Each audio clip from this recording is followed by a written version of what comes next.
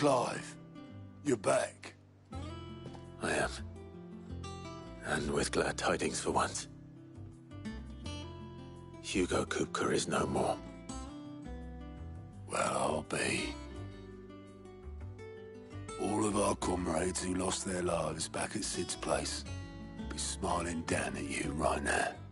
We had a stolus from Lubor saying Drake's fang had fallen. I expect that was your doing as well, was it? It's a long story. One for the history books, I'll bet. Welcome home, Clive. It's good to be back. You look better. I feel it. Which means I'm coming on your next little adventure. You're not leaving me behind again. Wouldn't dream of it. Otto, any word on the Royalist movements since I've been away? Shouldn't you be putting your feet up? If you really want to know, go and have a word with Vivian. Thank you. I will.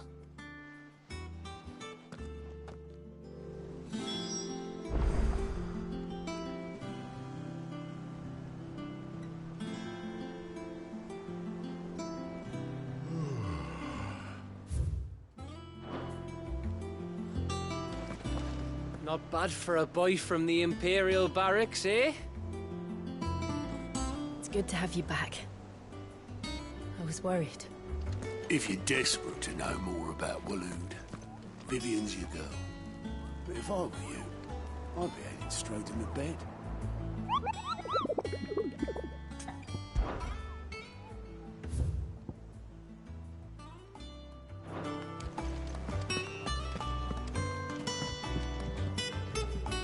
Ah, the conquering hero returns. And with hardly a scratch on him. I may have picked up one or two. Well, the fact that you came straight to me instead of visiting our resident physiker suggests that you picked up something more important. A scent. The scent of Waloeders. The very same. But whatever plans Kupka was hatching with the Royalists, he took them to his grave. As did his men. Slaughtered by the orcs who'd taken over the Fang. Orcs, Vivian. I've never seen such creatures in Storm before. The Waloeders must have ferried them over from Ash, but why? Why work to rescue Kupka only to invade his home, the mother crystal of an allied nation, and let both fall? It makes no sense. Do you know the tale of the blind men and the Adamantus? One can often be led astray by focusing too closely on individual details. One must instead see the bigger picture. And what bigger picture is there than my map?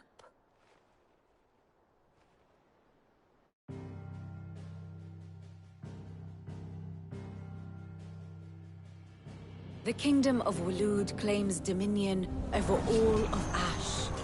It is a nation forged by the bloody conquest of Barnabas Tharm, the dominant of Odin.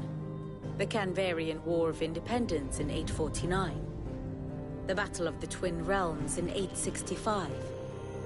The Battle of Belinus Tor in 873. Wheresoever his armies fought, Odin was found where the fighting was fiercest. But of late, the warrior king appears to have laid his sword to rest. Battle rages for control of the crystalline dominion. Yet Tharm sends not a single ship in support of his Dhalmekian allies. Meanwhile, the Blight ravages great swathes of Ash. Yet warlike Waloed shows not the faintest interest in laying claim to untouched lands. So why go to the trouble of sending an army of orcs into the heart of Drake's Fang, only to make no attempt to claim the Mother Crystal for Waloed? It can hardly be for lack of men. Tharm's armies rival any in the Twins. No. We have not seen the last of the Waloeder standard. Odin will ride again. It is but a question of when. And on that day, who will be trampled underfoot?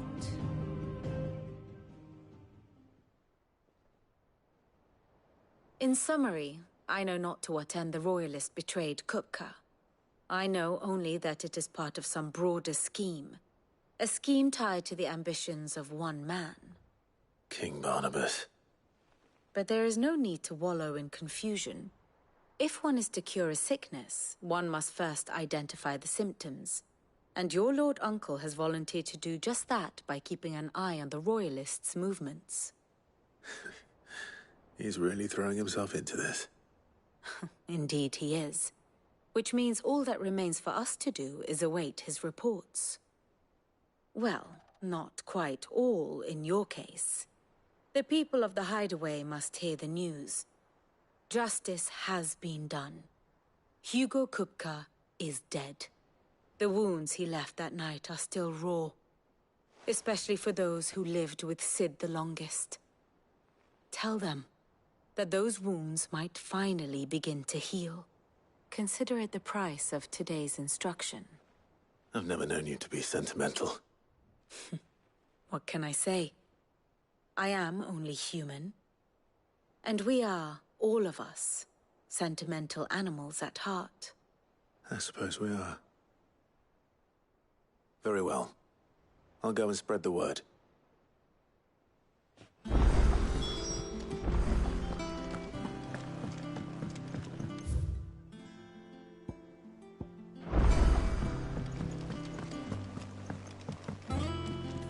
Here for another of my lectures?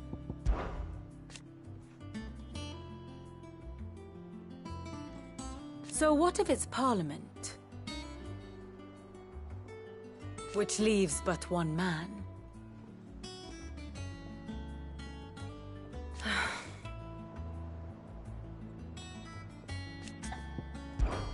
How may I help you today? One must understand one's place in the world.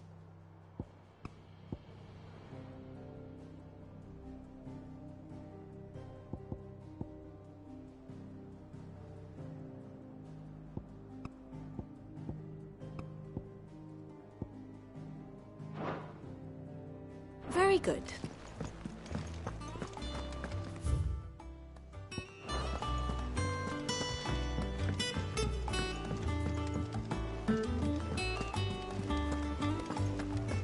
Gav told me the gentleman who visited earlier, the one with the loud...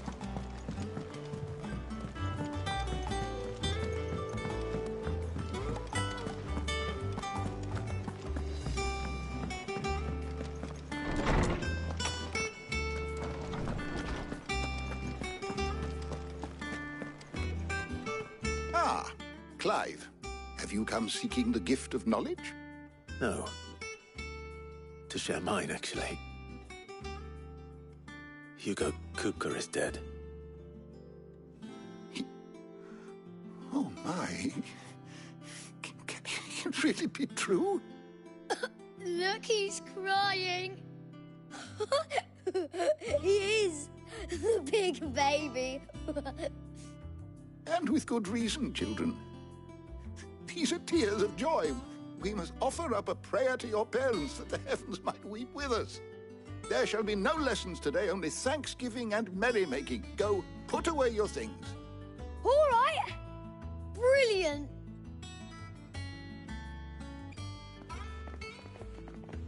Finally, a new dawn has broken. It has. Thank you, Clive. I cannot wait to share the good news. Hippocrates. After Kupka fell, Ultima came to me. I need to know what he is. Have you learned anything? Alas, no. And not for want of trying. I have scoured nigh every historical tome in our collection and found nothing. Not even the sort of conspicuous absence that might suggest a concealment of fact. One is almost tempted to conclude that such a creature never existed. But I saw him. With my own eyes. I don't doubt that you did. Alas, it seems you are the only one who has. To others, he reveals naught. We see only that which he leaves in his wake. like some terrible force of nature beyond the ken of mortal man. A bringer of death. Whether the Ultima you met with was the being itself, or merely another projection of its power, I know not. But until I do, my investigations shall continue. Thank you. It means a lot. How good it is to see you, Clive. I have said it many times.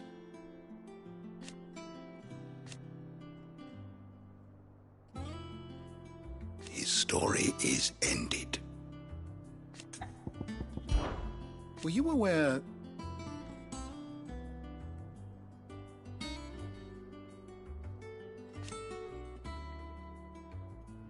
But what of the twins themselves?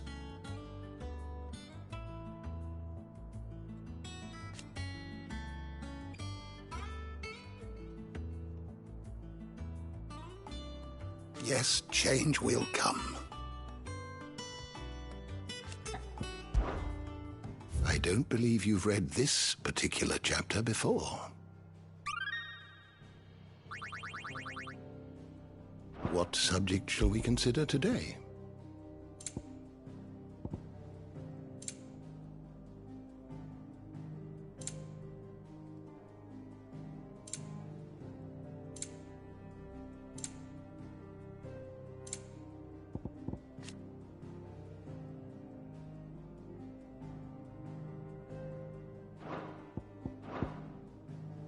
You are always welcome, Clive.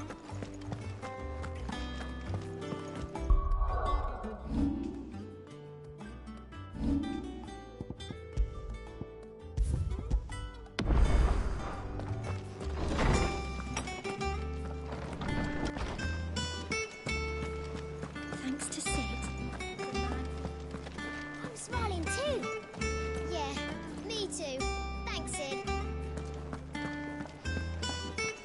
Welcome home, Clive. I was hoping you'd be back soon. Blackthorn, do you have a moment? What is it? I'm busy. I wanted to tell you that Hugo Kupka is dead.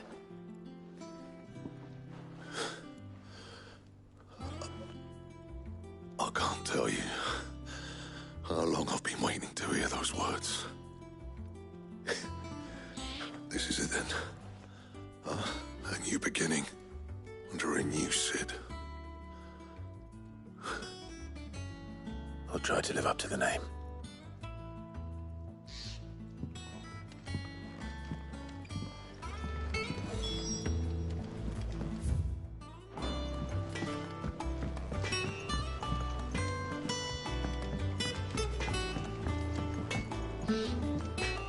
If the state of our coffers is anything to go by, I'd say we found ourselves a wealthy patron or two. I wonder who it could be. Welcome home, Clive. I was hoping you'd be back soon.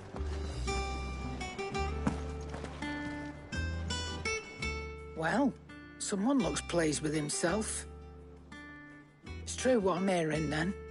Nothing escapes you, Lady Karen. It's true. Kupka is dead. No more looking over our shoulders, then. Good. I'm starting to get a crick in my neck. Don't let it go to your head, though. Right. Let's see if Otto has anything else for me. I heard what you told Nan about Kupka. Hopefully all our old friends can rest easy now. Well, don't just stand there gawping. It's a relief. Thank you, Clive.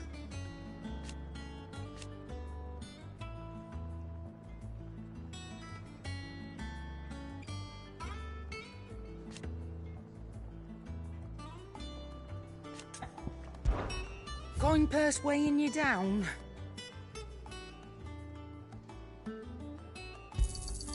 It'd better all be here.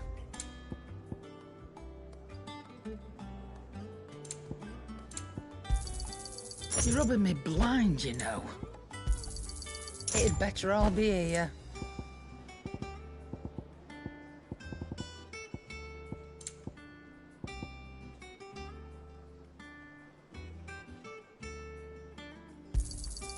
You're rubbing me blind, you know.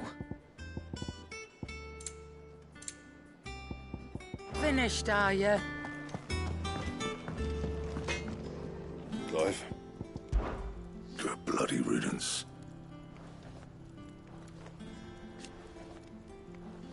Mine included. So, what'll it be?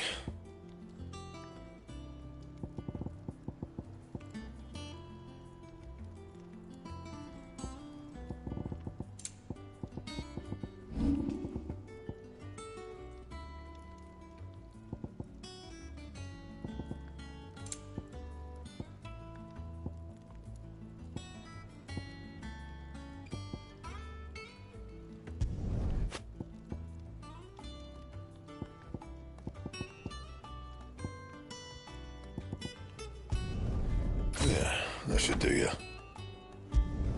Not my best work, but it'll do.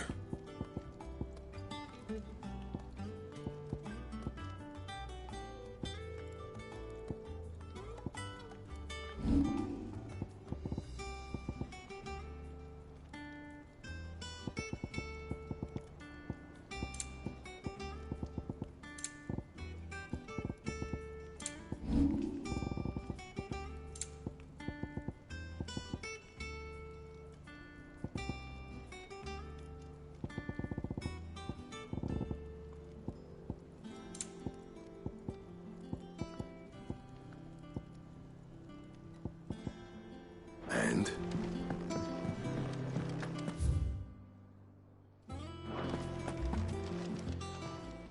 And what can I do for you?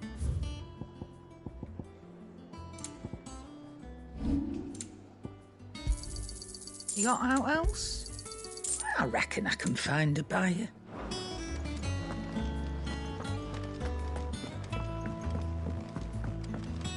I'm telling you, it's true. I heard it from Otto's own lips. Hugo Kupka's dead, isn't he? We don't have to live in fear of him anymore.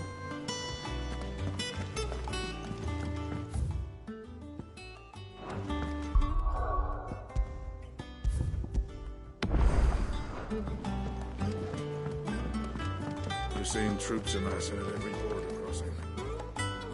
You barely sat down since you came home. Vivian got you running errands or something? Just spreading the word.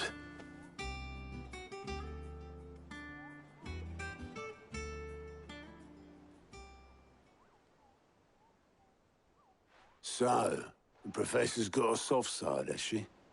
I'd never have guessed. No. She was right, though. Everyone was glad to hear the news.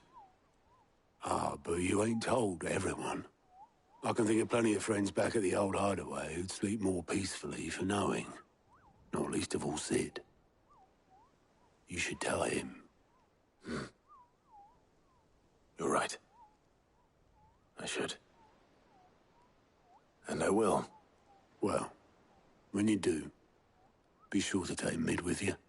She's been going at it hammer and tong down in that workshop of hers, trying to do her father proud. I can't remember the last time she visited the old sod's grave. Very well. I'll suggest it.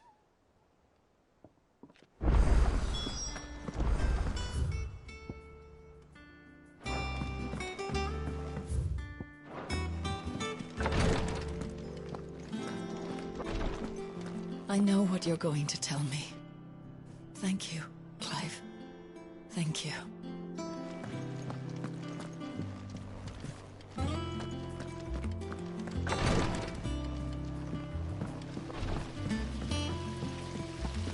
When it comes to boyish charm, Goops has an indomitable rival in Gav. One is the sweet little babe in arms to be cooed over. The other, the naughty little boy who'd pull on my pigtails.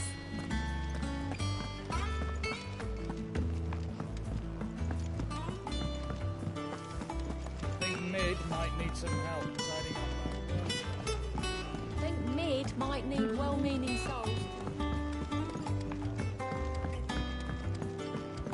If I don't come up with something soon. All right, Clive? What do you want? I'm going to visit Sid, and I thought you might like to come with me. Sorry, I'm too busy for all that right now. I've got to get this thermal displacement stack sorted. Thermal... Displacement stack. Here. And this is for... Only the fastest, finest ship the world has ever seen. The Enterprise. Me and my dad designed it together. Where other vessels rely on the fickle winds to drive them through the water, ours is fitted with mithril engines. And those things have got more push than a behemoth in a bad mood, and more heat than all the hells put together. Which is where the stack comes in. I may have already talked some tight-lipped shipwrights into putting the hull together for me in a little dockyard in Canva. But the stack's a bit more involved, so I'm building it here. Thing is, it's so involved that I'm running behind and it's starting to hold things up over at the shipyard. I'll come and see my dad, though, when I'm done. Whenever that is. Is there anything I can do to help? Good old Clive. I were hoping you'd say that. First things first, I need some parts meching. The stack will be made up of 3 major components. There's the plating, here, that channels hot vapors away from the engine. The helm over the top, that disperses all that heat into the air. And the shielding around the sides. That stops the rest of the ship from going up in flames. A full suit of armor, then? Probably best to take it one piece at a time. Then you'll need to start with the plating. Everything else fits onto it. I've got the designs and the list of materials here. Show these to Blackthorn. He'll know what to do. I can't make head nor tail of them. Luckily, you don't need to. The engine plating's basically just a very efficient conductor. Create a thermal gradient across it and the heat radiates outwards, which... You know what, just show the plans to Blackthorn. He'll know what to do.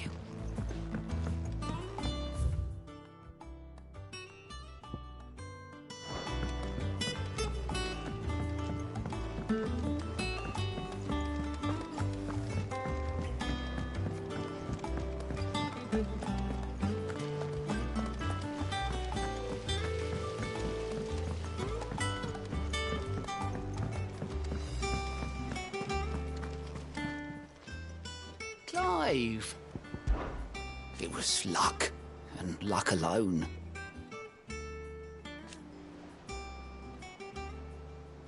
But now...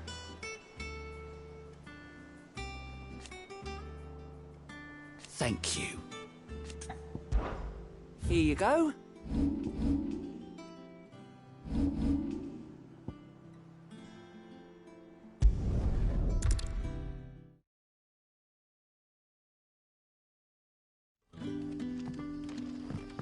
Good day to you.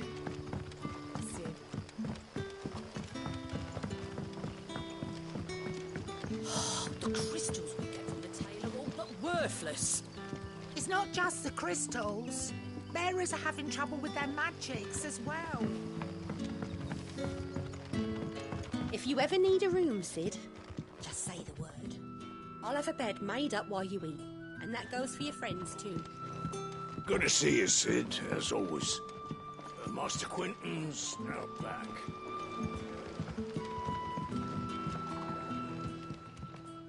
Ah, Clive. Your timing is exquisite, as always.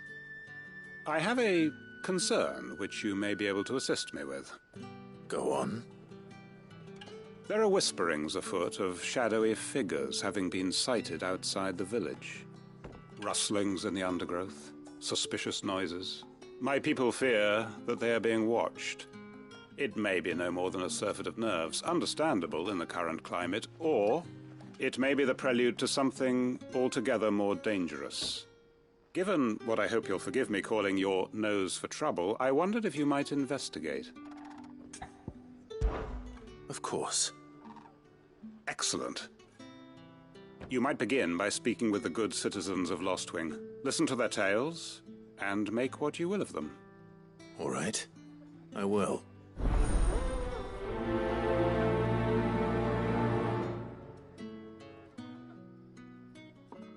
Hello, Sid. Take a seat where you lie. Right. Let's see what the people of the village have to say. I better find out if this is just nerves, or something we need to take more seriously. Are we had to dig a new cellar? The crystals.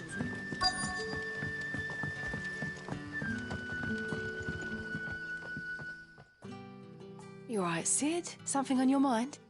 There is, actually. Can I ask you something? Quentin tells me people have mentioned shadowy figures out in the woods. Have you noticed anything unusual? Oh, that. No, sorry, can't help you.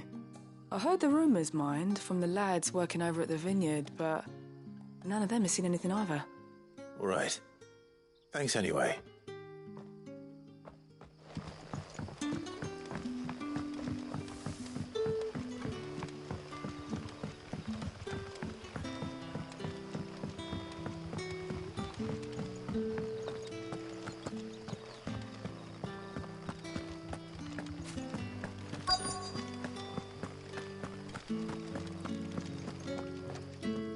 Do you have a moment? There's talk of suspicious figures in the woods. Have you seen anything out of the ordinary? No, but I've heard something. Sound of scraping metal, like someone sharpening a sword. Where was this? In Lorbert's Pass. Was out foraging for herbs when I heard it, screeching out from between the trees. Ran back here as quick as my legs would carry me, and I ain't been back since. I see. I'll look into it. Thank you. Seems Lorbert's Pass is our best bet, then. What do you say, Torgal?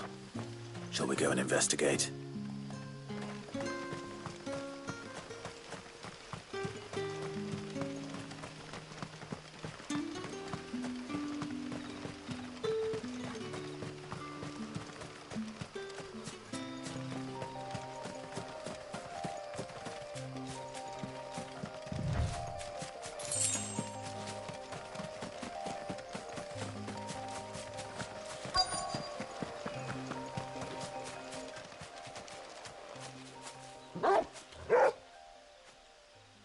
You there. Fuck! He's seen us. Get them before they escape. Black Shields. Here. What the hell are you doing here? What is it to you? Not that we give a damn. All that matters to us is that you don't leave here alive.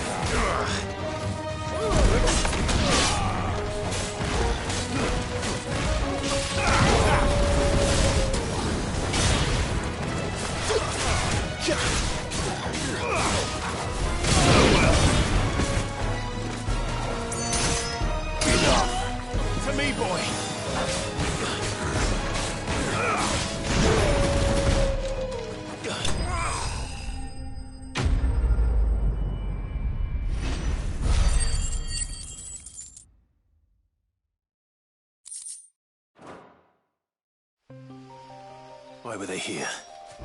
Were they planning an attack on Lostwing? I need to warn Quentin.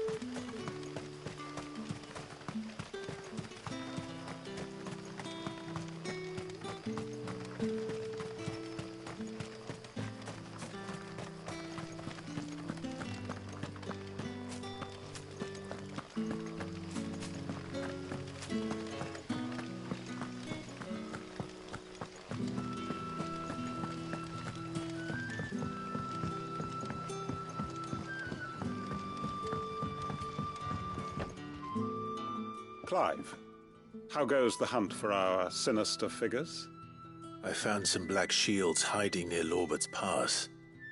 They're gone now. Black shields. The Empress's former bloodhounds. Though they serve another master now.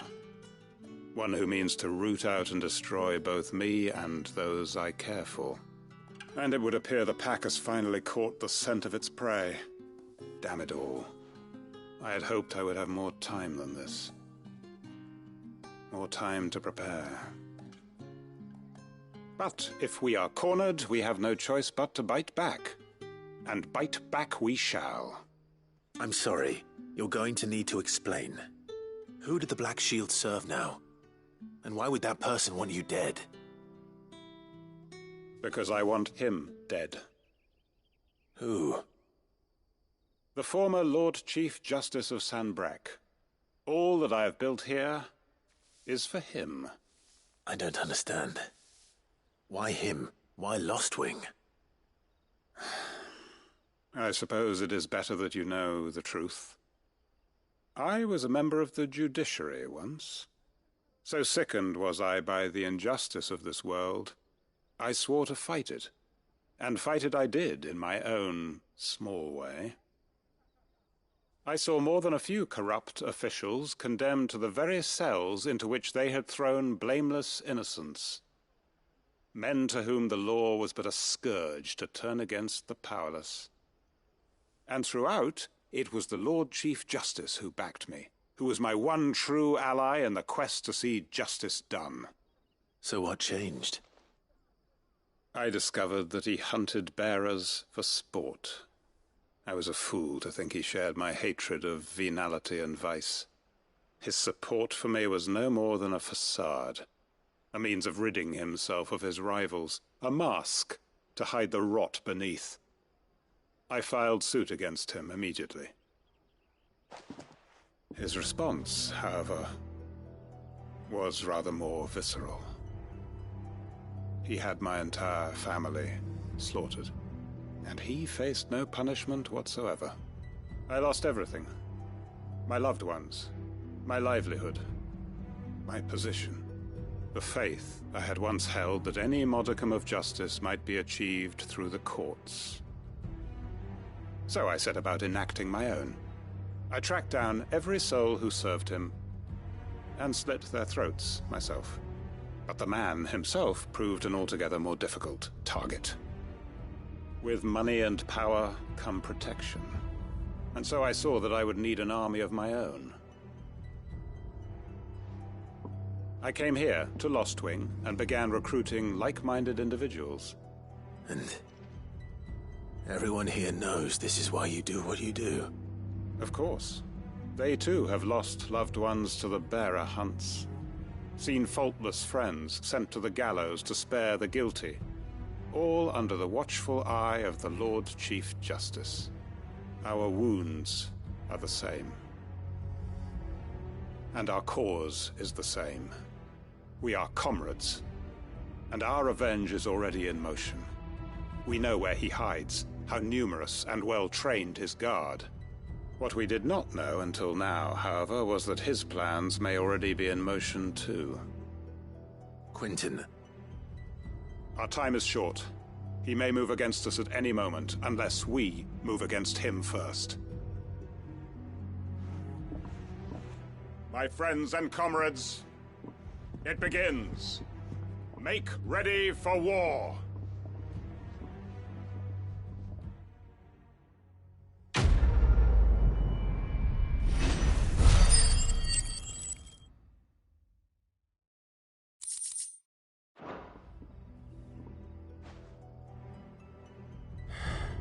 I'm not going to change his mind.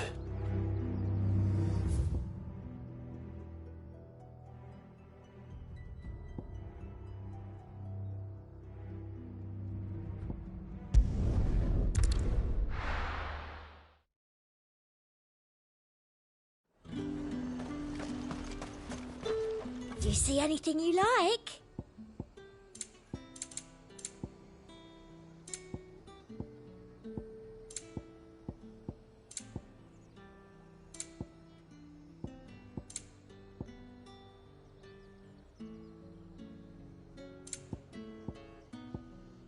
And a fine...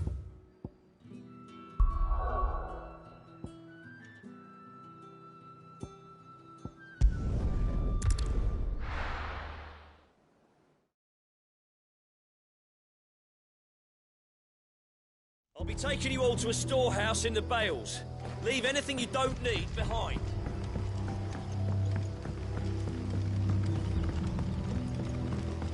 You know what you have to do. I won't let you down.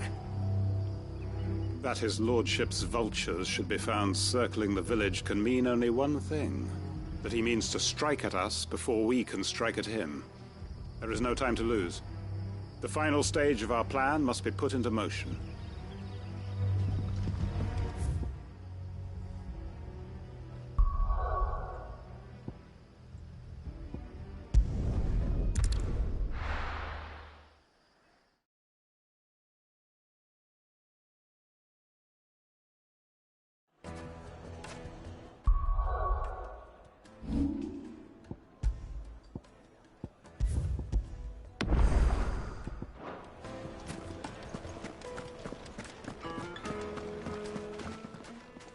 Now a hero returns. My ears are always open. Says Drake's fangs for them. The finest fabric! Take a sniff, good sir. There'll be no one to man the shop. Gone, just like that. And without so much as a by your leave. What's the matter? It's my apprentice. He up and vanished while my back was turned. I'd go and look for him myself, but I've got a bakery to run. A bakery that's now short one pair of hands. Loath though I am to rely on the kindness of strangers, I'm at a loss. Please, will you see if you can find him? I'll see what I can do. Do you know where he might have gone? I wouldn't be surprised if he was off somewhere mooning at Drake's Fang. He used to work there, you see. Poor fool left his heart in its hollow. All right. Then that's where I'll start.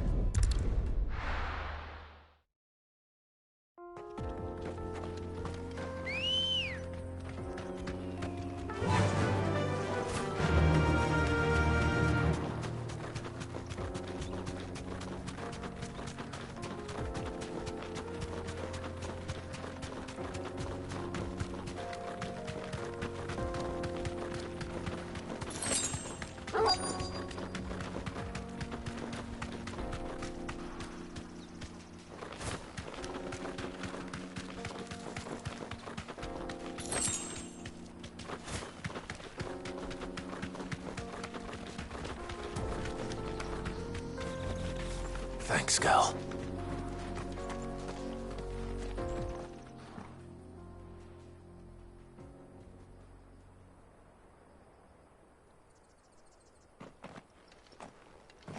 Excuse me. What do you want? The baker sent me to find you. I am a sorry, selfish sod, aren't I? Certainly not a baker. Master must have ruled the day he took me in. Time was the sight of the Fang used to calm my nerves.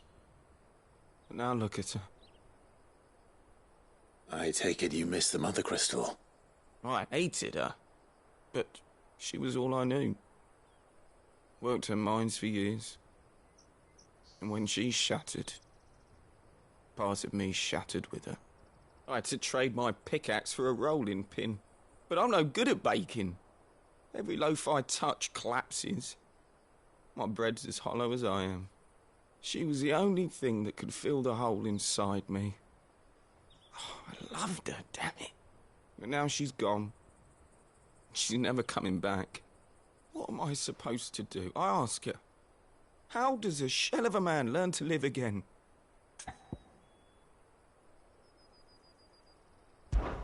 Perhaps you could express yourself in your work.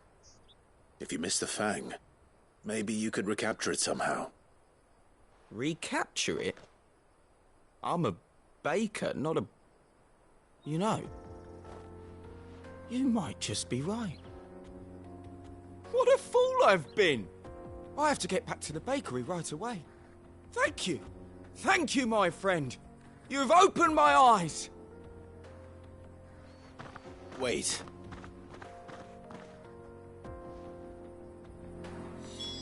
Suppose you won't be needing an escort then.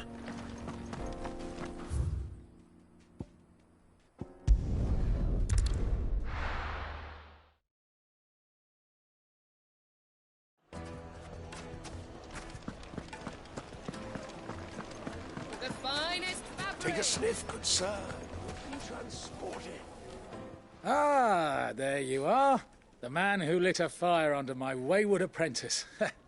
Though I worry you might have stoked the flames a little too high. He damn near ran me down trying to get to my oven. Master, it's ready. Behold the Drake's Balm. A truly unique creation. I dare say it is. Just look at it. A perfect likeness of the Fang herself. Her steepled peaks, her fulsome spurs, her inviting hollow. True, my loaves collapse more often than not, but what's the Fang without her crater? Why, no Fang at all. And look, inside. She's filled to bursting with a bounty of beautiful crystals. Salt crystals! Master, I have found my purpose. I must use my work here to preserve the memory of the Fang. Well, if it tastes half as unique as it looks, I'd certainly say you're on to something. Not only is my apprentice back, but he's finally pulling his weight. With any luck, I might even have a new delicacy on my hands. I don't know how you did it, but you have my thanks.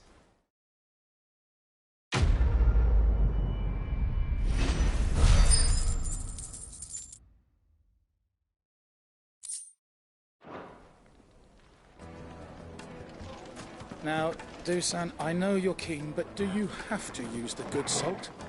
Leave some for the rest of us. Sorry, Master. I'll go and get some more later. Yes, they're quite sought after. Lord Kupka My has carpets have brighter placing.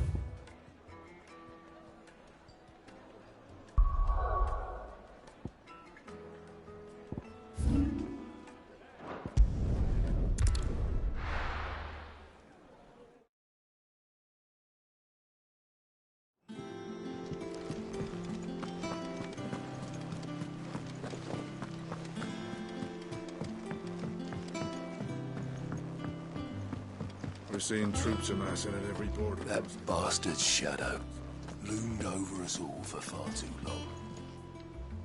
Thanks for snuffing him out, Clive. How are you doing? Here you go. Think you can help? Oh, I wasn't expecting you. Come again. I may have more for you. Welcome to the Patron's Whisper. Kupka. But when I close my eyes...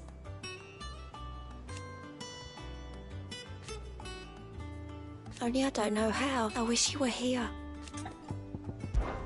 Off you go then.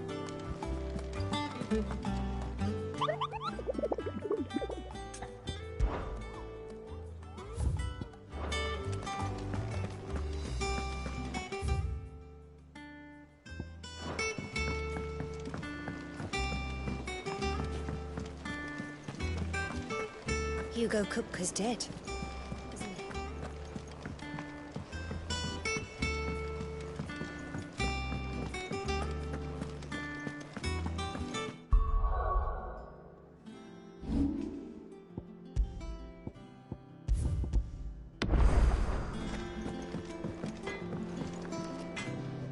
Blackthorn, can I ask a favor? Out with it. It's for Mid. This my last chance to say I'm otherwise engaged. Spare myself the arseache. Go on then. What is it this time? She said you would know. Here.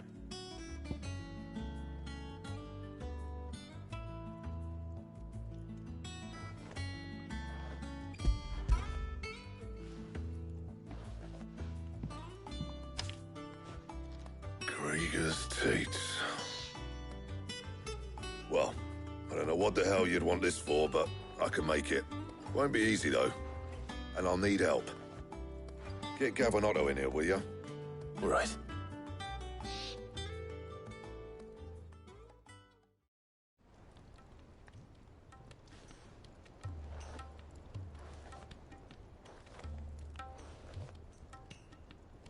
So Mid's roped us all in here again, has she? Typical.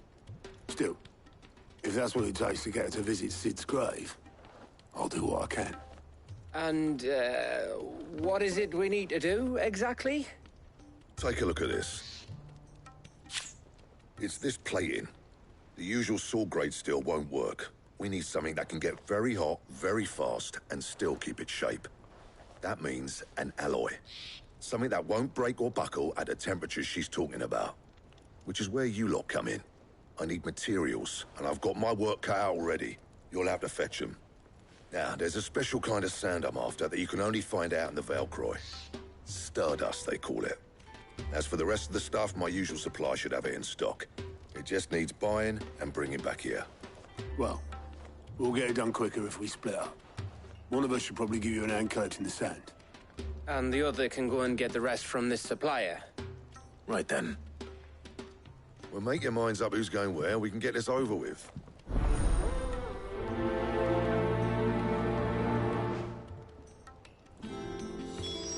Up to you who you take to the desert. I mean, Gav's good in a fight, but you don't have my winning personality. Ah, don't listen to him. You'll be in the lowest of low company with either of us.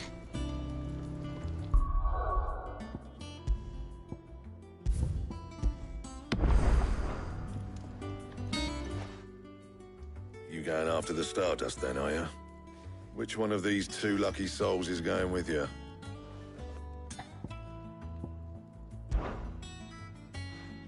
Gav, you're with me. All right, then. So, where do we find this Stardust stuff? There's a river that runs through the southern reaches of the Velcroy. It's the black sand that washes up on its banks that you're after. Southern reaches of the Velcroy, eh? That's down past Dalamil. I'll go and scout the place out. See about hiring us a wagon to bring the stuff back to. All right. I'll meet you by the river. While you're off having a paddle, I'll pick up the rest of this stuff from Blackthorn's supplier. Take care. You two, eh? Don't go letting him fleece ya. Fleece me? I'd like to see him try. In your own time.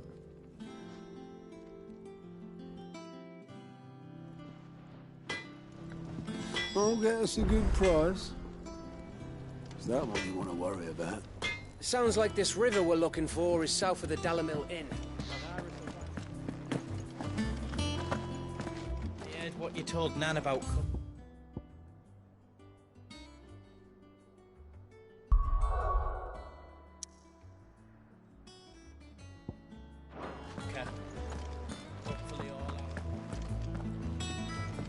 Our ship lies still in harbor.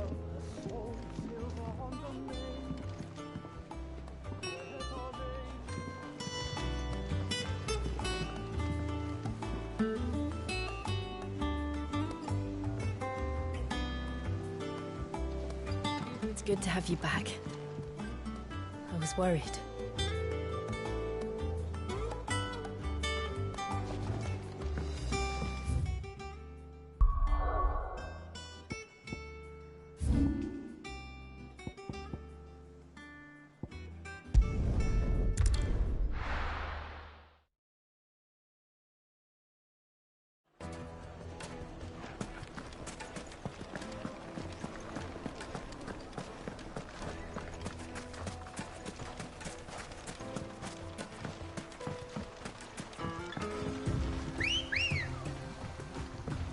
Looks like I found the river. Now where's Gav?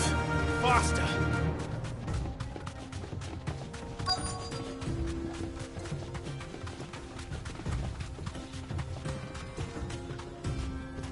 Thanks, Gal. Sorry to keep you, Gav. Better late than never. I've had a quick scout about, and I reckon round here's our best bet if we want to grab as much of this Stardust stuff as we can. Don't know what Blackthorn's planning to do with it, though. I asked over in Dalamil, and they seem to think it was worthless. But if Stardust is what Blackthorn wants, Stardust is what he'll get. There's plenty of this stuff lying about, just begging to be bagged. Then let's get bagging, shall we? We shall. Race ya.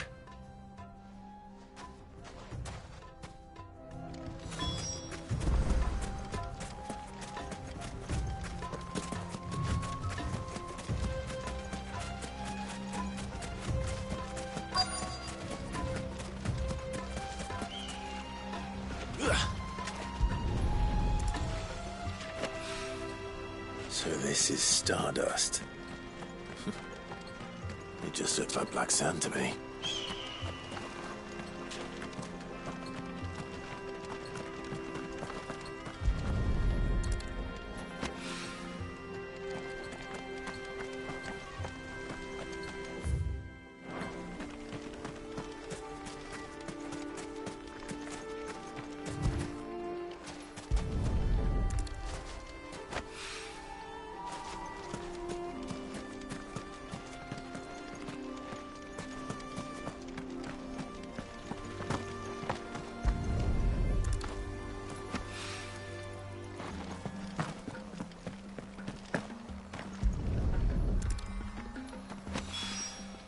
That should be enough for now.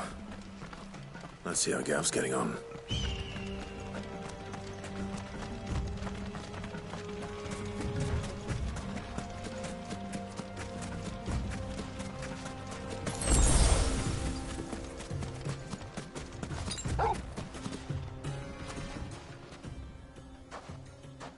You finished? How much did you get? Enough. I hope.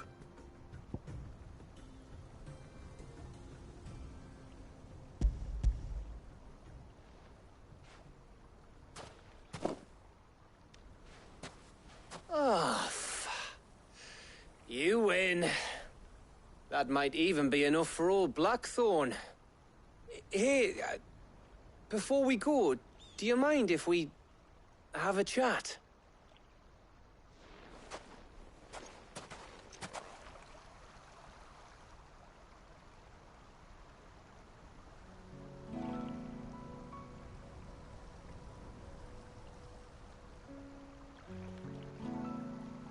Feels like ages since we had the chance to talk. You know, man to man like. It does, doesn't it? Back when you first took Sid's name, we were talking all the time. Working out what to do in that.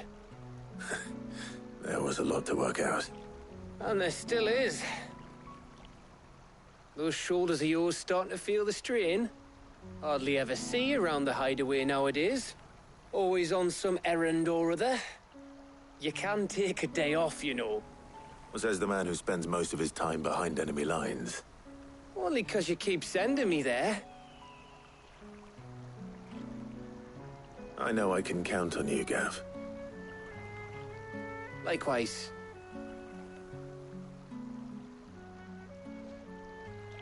So you keep sending me wherever you need to, and I'll keep going. Safe in the knowledge that I have a home to come back to. Thanks to you.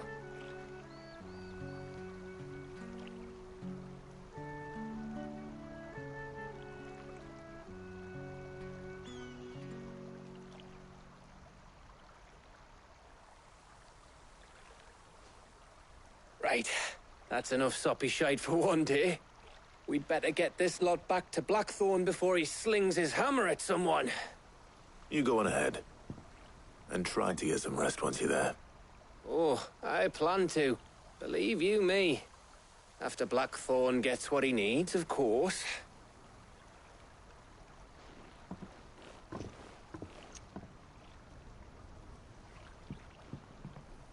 Right. Ready to go home, boy?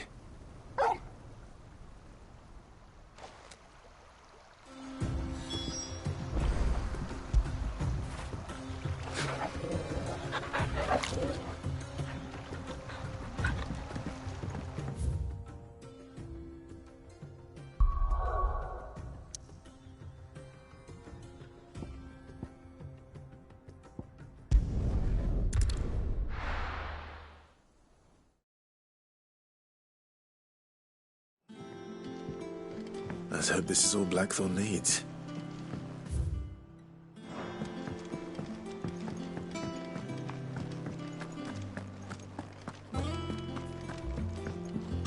All right, Clive. I gave all that stardust to Blackthorn, just like I promised. I got everything Blackthorn asked for. How'd it go over in Dalimil?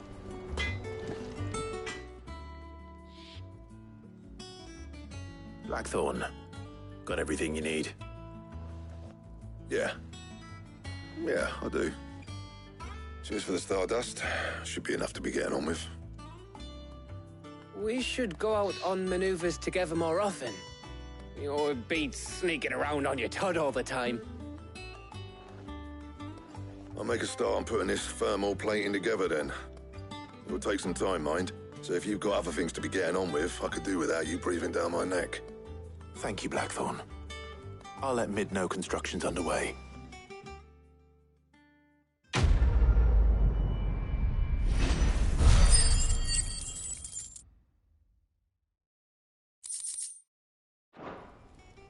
Suppose we'd better be getting back to work too. Give us a shout if you need anything.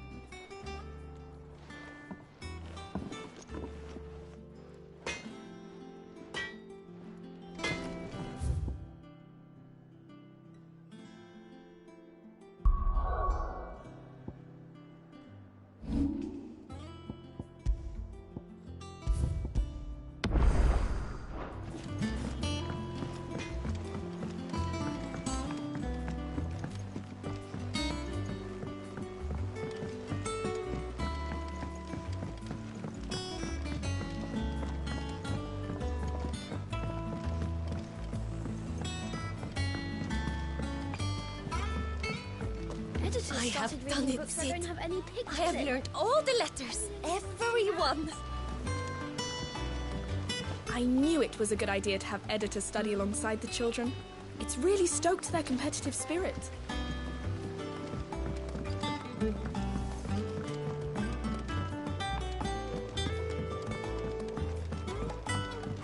If I don't come up with something soon. You'll be pleased to hear that Blackthorn started work on the plating. Excellent. 1 down, 2 to go. So, what's next? The helm, of course. For this, we'll be repurposing fallen scrap. Salvage from the ruins? I thought that material was all but impossible to work. Ah, but we don't have to. I'm sorry. Just so happens there's one particular ruin that's broken into exactly the right shape and size pieces for what we need. What's the name back there? I'll give you all the details. What's her name? Right.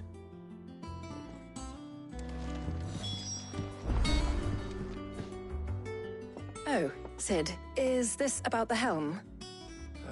Yes. Mid said I should speak with you. I'll show you the plans then. Here you see the mithril engine, in which mithril is burned to generate heat. That heat is then harnessed to produce motive force. Excess heat is dealt with by means of the thermal displacement stack, which disperses it into the surrounding air. Now, were we to rely on thermal plating alone to achieve this effect, the rate of excess heat buildup would far exceed the displacement coefficient of the plating. In other words, the reactor would overheat and eventually explode. This is where the helm comes in. It connects to the plating, you see, and serves as a sort of thermal sink to absorb all that excess energy. Our experiments have shown that fallen ceramics are remarkably thermophilic. They can withstand and absorb levels of heat far above anything we are able to make today. And not only that, they're also waterproof and immune to rust, making them the perfect material for our protective hood. Why? If sea or rainwater were to enter the reactor proper, it would vaporize instantly. The forces produced would tear the ship from stern to... You can stop there. I understand. Mid said we might be able to use parts of a fallen ruin. Where would I find it? Ah, yes. It's in Lorbert's Pass, near Lostwing. The thing is, well, I probably should have arranged to have the pieces we need brought here sooner. You see, a certain unwanted visitor has taken up residence there. It's no longer a matter of just walking in and taking them. It's, going to be considerably more dangerous than that. I see. Then I suppose I'd better deal with this unwanted visitor for you. Would that help? Oh, very much. Thank you, Sid. I'll gather my team and head there right away. We'll meet you outside the ruins.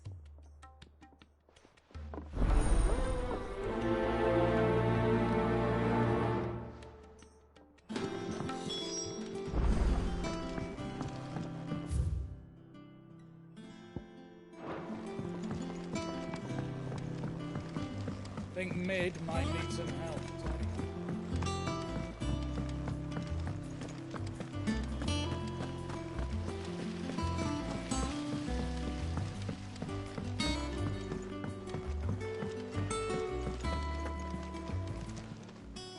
How may I help you today, Clive?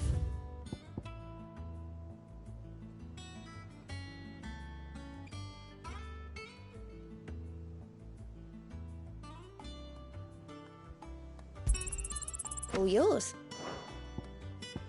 Come again. I may have more. Oh, yeah. Ain't so bad stretching your legs once in a while. Should do it more often. Troops are massive.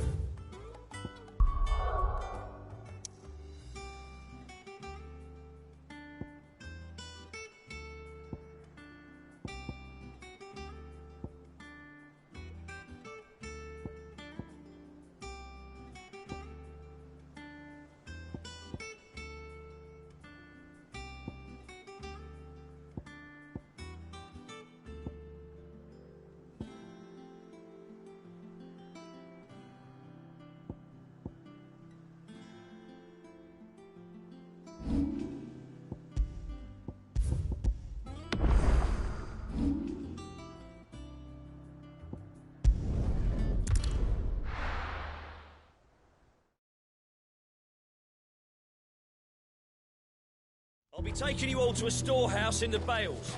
Leave anything you don't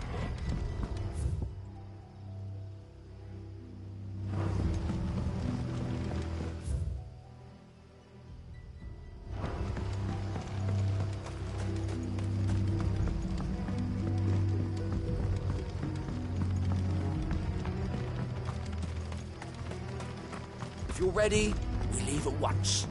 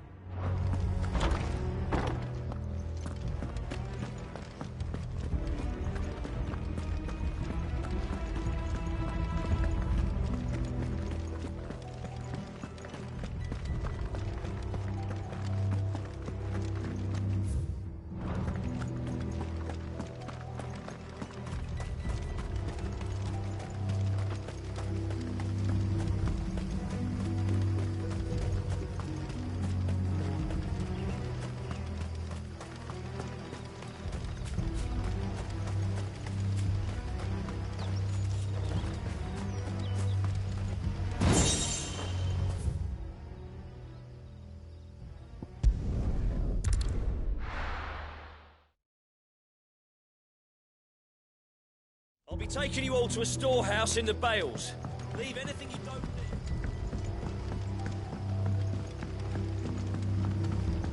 You know what you have to do. I won't let you down. That his lordship's vultures should be found circling the village can mean only one thing. That he means to strike at us before we can strike at him. There is no time to lose. The final stage of our plan must be put into motion.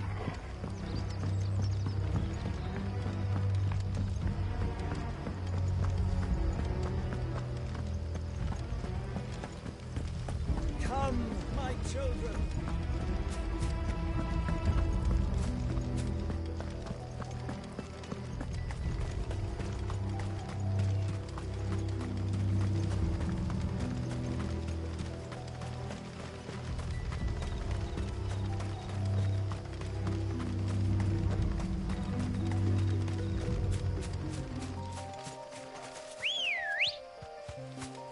Come on. Fly, Ambrosia.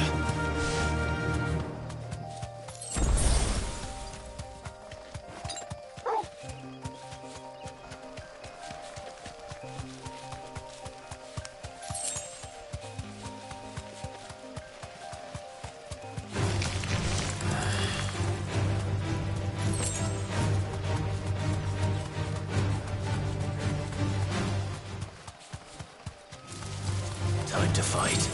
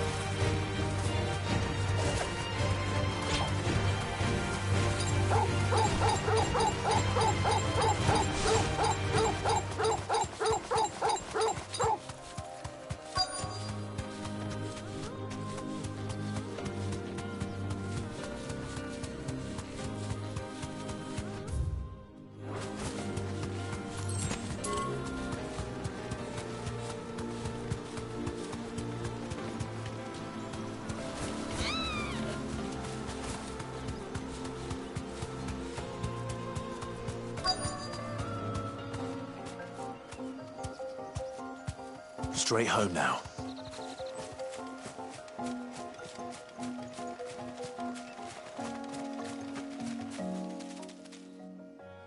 Oh, there you are, Sid. Thanks so much for coming. The, ruins are just over there, as is the creature I told you about, I'd imagine. Would you mind? Of course. I'll be right back.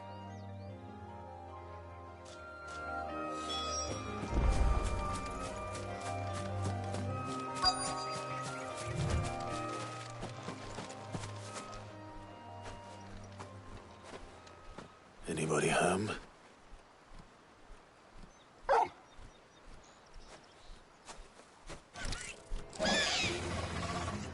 This must be our unwanted visitor. Time to go.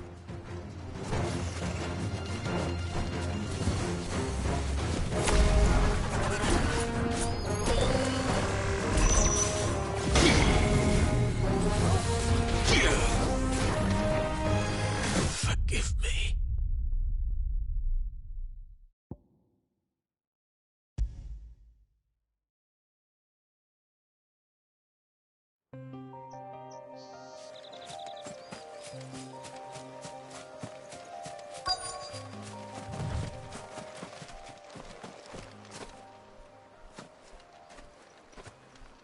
Anybody home?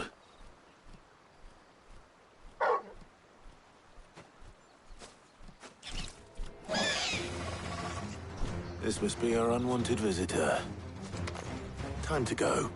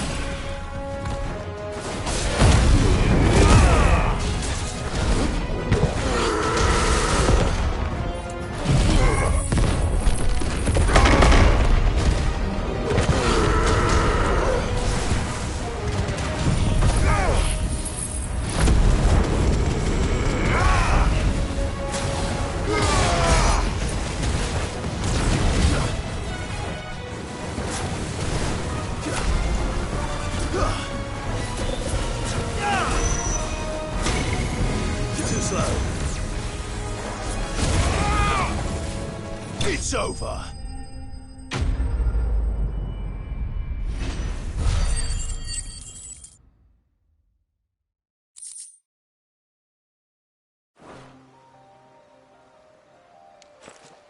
The things I do for you, Mid. Sid! Oh, thank goodness you're safe. You shouldn't have any trouble now. Indeed. Well, don't let us keep you. We'll, see that everything is transported safely back to the hideaway. All right. I'll let Mid know you're on your way.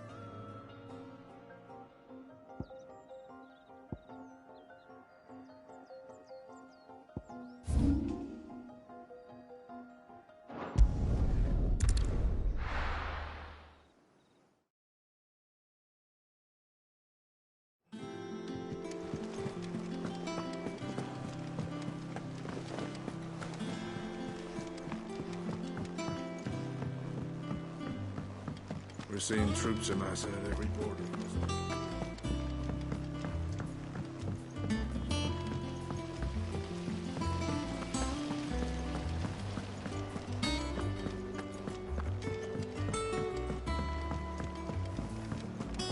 I think Mid might need some help,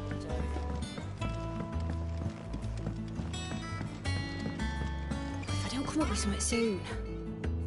Mid. Helena has recovered the material for the helm. She'll be along shortly. Excellent. Another job well done. And just one remaining. Right. Right, the shielding. This one's a bit of a bugger. How so? The plating's enough to stop the engines going pop, but those things will still be spitting out enough fire to set the rest of the ship ablaze. Which is why you need proper shielding. A prison for the dragon's breath that's blazing away inside. I thought a triple thick layer of tempered steel might do it. Or more of the stuff that the Fallen use, but they'd both be too heavy. The helm and the plating are bulky enough as it is. Add any more weight and the whole ship would be at the bottom of the briny before we'd even started. I need something light. But I've racked my brains and I just can't think what would do it. Well, if I were in need of obscure knowledge, I know whose counsel I would seek. Harpocrates. Tomes? Yeah, well, I'd thought of that, obviously. I've got all the details written down here. Can you take this to him, see what he makes of it? Right away. I've been going round in circles trying to find something sturdy enough to withstand the fire of the engines, but light enough not to sink the ship. Should have bothered old Tomes sooner. If anyone knows something I don't, it'll be him.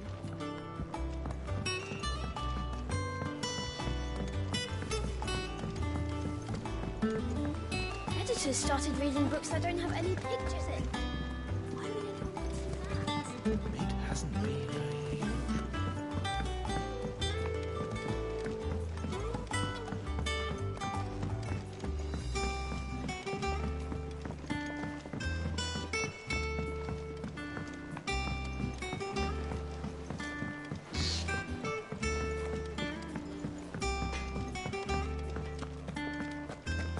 I heard what you told Nan about Kupka. Thanks to Sid, the man who...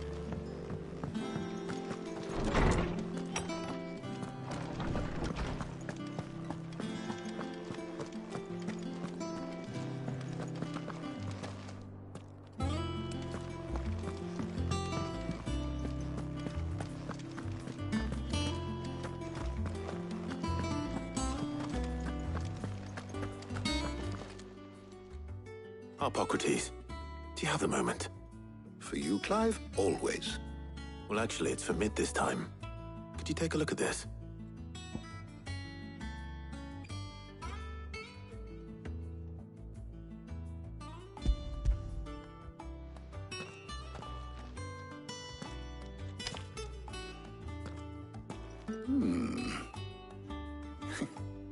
Shielding for a mithril engine? Whatever will that girl think of next? And what are these notes around the edges? She has some specific requirements for the materials. The shielding needs to be able to resist extreme heat on the inside, and yet remain cool enough on the outside not to set the ship alight, while also being light enough not to sink it. As you can imagine, she's struggling to find anything that meets her needs. I see. I wondered if you might know of a solution, or if you might be able to search the records for one. Perhaps it is not a different material she requires, but a different approach. What do you mean? Consider the lake we have made our home. Its blighted waters eat away far more quickly than fresh water or even brine, at timber and steel alike. And yet, we have made a home here from those very materials nonetheless. We have. But Bardolph must varnish every board twice over to keep it from rotting. And Obelus complains that without a constant supply of pitch. I see. Early Gregorian histories speak of a preparation known as moon dew. It is said to be able to resist even the most ferocious flames. Before the dragoons tamed the worms and wyverns of the realm, nobles would daub their castle walls with it in order to guard against dragonfire. So if we could recreate it... It might be applied to some material or other in order to provide the protection Mid requires. As to how best to apply it and to what material, perhaps Bardolph and Obelus might be of assistance. I shall speak to them and see what wisdom they might have to offer. If you would be so kind as to procure the necessary ingredients, I shall discuss the specifics of how it might be most effectively put to use with our two friends. The knowledge of the past may yet prove useful to we of the modern era. Thank you, Hippocrates. And since you're asking others to help you, perhaps I should too.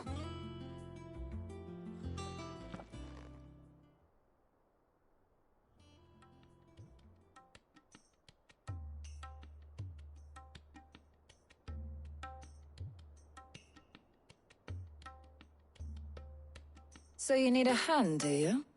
We do. I'll be heading to market for the ingredients we need. I could do with some help. And some company, too. The other can assist me in researching how best to prepare the shielding itself. Can we count on your aid? Always. Well, if Jill's game.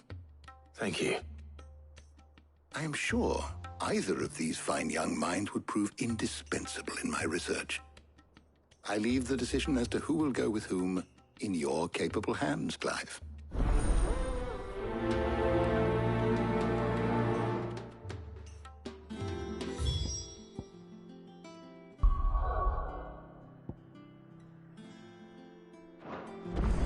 Shielding that guards against even the most ferocious flames. We could have done with some of that on Drustinus. I doubt I would have survived that place with or without it. A trip to Northreach, though, I think either of us could handle. So, Clive, have you made your decision? Who will accompany you on your little excursion? Very well. So then, what do we need to find? I have taken the liberty of preparing a list. Here. White chocobo eggs. Pepio nuts. Are you sure this list is right? Everything on here seems very edible. I would have thought the ingredients would be a little more exotic. Though these items may seem mundane, they have potent effects that are rarely exploited, effects for which they were once highly prized. So much so, in fact, that they were harvested almost to extinction, hence moon dews having fallen from favor. Now, of course, they can be obtained with ease. You should be able to find everything you need at the market in Northreach. Is that so? I've been meaning to visit Northreach anyway. I'll set out now. Join me there when you're ready. I will. Until then. You two enjoy yourselves. You too, Talia. Good luck in Northreach. Try not to get too distracted from the task at hand. Is there something I might assist you with, Clive? I have a few new notes that might interest you.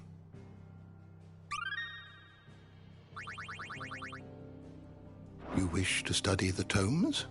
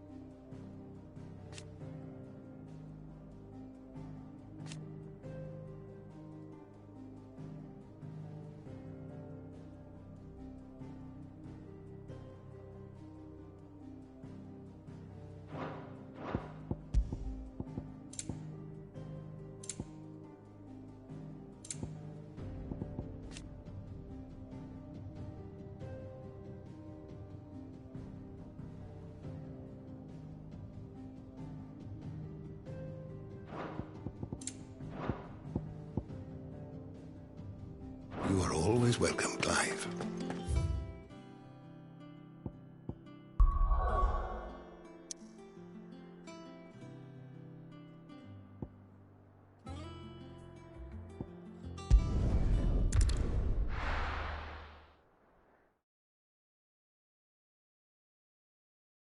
Now, where's Jill?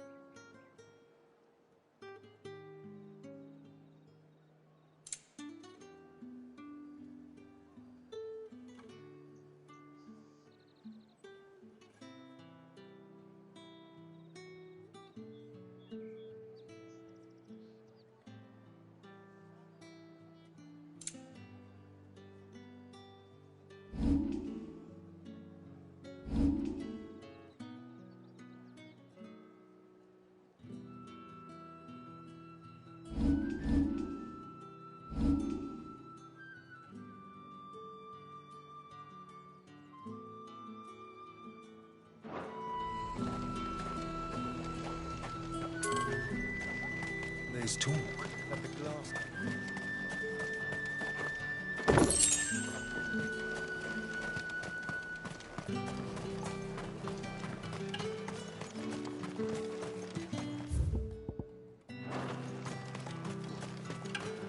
All anyone ever wants. Fresh cuts! Come and get them. Up! You'll not find a bruised pippin in the Those bush. Pepio nuts? Can never tell. How goes the hunt for ingredients? I've only just started. I'm sure everything we need is somewhere amongst all these stalls, though. Why don't we split up and see? We'll take a couple of ingredients each.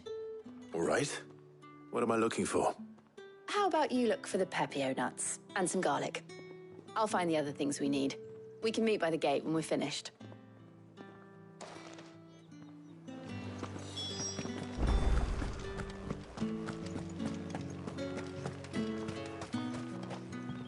Any friend of the innkeeper is a friend of mine.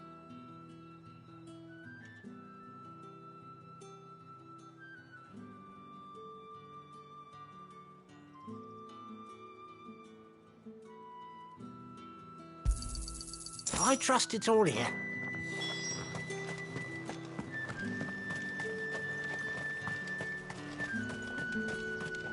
What do you want?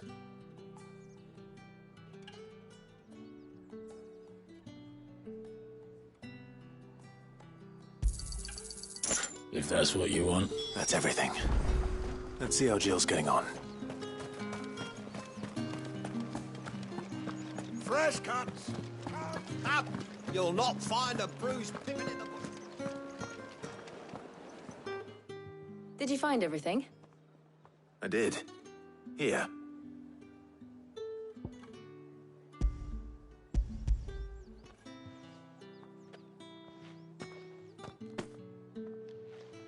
Garlic and Pepio nuts. Perfect. Now, all that remains is for Harpocrates to somehow turn all this into what Mid needs to keep her engine cool.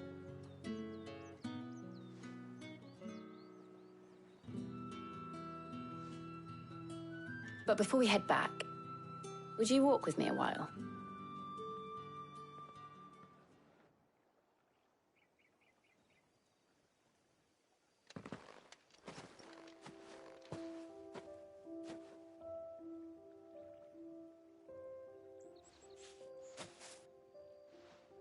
Thank you for asking me to help you today. It makes a nice change. It does. It's good to get away from all the battle and bloodshed for once. Just being here reminds me of when we were children. Do you remember? Walking down Market Street in Rosalith, taking in the sights and smells. How could I forget? What with Torgal's antics. Remember how his nose would prick up at the scent of sausages? He'd go racing away and we'd have to go running after him. We wouldn't catch you now, would we, boy? Was there anything you wanted to buy for yourself while we're here? There was, yes. Well, sort of.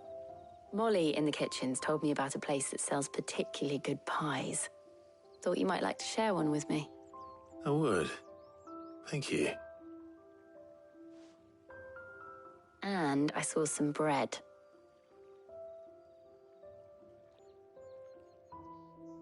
Big white cobs like the baker back in Rosalith used to make. What do you think? I thought we might get some soup to dip it in. But then I tried a slice of the butcher's dry-cured ham and it was just... oh! You all right? Sorry. It's just... you're right. I really do feel like a child again being here with you.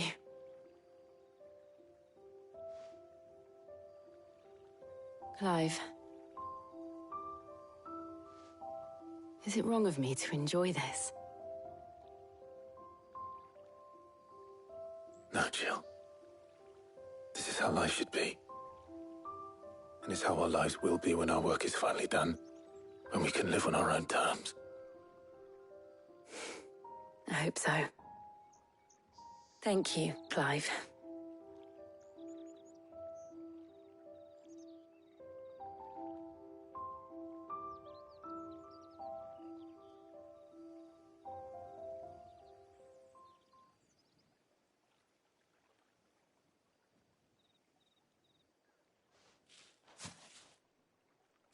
Well, suppose we better be getting back.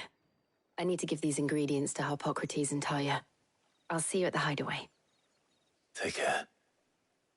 I will. You too.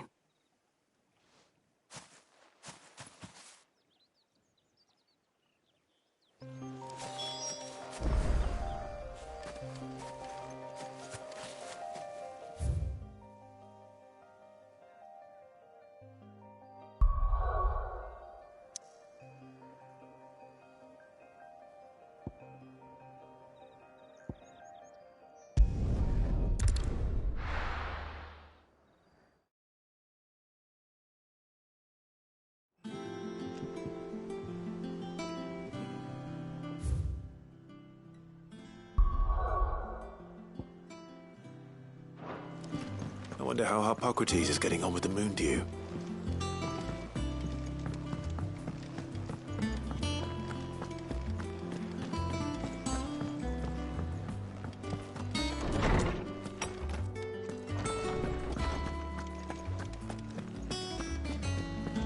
Welcome back. I hope you two had fun while I was busy helping Harpocrates. Ah, Clive. Harpocrates has all the ingredients. We were just waiting for you.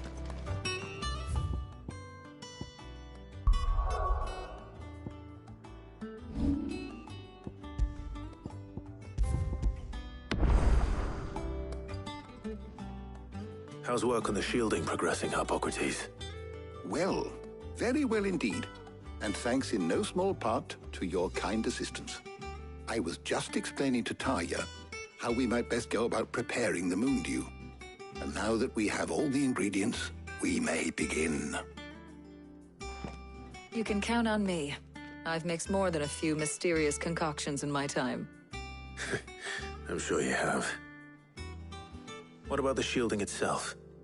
Work is underway, under the watchful eyes of Bardolph and Obolus. Apparently, it'll be ready soon. Thank you. All of you. Right then. Jill, would you join me in the infirmary? Many hands make light work and all that. Of course.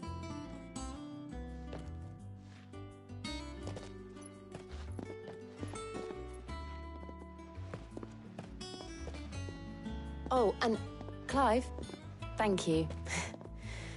It was nice just being with you.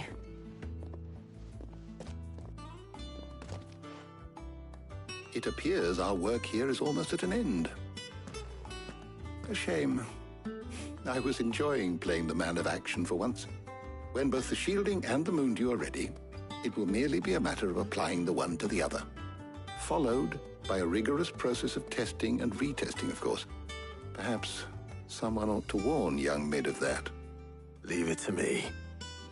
Thank you, Harpocrates.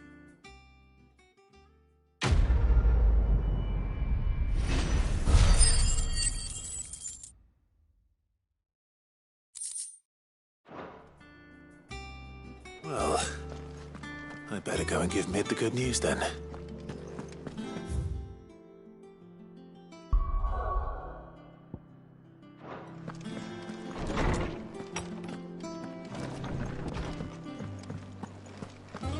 Thanks to Sid.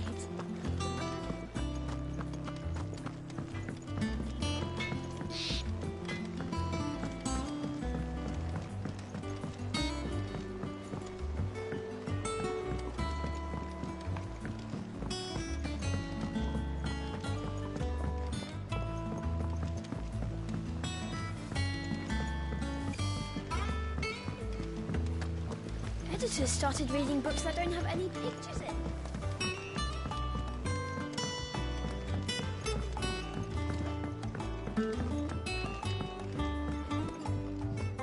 Sorry to keep you waiting, Mid. But you'll be pleased to know that work on the shielding is underway. You found something for it? In a manner of speaking, Harpocrates knew of a substance that's highly resistant to heat. A coating that should provide the protection you need. He's supervising the construction and testing of the shielding as we speak. Brilliant! I knew you wouldn't let me down. Don't thank me. I'm just the errand boy. Right then, better start working out how to bolt all these bits together. To the Black Hammer!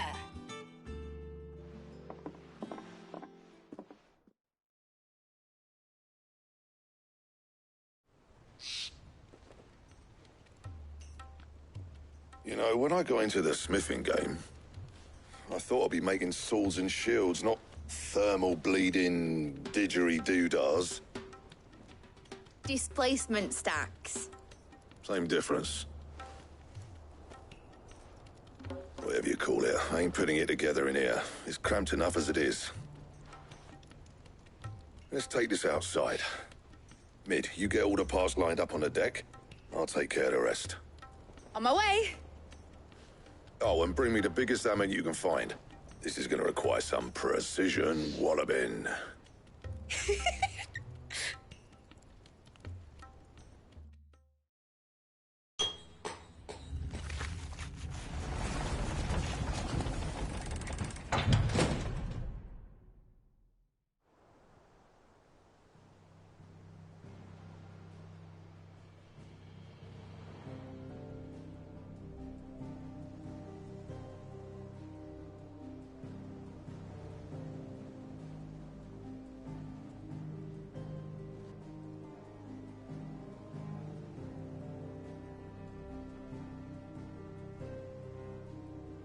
It's finished! It's finally finished! Thank fuck for that. I'll be feeling my hammer arm for weeks. Thank you, Clive, Blackthorn, everyone. That's one down and just 3 more to go. I'm sorry. Oh, didn't I tell you? The Enterprise has 4 mithril engines, and we'll be needing a displacement stack for each. You don't mean... Don't worry. Now they've got a finished one to work off, my gang in Canva can build the rest. Good luck to them, I say. Right, I'm off to get a sling for this elbow. Any other work comes in, keep it to yourselves, eh?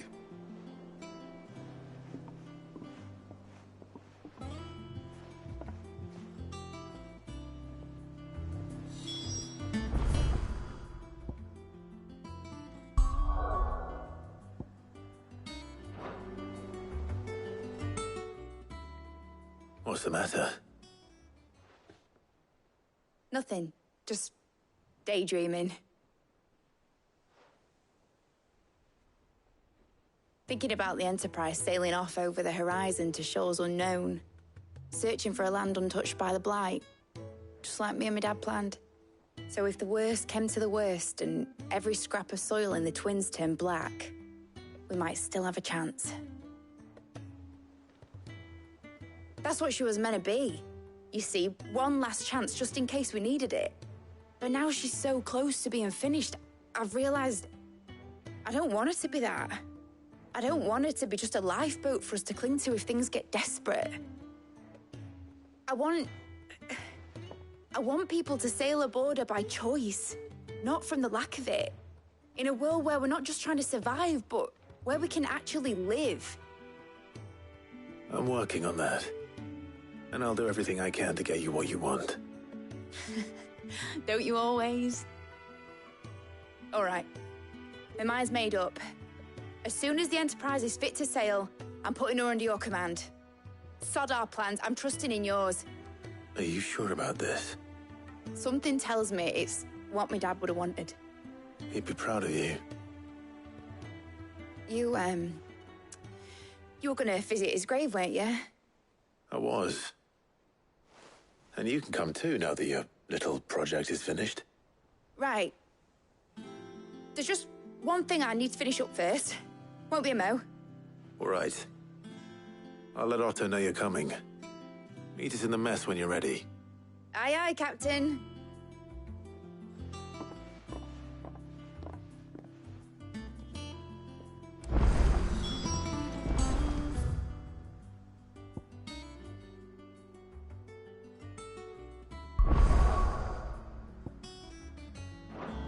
Mid told me she was building a ship. Really? That's a ship. Let's sail it round the lake.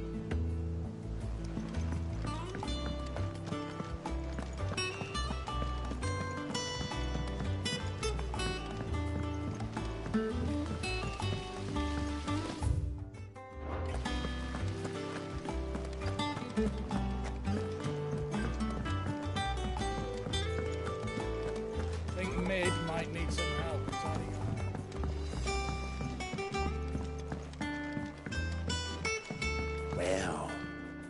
That's it then. I'm buggered. Here, Sid. Reckon you might be just the man to help me out of a bit of bother, if you've a mind to. Let's hear it. Well, it's about this alembic the chief's got me making. Lovely bit of kit it is. Bunging a solution you want splitting, and it will separate it out, just like that. Problem is, it won't always get rid of all the impurities. And with some of the stuff we need it for, that ain't good enough. Which is why I've been looking for something to filter the liquid we'll be cooking off. And that's where I was hoping you could help me out. I imagine Ty could get some use out of this alembic too. Distilling medicines and the like. All right. Why not? Proper job! So what exactly do you need for this filter? Nothing but bomb ash'll do, says the chief. Gave me a sample she'd obtained from the university stores. Couldn't believe my eyes. You pour the blackest blight water through it, and it comes out clear as a mountain stream. So, I did a bit of reading about where I might be able to get hold of some. And do you know what I found out? It's only the blimmin' bones of a bomb king. They leave them behind when they die, see? I take it that's where I come in. If you wouldn't mind. I saw a billet on the hunt board for one just the other day. Would have gone myself, but, well, fighting dirty great balls of flame ain't exactly my forte. You, on the other hand... All right. I'll see what I can do. Thank you kindly. And a good hunting, eh?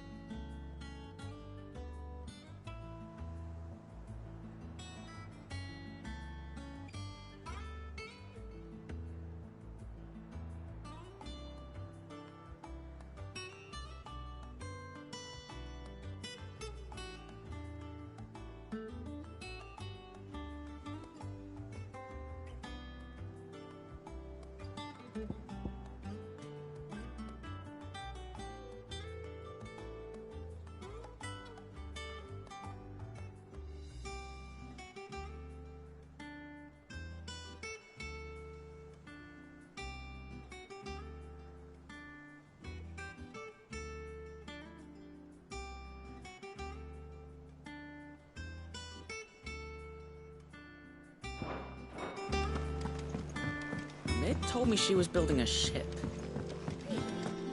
Is that the thing Tomes helped to build?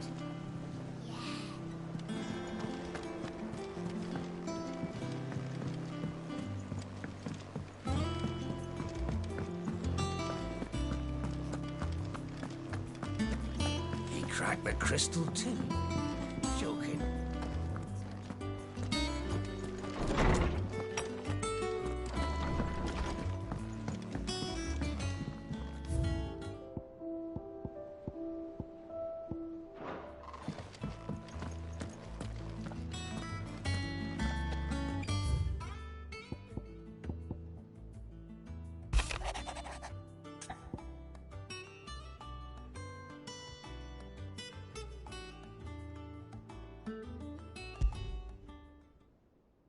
Trouble with the ledgers.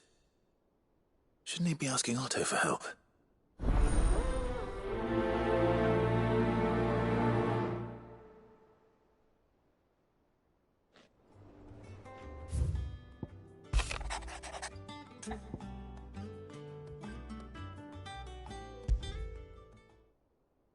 What could be wrong with Torgor?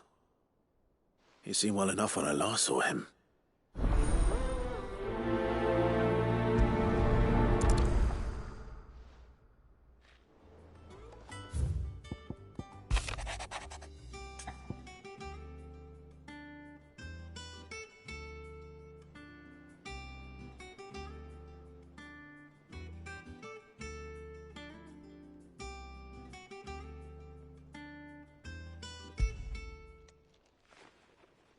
Hopefully it's nothing.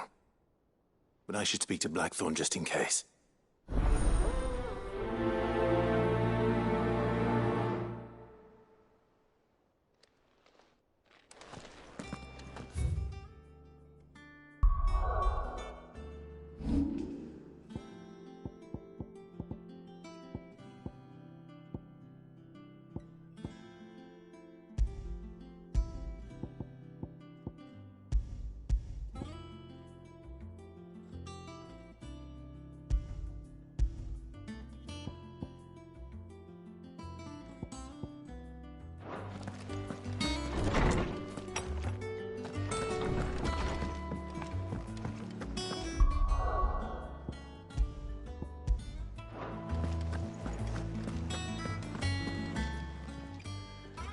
I got your note.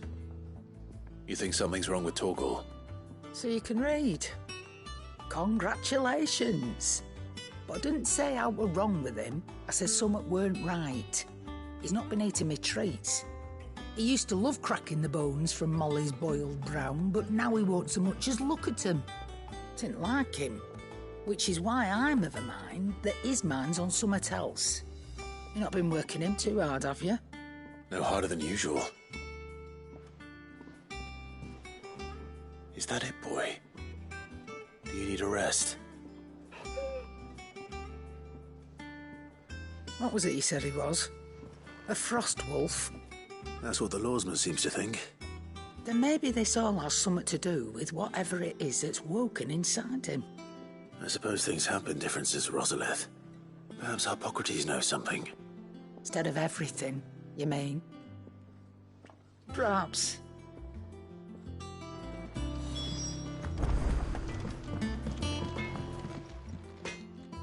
Blackthorn, do you have a moment? Not really, no. This won't take long. I just wanted to ask how you're getting on. August was worried about you, that you might still be doubting your craft, even after learning the trick of that cuirass. Is there something else weighing on your mind? Perhaps sharing your thoughts might help. That bastard's like a dog with a bone. Still, you've got a keen eye, I'll give him that. He's just, well, Karen showed me something. Something I've never seen before. And that was? A sword. An odd-looking thing with a single-edged blade. The metal itself wasn't anything to write home about, but fuck me. The edge on it. You could slice a man clean in two with a weapon like that, and he'd be halfway home before he even realised he'd been cut. So that's what's troubling you? Nah. Not troubling me exactly. More distracting. Can't stop thinking, how do you get an edge that sharp? It's driving me mad. And if you knew how to do it, we could arm the curse breakers with even better blades. That's about the size of it, yeah. I'll see what I can find out. Sharper swords are always welcome. And we can't have our master blacksmith being distracted. You're a soft touch, you know that. But I can't say I'm not grateful for it. Good luck, eh? Thank you. Let's see what Karen knows about this sword.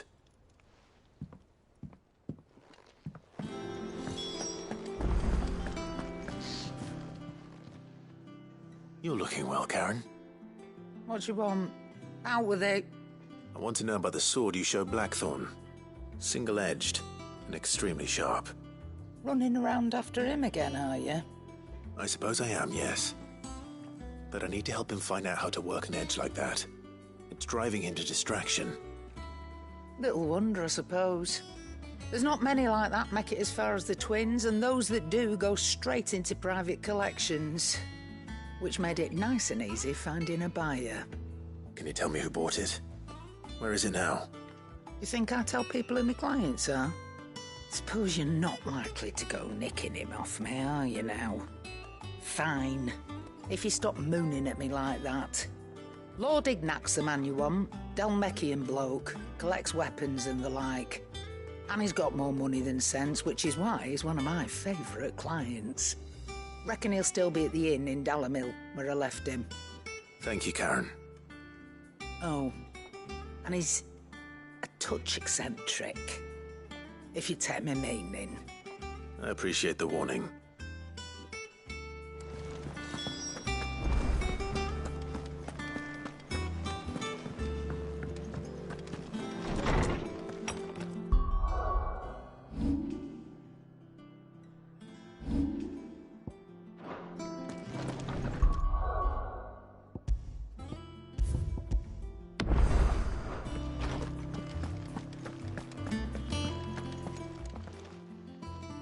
Lawsman, I need to ask you about Torgal. Something's not right with him. He isn't ill, is he? I don't think so. But according to Lady Karen, he seems to have lost his appetite, which is certainly a new development. She says he's hardly been touching his bones of late, and she believes it may have something to do with what happened at Rosalith Castle. I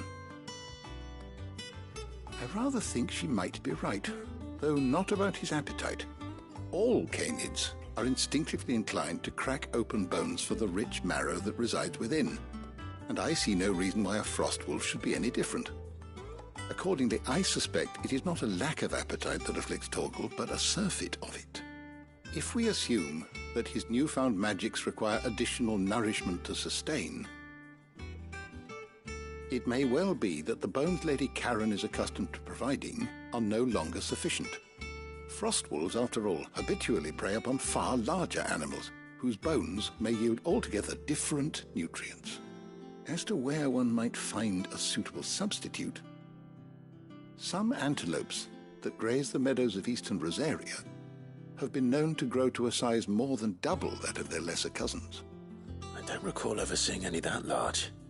And little wonder. The oldest and largest such creatures rarely leave the safety of the highlands for fear of predators. The last elder antelope sighting I recall hearing about took place near Cressida, and that was long before the village was abandoned. Even so, it seems like a good place to start. Good hunting, Clive.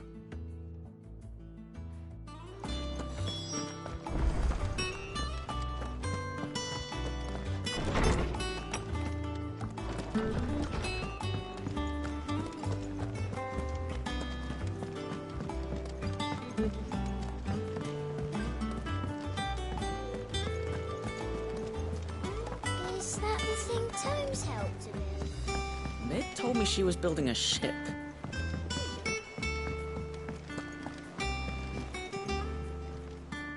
Clive, did you get my letter? That's why I'm here. Shh. Otto might be listening. Is this better? A little. Listen, I've some bad news. It turns out the hideaway may be slightly behind in its payment to certain lenders, and it may be my fault. But I swear to the goddess, I thought I had the numbers square. Sadly, that square turned out to be more of a circle. 0, you might say. I can straighten it out, I swear, but it's going to take some time, and I'm going to need help keeping it from Otto. Bit late for that, I'd say. There you are! What a surprise! So let me get this straight. You forget to pay our lenders what they're due, and instead of coming straight to me, you get Clive to come to you. and I hope he'll dig you out of the hole you've dug for yourself. Clive, the man in charge of the place you've been cheerfully trying to bankrupt. And you thought this was a cunning plan. Why? Well, who needs paying? Oh, just Martha. And the dame. And, well, Lady Karen. But only 500 talents. We owe 3 of our most trusted friends 5 million gil. Each. 5 million each. They lent us the bulk of the money we used to rebuild the hideaway, you see, and, well, I must have made some sort of oversight. Those ledgers were my responsibility, and it was my decision to entrust them to you. This is my fault. Do we have that much to hand? I can always ask my uncle. No, we don't. And no, you won't. We've lightened Lord Rosfield's purse enough. After the king's ransom we had off him, he deserves better than to see our begging bowl. Besides, we'll need to learn to stand on our own if we're going to make this work. All right. But that doesn't mean you have to shoulder the burden yourself. Is there anything I can do to help? There might be. How'd you fancy taking these to Martha and the dame? Rocks. Rocks, he says. Worth 1,000 talents apiece, these are. A little something Sid and I set aside for when times got lean. And I reckon 15 million in overdue debt probably qualifies. I just hope our associates' eyes are a bit more discerning than yours. I'm sure there will be. Should be me making the rounds, really. But you know how it is with this place. Orders to bark, arses to wipe, and all that. I know. Which is why I don't mind going in your place. Go. Do you know why I only gave Master Clive here 2 star rubies? Because you'd rather Lady Karen killed me. Because I'd rather Lady Karen killed you. Yes. Well, I suppose this is goodbye then. Don't worry. I'm sure Karen will understand. Really? Do you think so? No, I don't.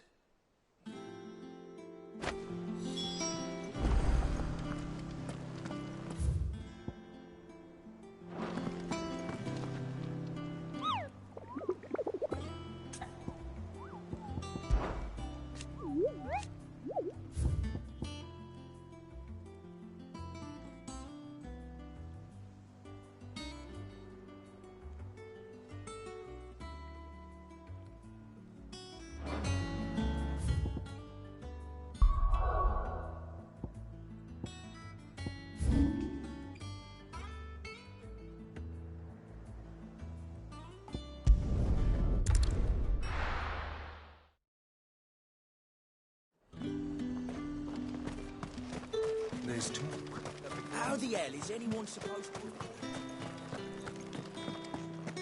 Citizens are free to come and go as they please. Did you hear? The gates to heaven. I want to see you again tonight, but the captain's late with our pay. It's all right. I'll be waiting. What am I going to do without Sweetwater and oil of talc? Still no caravan from the Dominion's perfumeries yet, then? Milady, I come bearing gifts. Gifts? Whatever is the occasion.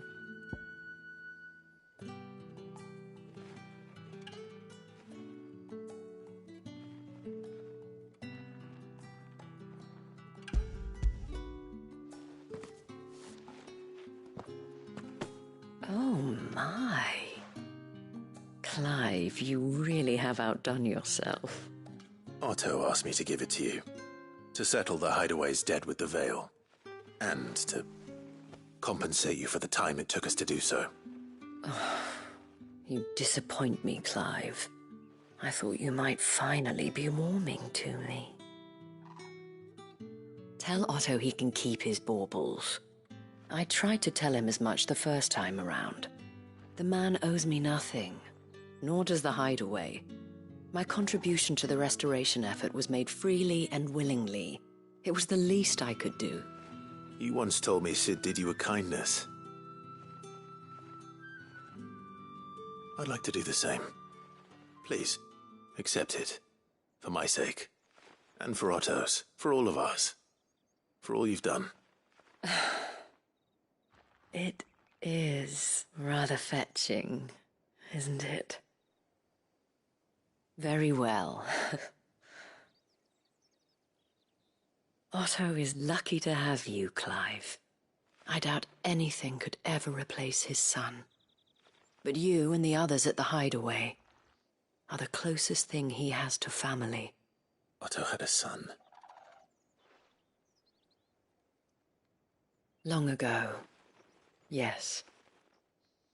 Sid told me Otto lost him when he was just a boy, and blamed himself for not being able to stop it. I don't know how it happened, whether there was anything he could have done, but it was clear that it weighed heavily on him. I didn't know. How could you have? I doubt anyone did. Besides Sid, I've never met a man more keen to bear his sorrows in stoic silence. An ill habit, given that both have always been surrounded by friends desperate to help them. I'm beginning to see that.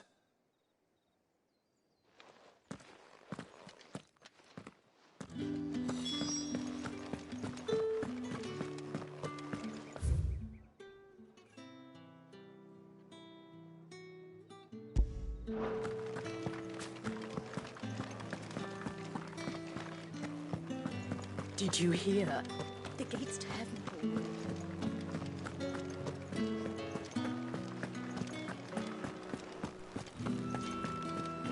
Paul. All anyone ever wants anymore. Up! You'll not find a bruised bit. The granaries are almost empty. If you're looking to partake in the Meadows bounty, now might be your last chance.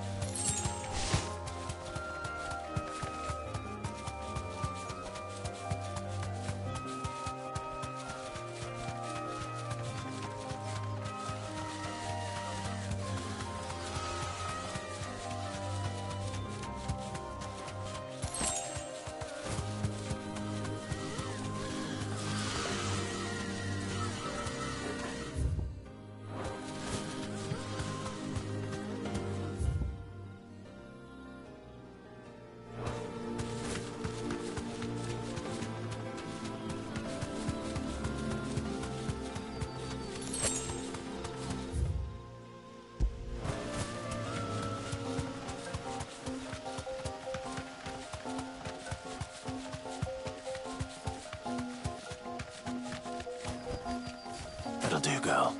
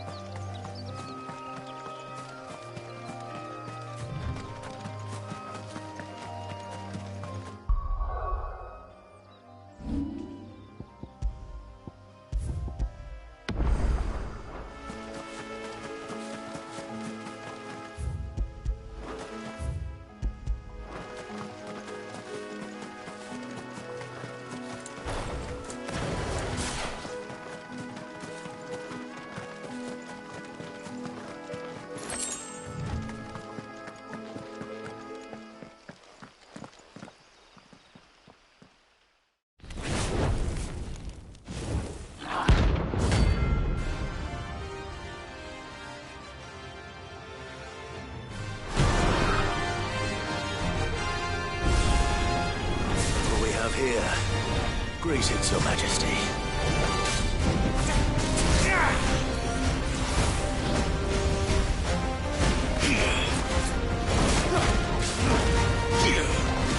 Nice try.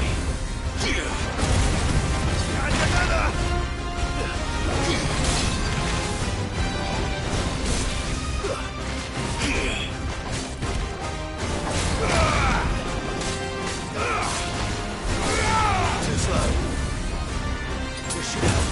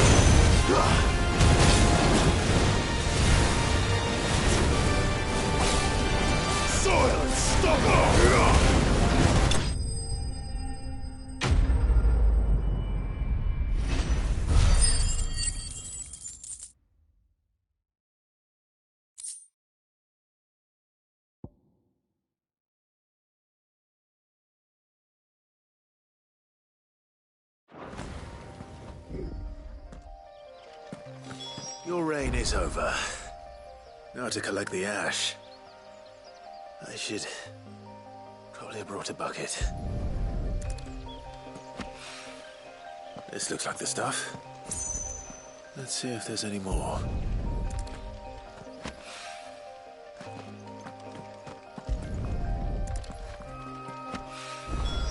That should do it. If the wine needs more than this, he can fetch it himself. When did you get so big?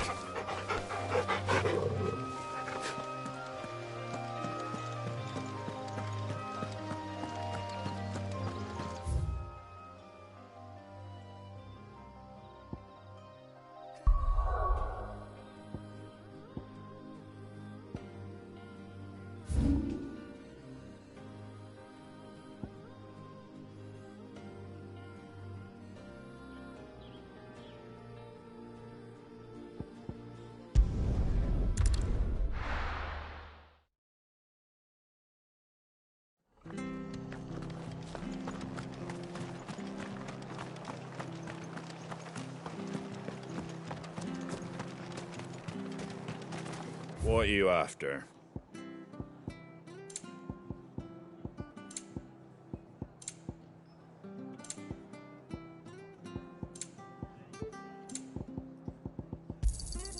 Much obliged.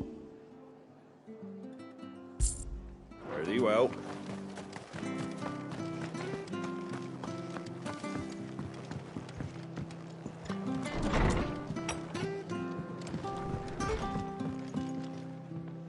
Clive, we weren't expecting you. I wasn't expecting to be here, but it seems we still owe you a considerable amount of coin for your help with our rebuilding efforts. And though I doubt it's what you were expecting, we were hoping you'd take this as payment.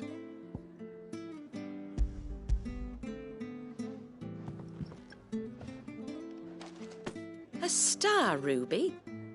I can't accept this. It's worth at least twice what you owe me. More if you can find yourself the right buyer. Think of the difference as interest. Interest?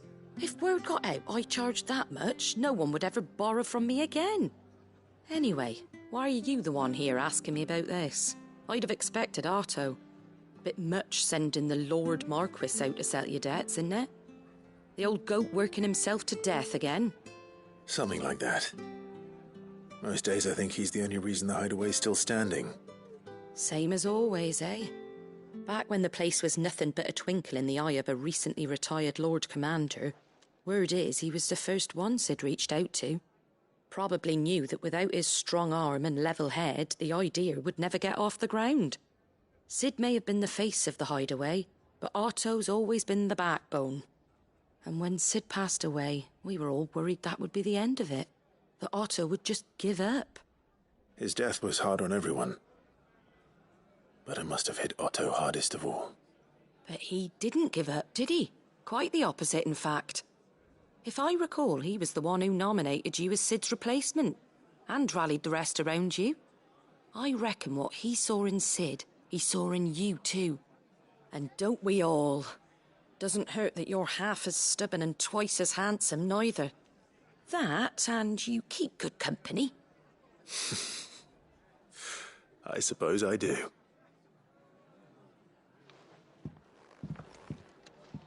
Goat will want to know the stones were delivered. If he's still with us.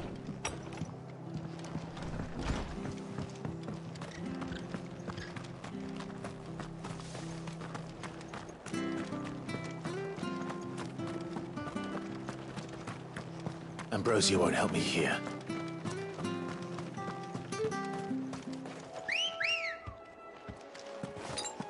Come on. Faster!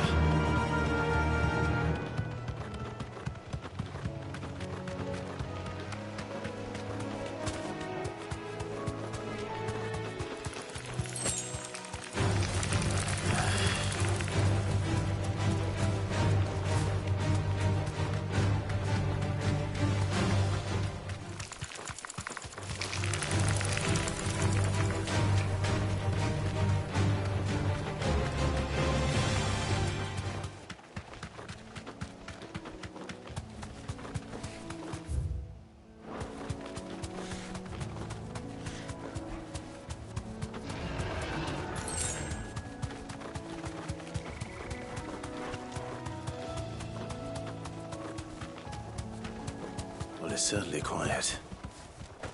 If I were a giant antelope, it would seem like just the place.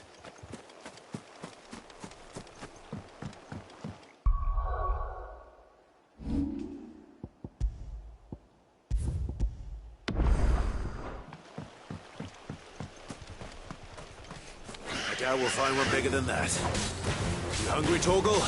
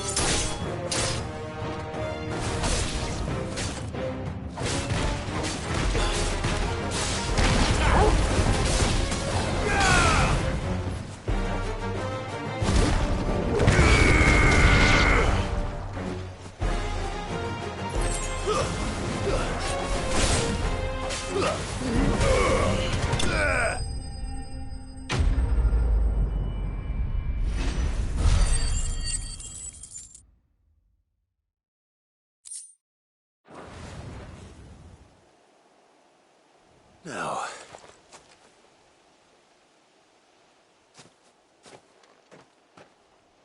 Will it be enough, I wonder?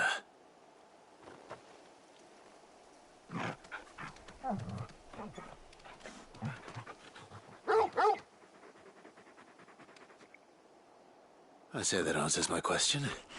Which means we owe the lawsmen our thanks. You're just a big puppy, aren't you? A very big puppy.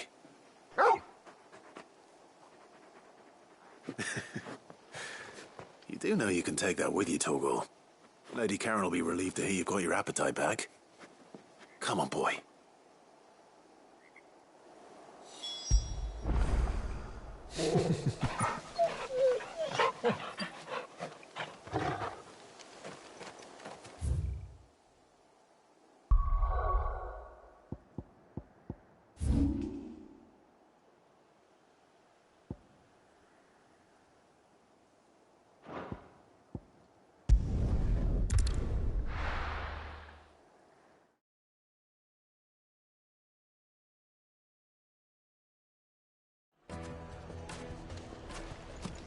People take notice of wealthy men. Shouldn't be too hard to track down Karen's collector. Back again, are you? Any more trouble and you'll be barred for life, however deep your friends' pockets might be. You don't know for sure. It could have just been a tremor. I've got this theory. The Fallen, I don't think they all fell. Some of them are still living among us. You could be one of them. I could be one of them. Welcome. If you're hoping for a bed, I'm afraid you'll have to look elsewhere. One of our wealthier patrons has purchased the use of every room, hoping to keep out the riffraff, as he puts it.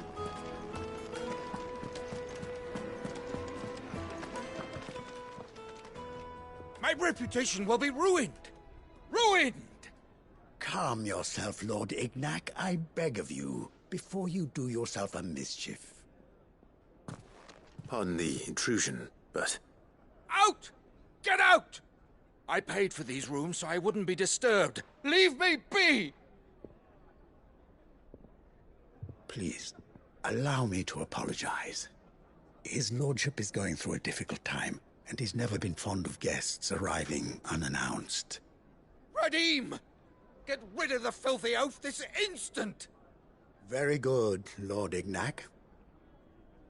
Would you mind stepping outside for a moment?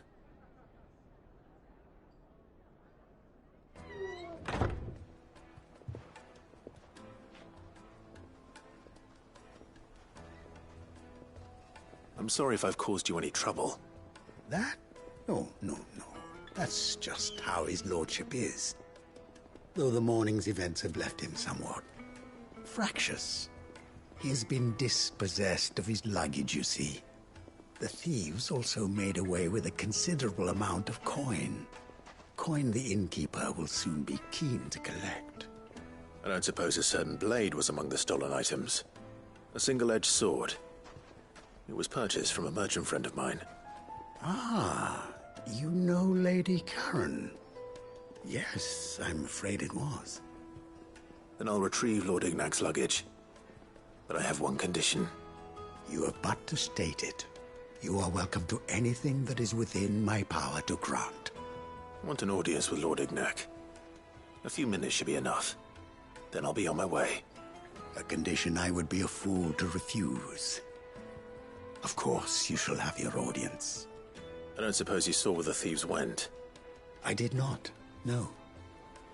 Though some discreet inquiries made on his lordship's behalf mean that I know where you might find them. The bandit's bed. Every ill-gotten coin in Dalamil is said to pass through that disreputable corner of the Valcroy. And that's where I'm heading. I shall speak to Lord Ignac in your absence, and arrange for an audience upon your triumphant return. That will be very kind of you. Farewell, and best of luck.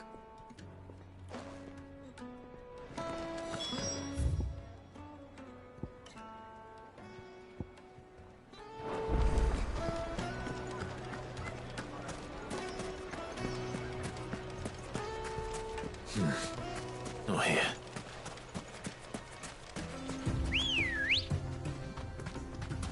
Come on.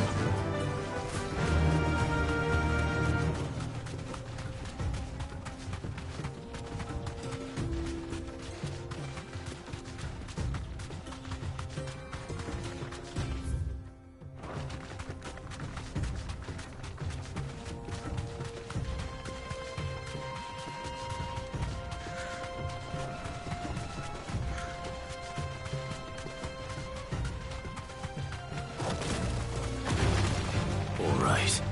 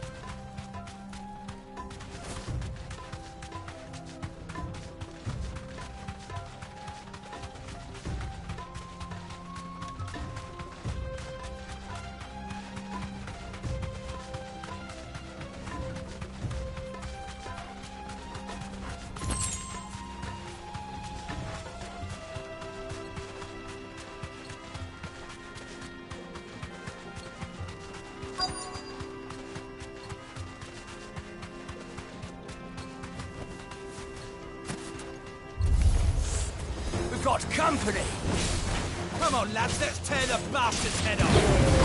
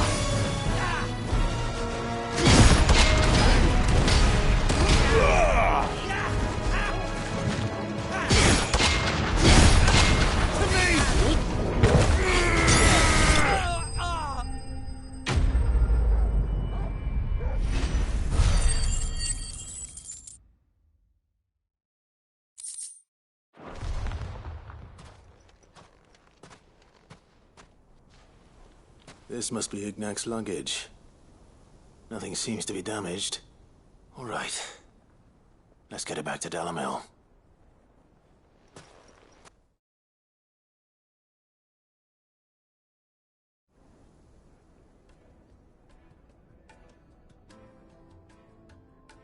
I hear I have you to thank for the return of my effects. What shall I call you, my good man? Wyvern. Glad to make your acquaintance. A formidable name indeed. Well, Wyvern, I appear to be in your debt.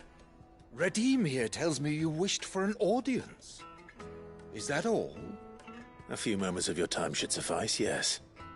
You're a peculiar fellow, Wyvern. All right, speak. Master Wyvern was wondering if you could tell him about a certain single-edged sword you recently acquired. Oh, a true work of art, that one. Karen drove me hard on the price, but I would have sold her Radim here to get my hands on that sword.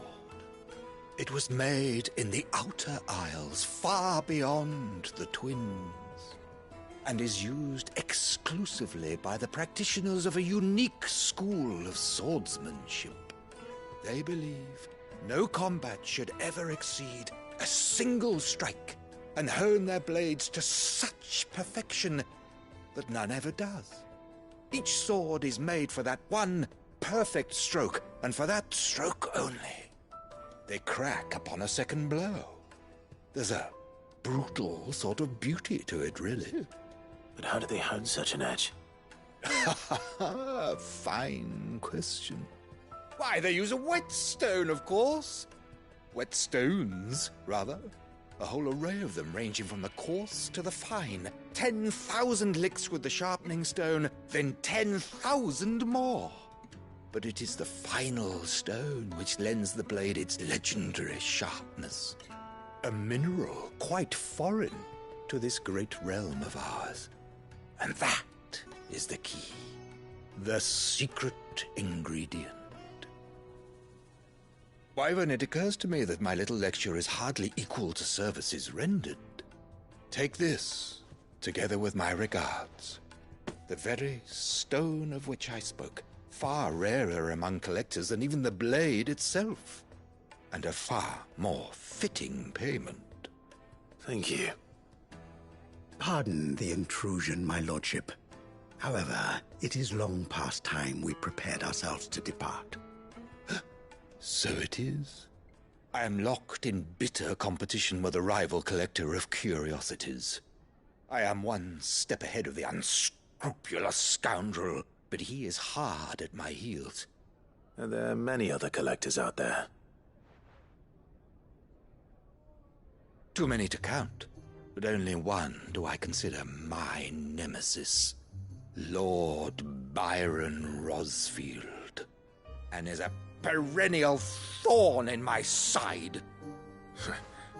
I can imagine. Farewell, Wyvern. May our paths cross again. Radim, we mustn't dawdle.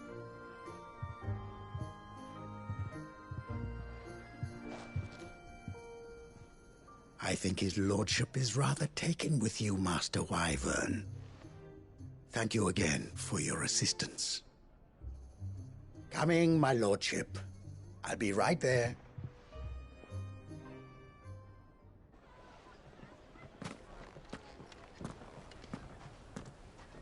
Trust Uncle Byron to find such an interesting rival. Now, let's see what Blackthorn makes of this whetstone, shall we?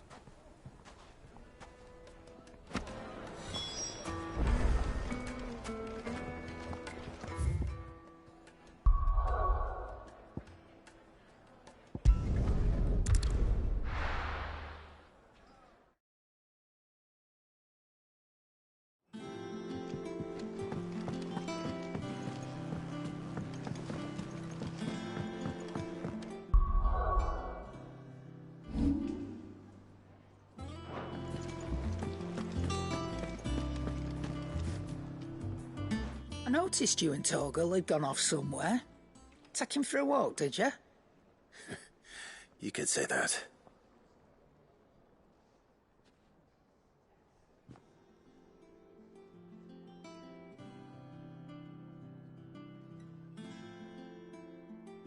So, Molly's leftovers weren't good enough, eh?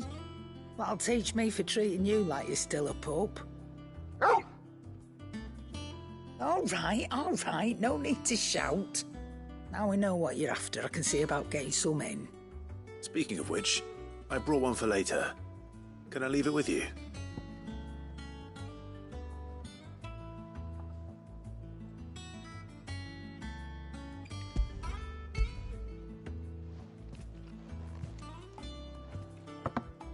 You can, aye. I'm nice like that.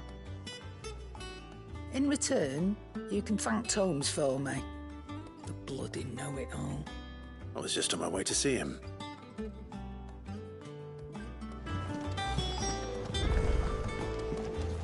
I heard what you told Nan about Kupka. Sorry for the wait, but hopefully you'll agree it was worth it. You learned something about that sword, then? I did better than that.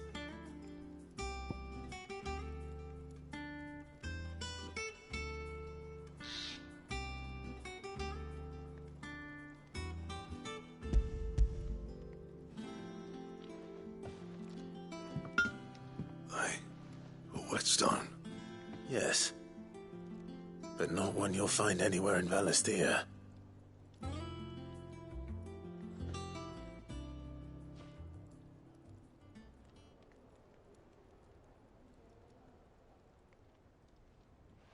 No wonder I couldn't get the same finish on the grinding wheel. One hit and all done, eh? gonna be so bad if all you ever fought were duels. Good luck on the battlefield. Your second opponent would be your last, no matter how good you were. Even so, is there some way it could be used to give the curse breakers an edge? I think so, yeah. With this whetstone and the right kind of steel, I could probably even make a twin of the blade that rattled me. But there'd be no replacing this little rock once I worn it down to a sliver. I reckon we get a dozen swords from it, if that. Swords that the curse breakers wouldn't know how to wield properly, and that would see them through a single fire piece. Nah, no point trying to copy that thing. Be about as much use as a wax anvil. But finishing our blades with a whetstone this fine, now that's something to consider. And what's finer than fallen masonry, eh? Or more hard-wearing, for that matter. Just imagine it. Good Valisthian steel with an edge as sharp as any found in the Outer Isles. I won't make a copy, nah. I'll make something much better. I'm sure the curse breakers will be delighted. Just don't push yourself too hard. Don't you worry about me, sunshine. I've been working day and night since I was half your age, and I'll still be here when you're long gone. Hey, thanks, Clive. I mean it. I owe you one, August too. It's good to know someone's looking out for me.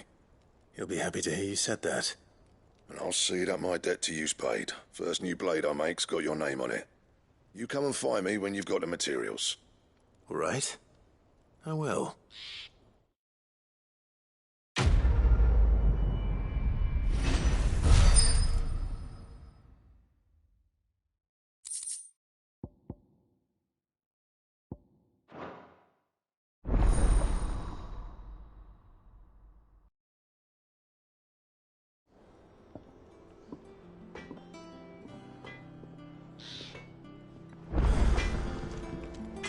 What do you need? A Sancthornian, do you?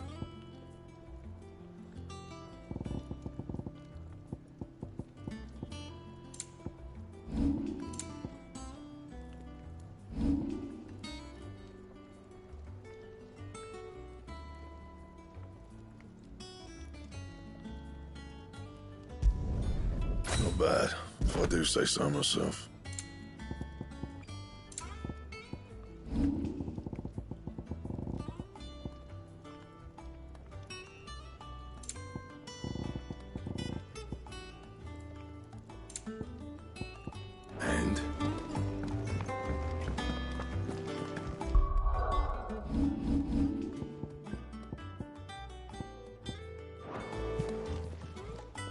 And what can I do for you?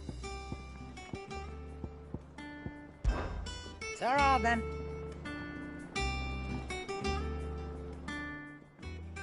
Well, don't just stand there, Gorp. I don't know many fleshers who deal in cuts that size. Going purse weighing you down?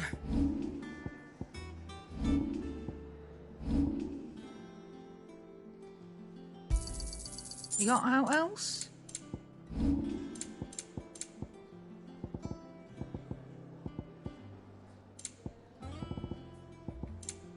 Is that all? Is it business or pleasure? Finished, are you?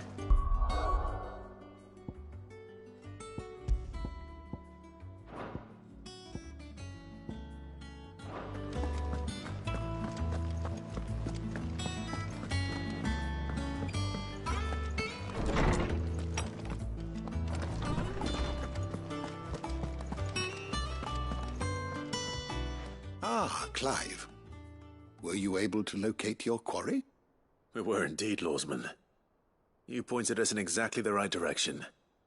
And Torgal's been a very happy hound ever since. Very good, very good. Lady Karen sends her thanks, by the way, for your part in solving the mystery. Ah. But that reminds me. After your last visit, I found myself pondering Torgal's talents. Do you recall our conversation concerning Lady Jill's role in Torgal's transformation? About how she somehow woke the power within him. Precisely that. A reasonable conclusion, I thought. But one which raised certain questions in my mind. You see, the Fenrir of legend served Shiva and Shiva alone. And while the powers attributed to him are certainly impressive, the records imply they are somewhat different in nature to those you described Torgal as having used. What are you suggesting? That Torgal may be the beneficiary of more than one Icon's power. Consider that in addition to Lady Jill, he has served as a loyal companion to you, your brother, and even the late Cid. In short, the Icons hitherto near at hand, or should I say at paw, have been diverse and plenty, and that number has only grown as the realm's dominance have fallen to your sword. One can but speculate as to how all of this has affected Torgal. He has seemed more fierce of late. And if I am not mistaken, he will grow fiercer still. We are fortunate indeed to be able to count him amongst our allies and not our adversaries. Oh, he's more than an ally. He's a friend.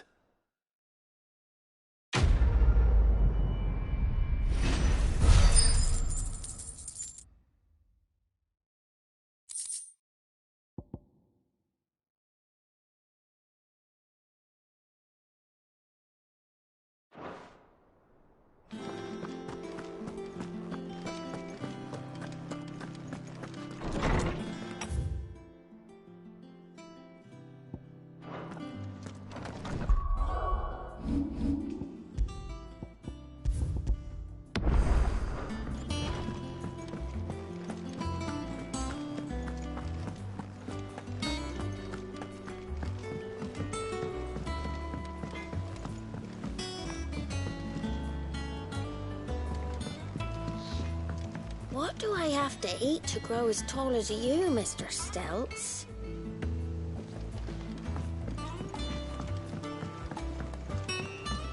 I went up to give some breeze to the chocobo, and do you know what it did? Only went and bloody bit me. Could be nasty. You should ask Tired to have a look at that.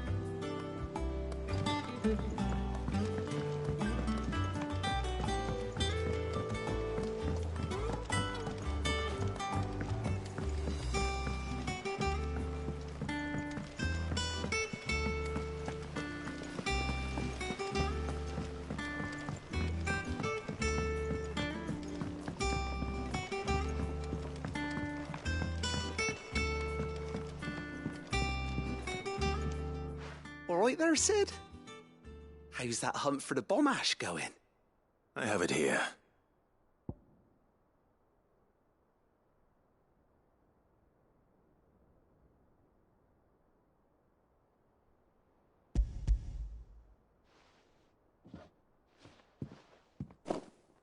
That's the stuff! And plenty of it, too. Enough to keep the alembic bubbling away for a good old while. You're a gent, Cid. Let none say otherwise. Right then, let's get this contraption up and running.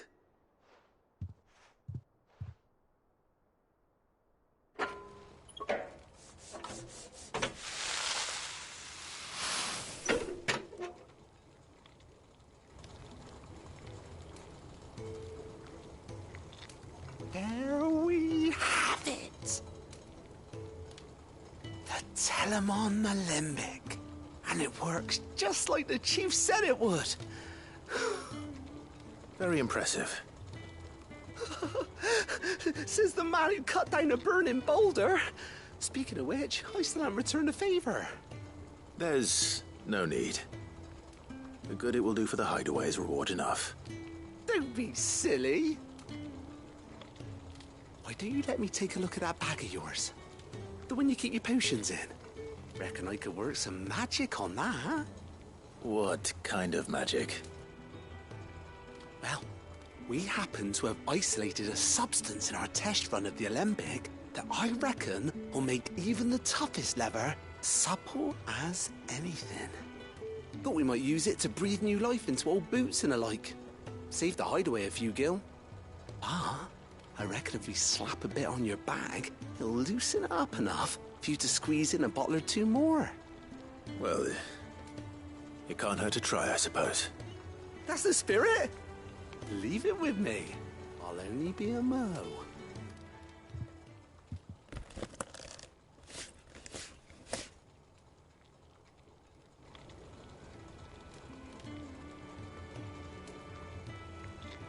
Well, what do you reckon? It certainly feels more flexible. Right? Told you. Thank you. I think. No. Thank you for supporting Mid and the rest of us in our endeavours. Without you, we'd never have been able to discover wonders like that stuff I rubbed on your bag. And I'm telling you, there's plenty more where that came from.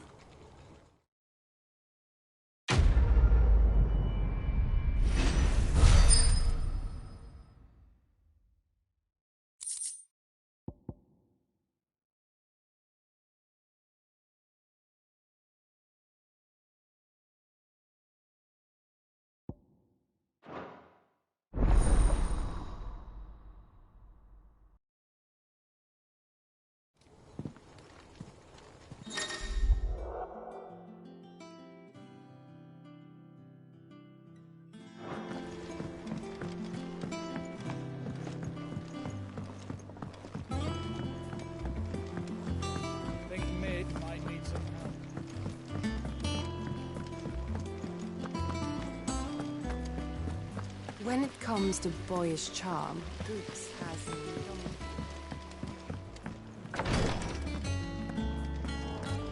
It was good of you to help Mid. And it made a nice change for me as well. There's only so many boils a girl can lance before she gets sick of it.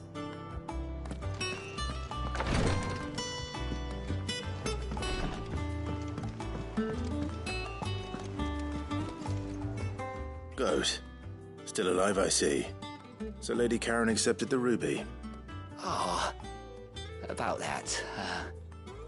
I tried my best, but she was just too stubborn to take it. She threw it right back in my face, in fact, and told me I could stick my stupid stone where the sun don't shine. Karen refused payment. I hope it wasn't something I said. I'm sure you were as tactful as ever. Let me see what I can do.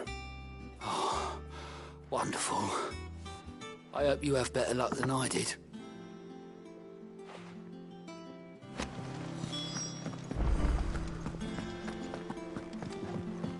Mid told me she was building a ship. The Enterprise will have 4 mithril engines, each needing its own displacement stack. So just 3 more like this, and we'll be finished. Is that the thing Toes helped?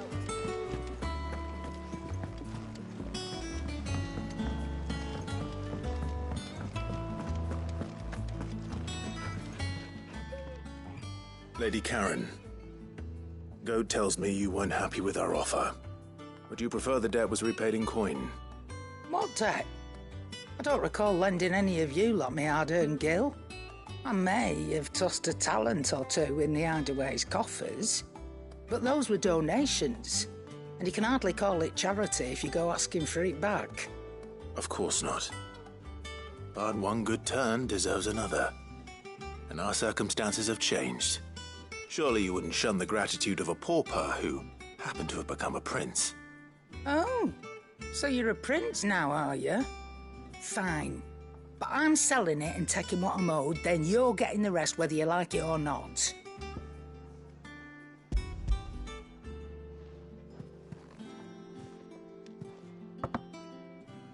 Where'd you even get this? A decent trader might nab 1,000 talents for a star ruby. A canny one, meanwhile, might claim it were nicked from the belt of Sid the Outlaw himself and ask twice as much. Might be I already have a buyer in mind. Might be you even know her. A fine continental maid whose beauty's only eclipsed by a guile in commerce. You wouldn't mind, would you? Not at all. Just be sure to tell her that it's always a pleasure doing business.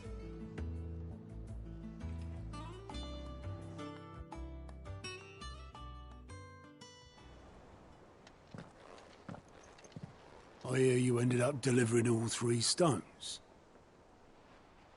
Thanks to this lump. I sometimes wonder what I pay you for. Speaking of which, I still haven't been paid last month's wages. Oh, so you remember what's owed to you then? Get your ass beyond that disc of yours and don't get up before those ledges are square. Right away.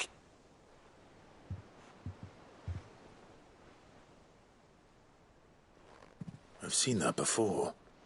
You have, yeah. Plenty of times. It was the only goblet Sid ever used.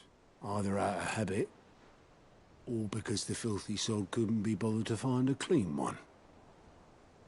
I knew so little about him. Like most people. Martha and the Dame both seem to have fond memories of him. Huh. I bet they do. How long did you know Sid before he... Before he died? 20 summers, give or take. Back in the day, I was a purser on a trade ship, which is where I met him. He bought passage to... I forget where. But having nothing better to do on the long nights, we set up drinking island rum till the morning bell dragged me back to my duties. Quit my post not long after that, on account of making a fine maiden's belly fat. But me and Sid stayed close, promising we'd one day sail the seas again. That was before fate stepped in and said she was having none of it. The magic woke inside my son soon after his first name day, and there was no hiding his knack. Couldn't you and your family have... My family were the ones who summoned the constable, wanted the monster taken away. I couldn't turn my back on him, forget what I felt, and I couldn't for the life of me understand how they could. Luckily, Sid was of the same mind as me. It was him who stood beside me when all I wanted was to tear the whole world down. Him who cried for me when I had no tears left of my own. Him who swore he'd do everything he could to stop it from happening again. And he was true to his word, too. Left the Royal Army once and for all. His ranks, his ribbons, gone. Just like that. Threw away everything he had. All to right a wrong that no one else had the courage to face. I knew then I'd follow that man to the ends of the earth.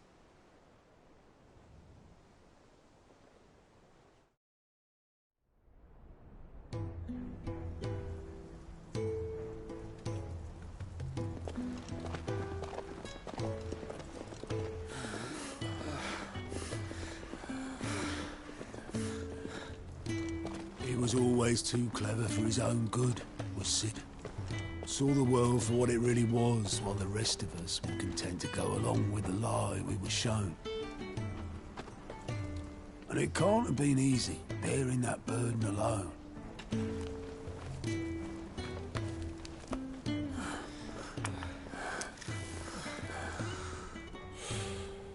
But he didn't let it stop him.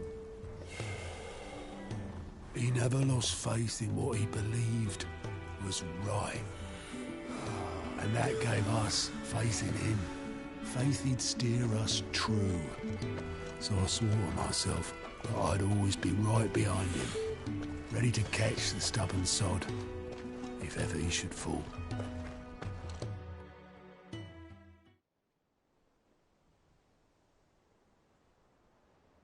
But I couldn't even do that.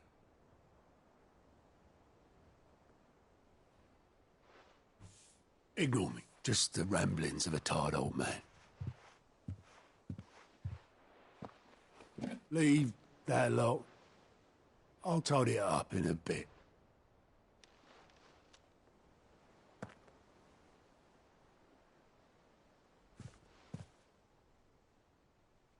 This is Sid's handwriting.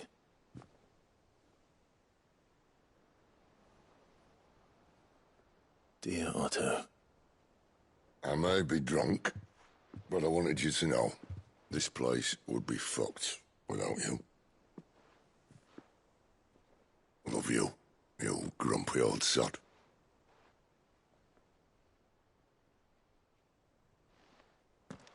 This note. Hmm?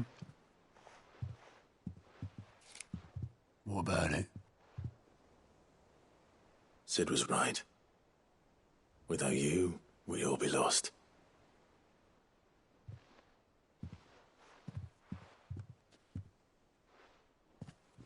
He should have bloody well said so then. Just once. Before he went. But then, why would he? Him, or anyone? I'd only have told him to piss off.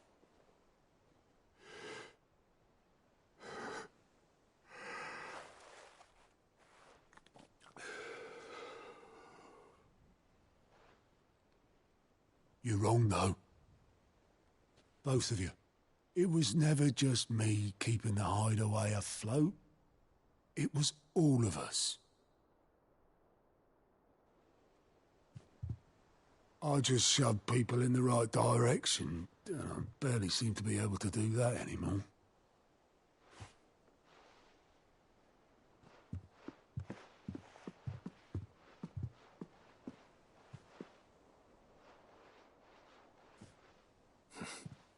Would you rather go at the helm? Well, maybe I've got a few more years left in me. I'm going to hold you to that, Otto. Before you go, Sid would have wanted you to have this. But that's... This'll do me just fine.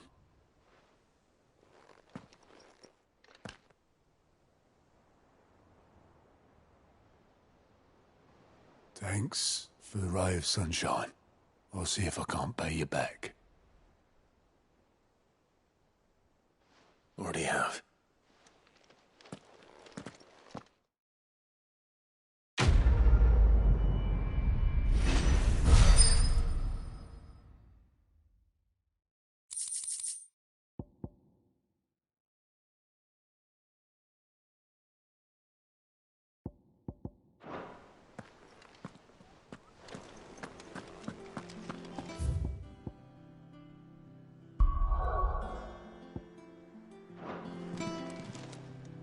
Welcome to the Patron's Whisper. Is everything we've received and everything promised?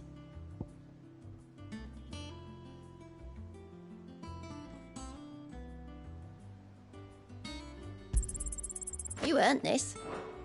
Best of luck out there, Sid.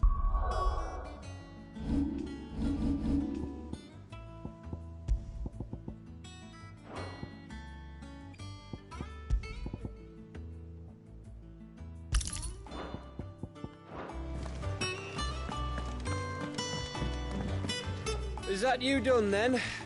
It's not roped you into building the rest of the boat, has she? Mid told me she was building a ship.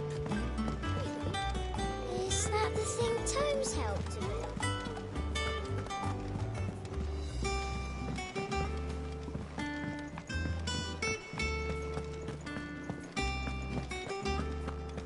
He cracked the crystal too.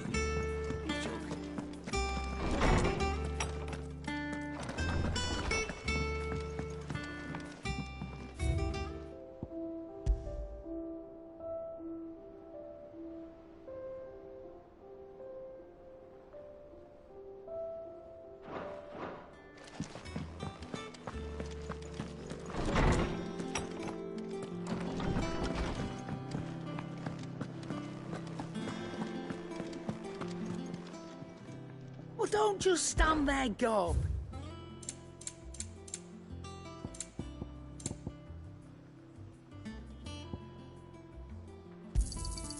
You're rubbing me blind, you know. It'd better all be here. You'll not find a better price than that.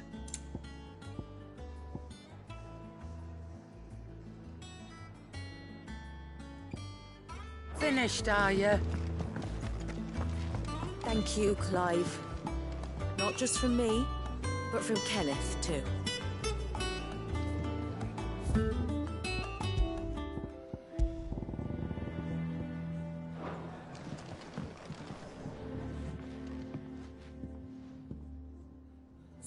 Sid! Look what the Cursebreakers brought back from Dalmekia. Said they were all the rage in Dalamil. Looks sort of funny if you ask me. I'll be damned. Have you had one before? Something smells good. What are we having? Bombs! And they are good. You should try one.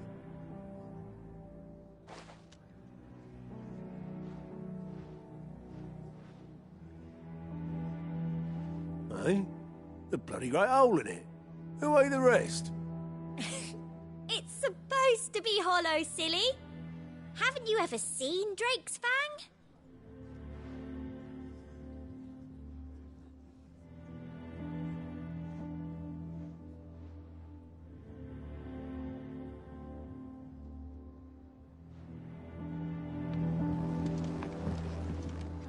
You look like you could do with a drink.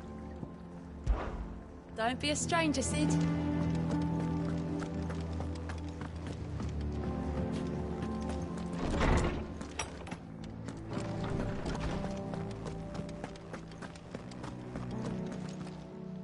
How good it is to see you, Clive. I don't believe you've read this particular chapter before. What subject shall we consider today?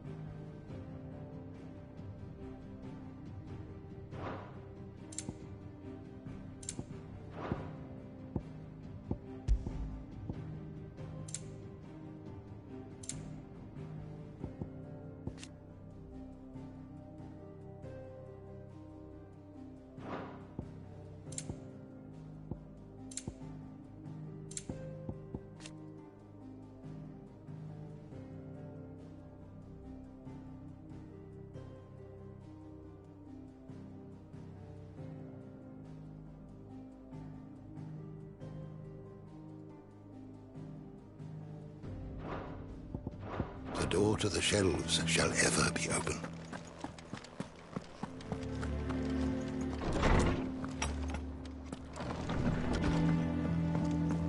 The nobleman who visited. Thank you, Clive.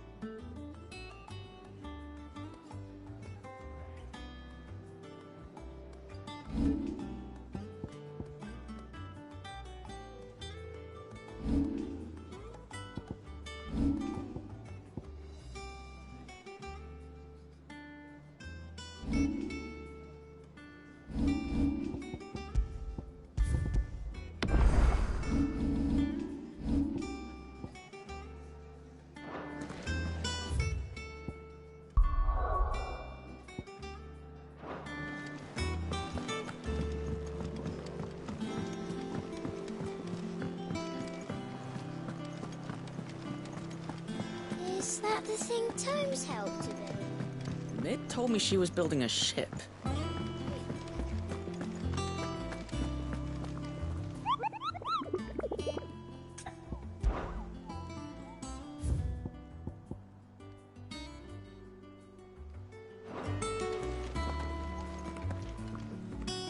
All right, Clive. Asterix. Mid finished sending half the hideaway traipsing across the twins, has she? I swear, that girl'd do anything to put off visiting her old dad's grave. No excuses now, though, eh? Not quite. She said there was one final thing she had to take care of. I'm sure she'll be finished soon enough. She said that? In those words? She did, yes. Clive? Were you born yesterday or something? There is no thing. She'll probably be halfway to Canva by now. Mid. I might still be able to catch her.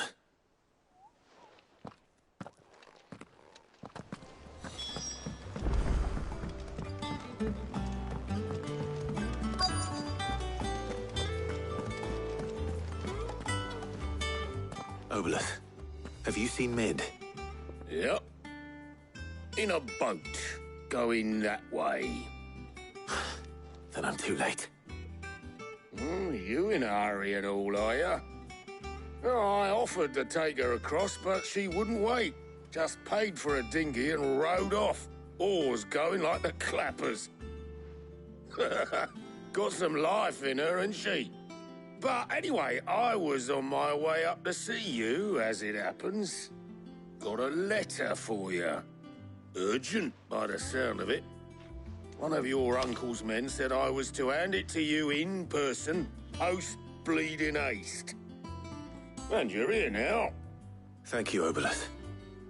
Don't mention it. What tidings, Uncle?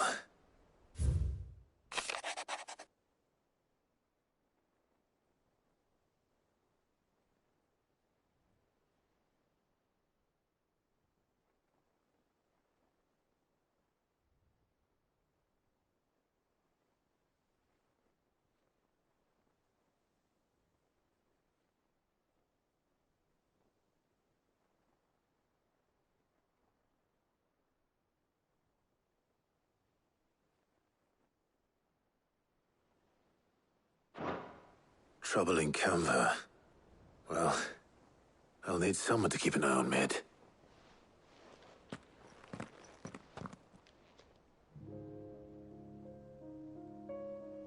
So what? Mid got us to do all the dirty work and then just sailed off into the sunset? It, seems that way. Well, nothing we can do about it now. But next time you plan on visiting Sid, you might want to tie her to something before you suggest it. Ah, don't be so hard on her. Gotta admit, the dirty work was kind of fun. Everyone pitching in, all that bollocks. Just like when we built this place. You're right.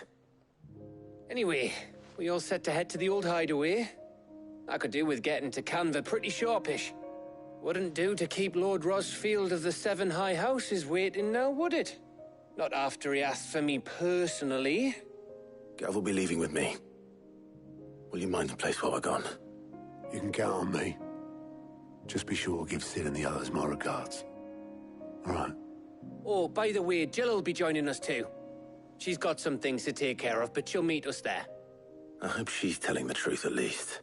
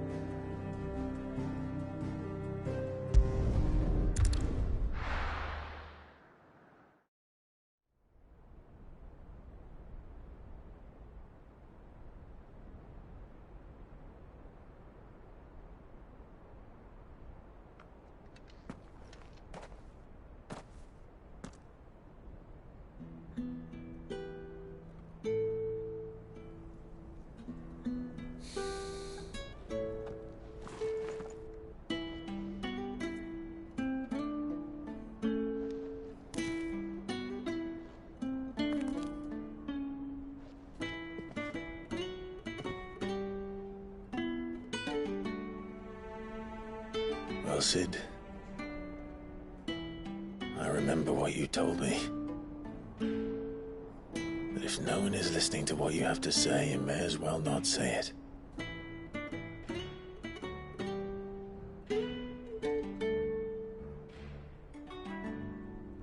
But I will say this, old friend. Hugo Kuka is gone. His shadow looms over us no longer. It's a pity the Phoenix can't be in two places at once. If he'd have been with us, maybe he could have done something for the lost. Not even the Phoenix can bring people back from the dead. Life has a beginning and an end. So we must live while we have the chance. And not as slaves to the crystals, but as free men. May we join you?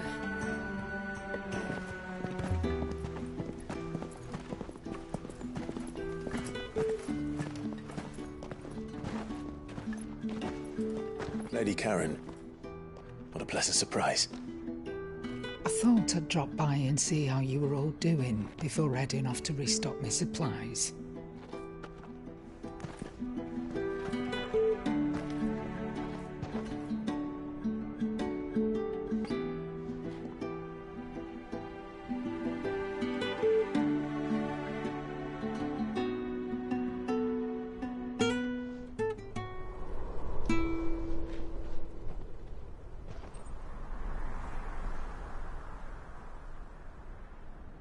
It wasn't the most scenic view back then, but it were never as bad as this.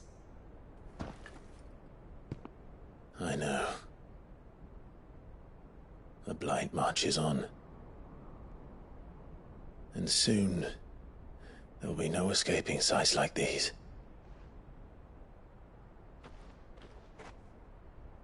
So our mission remains unchanged. We cannot stop until every Mother Crystal is gone, and their thirst for ether with them. The only one that remains in Storm is Drake's Tail in the Crystalline Dominion. Our next target. We're going to Twinside. It's the capital of the Empire these days. I wouldn't like to think how tightly guarded they've got the place. Not that that'll stop you. But we do well to scout it out before you go charging in. We would indeed. If you're off to the Dominion, you can take this great lump with you. Goods. Oh, I am sorry. Have you forgotten you're the most wanted man in the Twins? I thought you might like to disguise yourselves as the attendants of a travelling trader, assuming you've no better ideas. You wanted to buy yourself some tools, didn't you? Well, now's your chance. You're letting me go? With them? Oh, thanks, Nan! Stop that! You'll break me bones, you great galoot!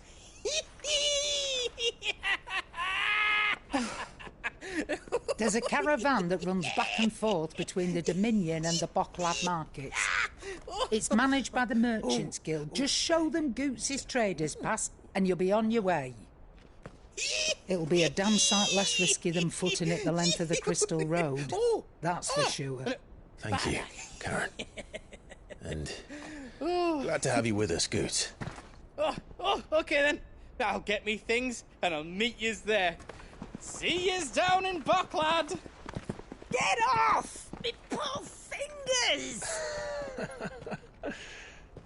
Jill, you're with me. Understood. And Gav?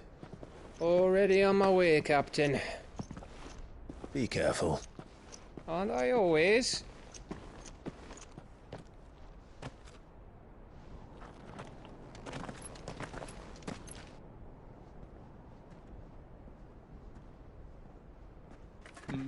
Do you see that, Sid? Your protege's making a proper little outlaw of himself.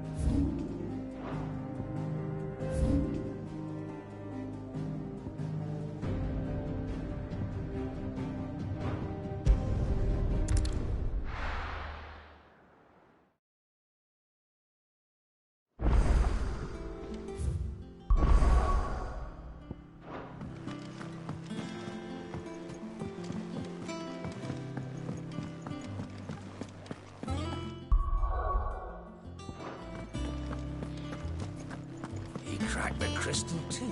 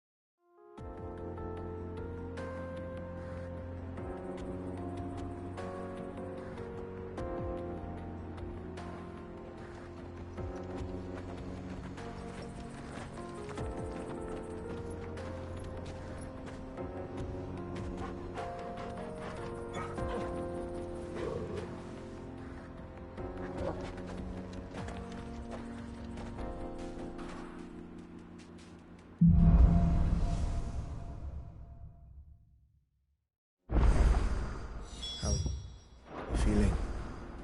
Better. Thanks to Taya. I'm glad to hear it. And Torgal helped too. Didn't you, boy?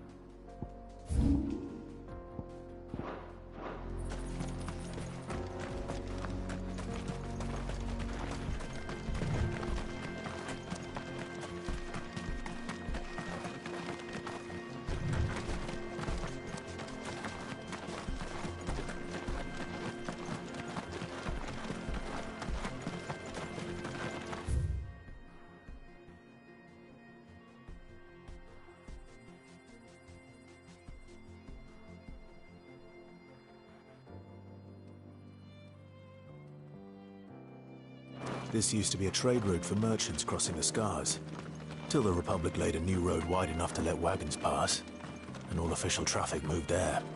Leaving this one for those living outside the law. Indeed. I doubt we'll be the only outlaws on the trail today.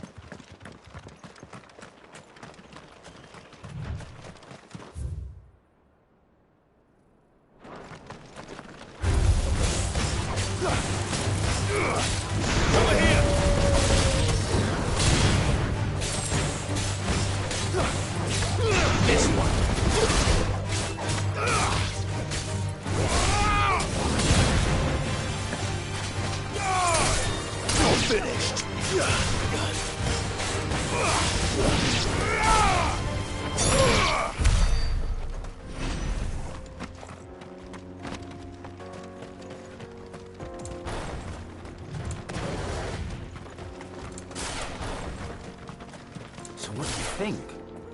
That we'd be lucky to make it out alive. Really? It's as bad as that? Oh, aye. There's trouble up ahead. And too much of it for us to handle. I take it there's danger on the road. Oh, what about this fearsome-looking fellow?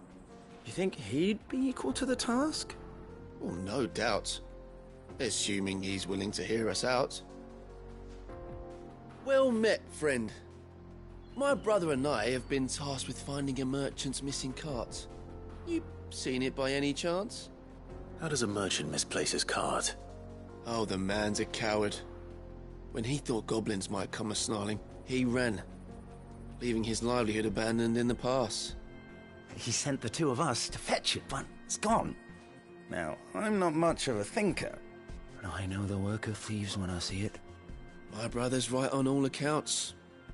And by my estimation, the bastards are lying in wait just down the road. We may have seen our share of action, true, but we've not got the skill in arms to boldly brave an ambush. You, however, have the look of a man who needn't fear a band of backwater ruffians. What do you say? Will you help us out? Chances are they'll come for you either way. But if you promise to lend us a hand, at least you'll pocket a reward for your troubles. Well, if I'm going to have to deal with them anyway. You've clearly got a fine head on those broad shoulders. We're lucky you came along. Now, hoping to make a heavy purse in Boklad, our merchant friend loaded his cart with as much as it would carry. Reckon he won't be forking over the rest of our fee if we don't find those goods. So, while you're seeing to those bandits, you keep your eyes open. All right. Just don't expect me to drag the cart out of there myself. No. You can leave the cart to us. You just put an end to those bandits and point us in the right direction. You do that, we'll take care of the rest.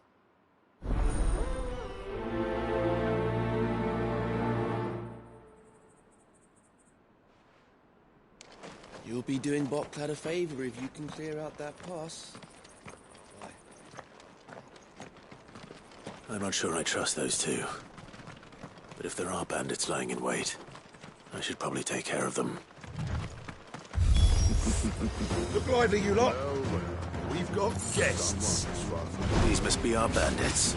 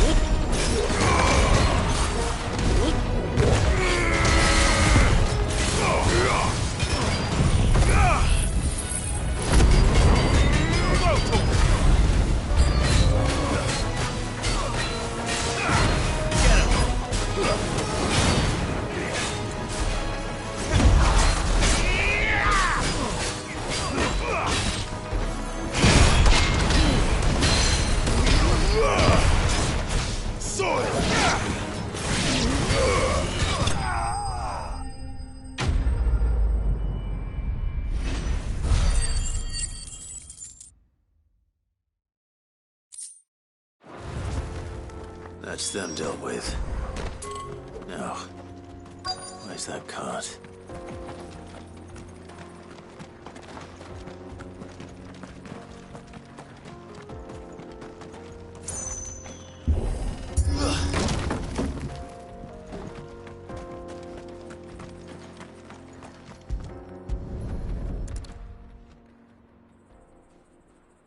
Getting all of this out of here will be a nightmare. Seems we've found ourselves the right man for the job, wouldn't you say? Found the cart and didn't leave a single bastard breathing.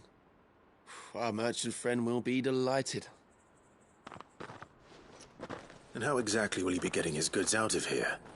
You leave that to us. After all, It'd be wrong to make such a fine warrior haul cabbages to market. You've done your part. And that's all you need to worry about. Here.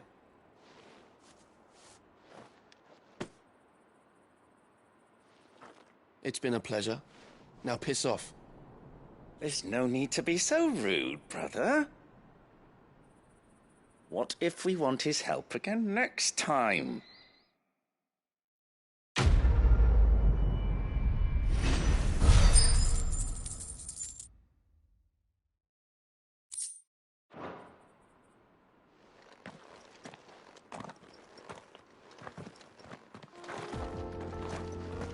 You've had your reward and you're not getting any more.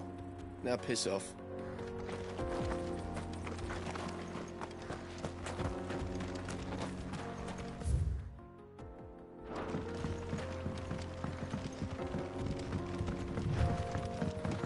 I see the Dalmex lag behind Rosaria when it comes to bridge building. The fallen ruin should hold, at least. The path continues on the other side.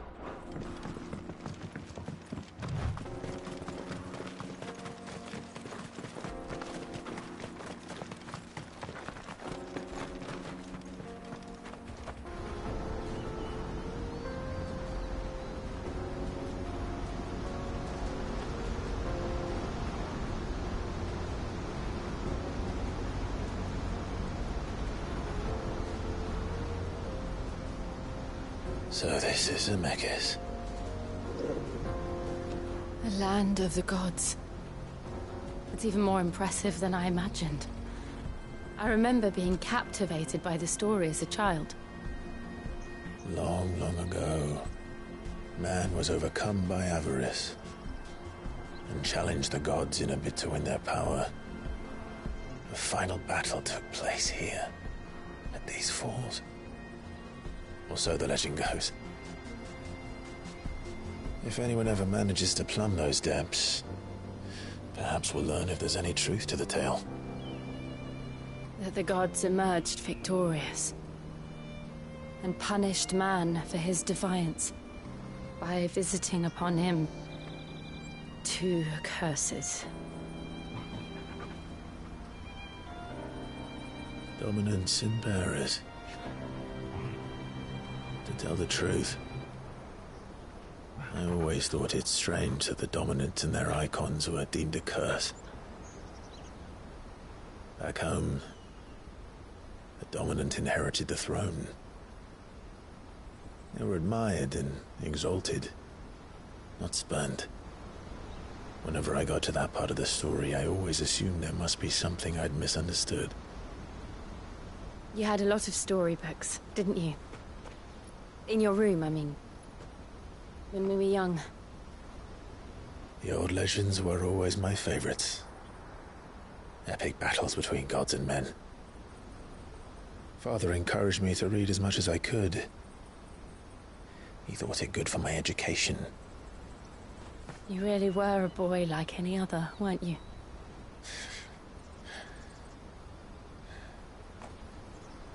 Just look at this place. It's enough to make you believe the legends are true. I know.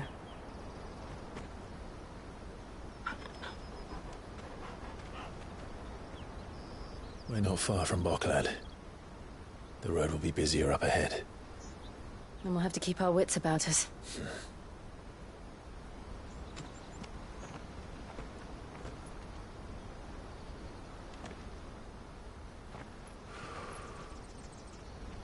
Clive? Something wrong? Nothing. It's nothing.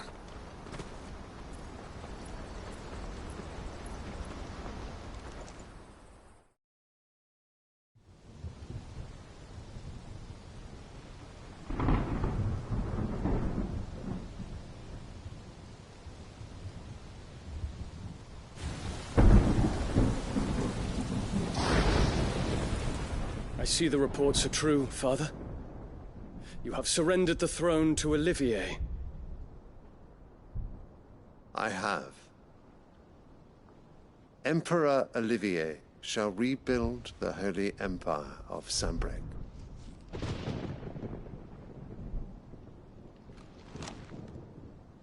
How is he to rule an empire? He is but a boy. I shall advise him until he comes of age. Father, please. Or for as long as I am able. The empire we seek to build needs young blood to rule it, and I can think of none better suited to the task.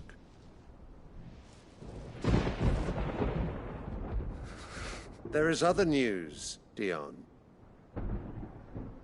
Hugo Kupka is dead, and Drake's Fang destroyed. The pillars of the Republic have fallen. Ere long, the Imperial banner shall fly over every city in Storm. And then, Valisthea. All shall bow before their Emperor. Father, these are the words of a tyrant. They are the words of a god. The Emperor whom I gladly serve. Great Grieger, made flesh.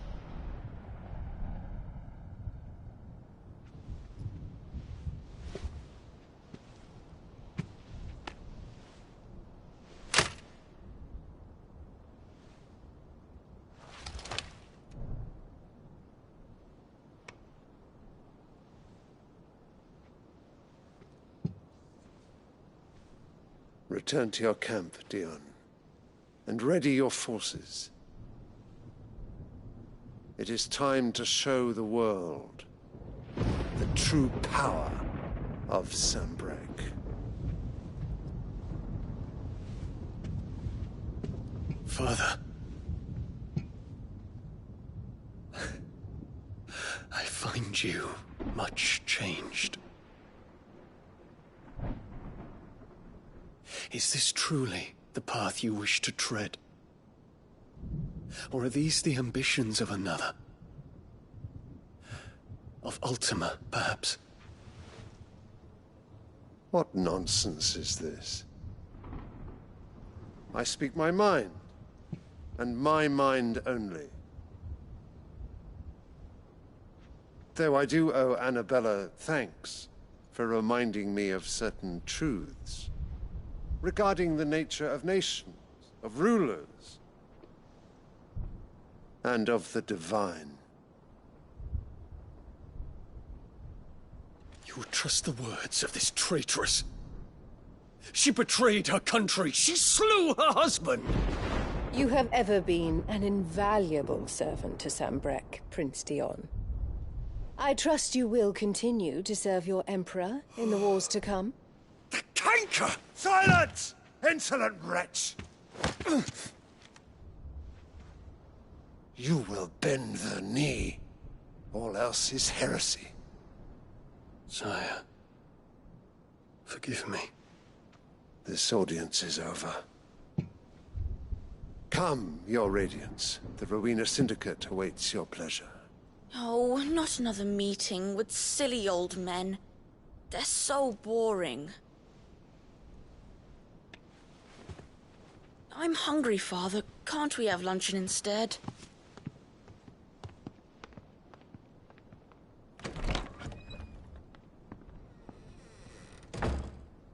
Does it pain you that you will not inherit your father's throne?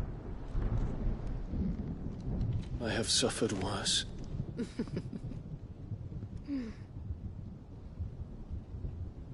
Count your blessings, Dion. For a base-born child to be chosen by Bahamut is miracle enough. You have risen high on his wings, but you shall rise no higher, lest your impure blood stain the throne. What do you know of my blood?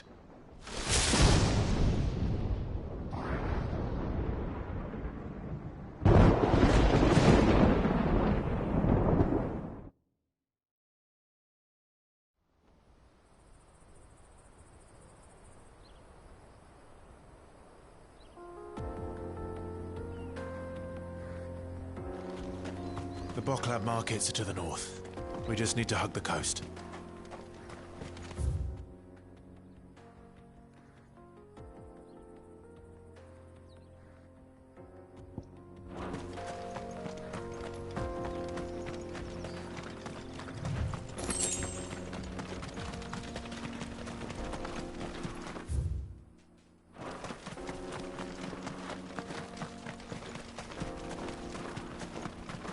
Infiltrating the Dominion won't be easy with the Imperials on high alert. No. His Radiance has lost one capital already. We can be sure Sylvester will do everything in his power to hold on to Twinside. His troops are well-trained and increasingly battle-hardened. But it's not as if we can wait for the siege to end.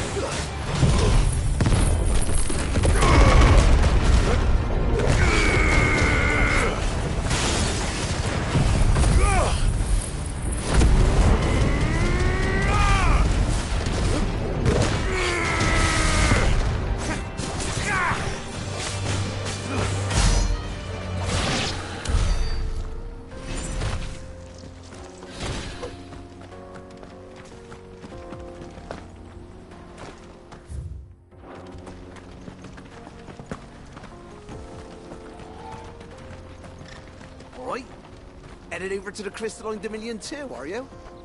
There's good gil to be made there, believe you me.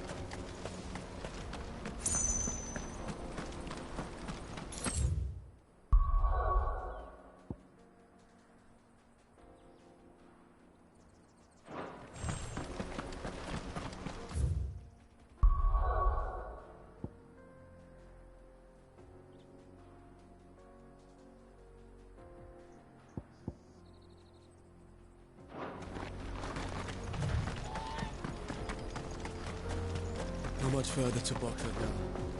Good.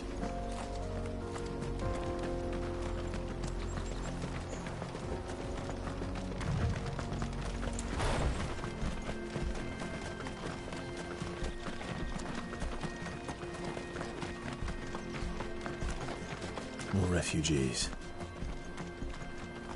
And they're all making for the Crystalline Dominion.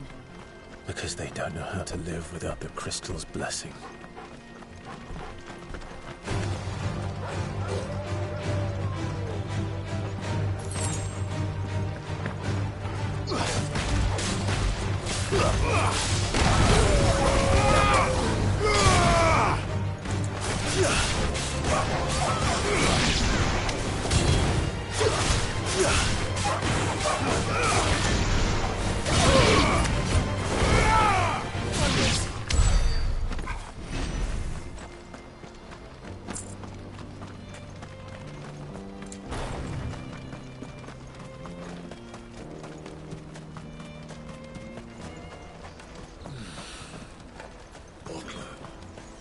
There are no crystals here. This is where we're supposed to meet Goots, isn't it? That's right. He said he'd wait for us here after replenishing his supplies. I dare say he'll have finished by now.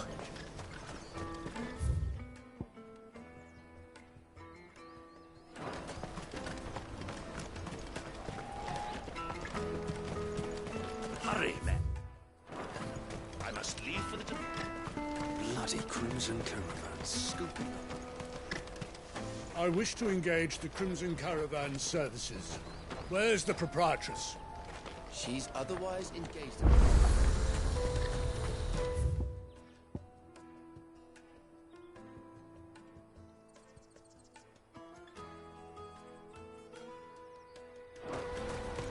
Out of my sight, wretch. I've no use for a branded who can't even fill my cup. Well met. A fine choice. You've a discerning eye. You're welcome anytime.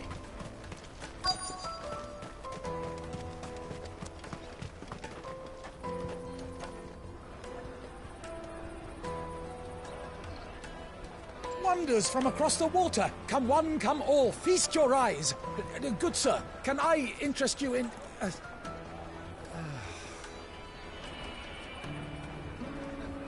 How much? For a measly crust of bread? You won't find any cheaper. Not nowadays. But you're more than welcome to look.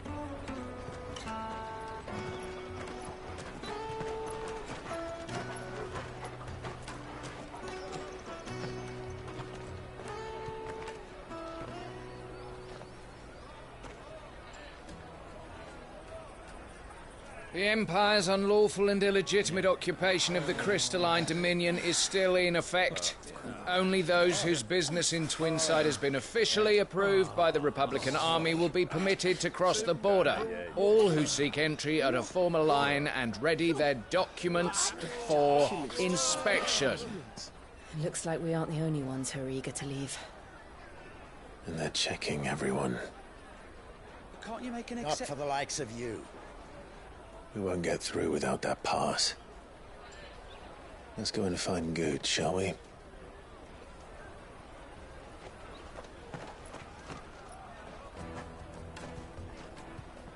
He must be around here somewhere.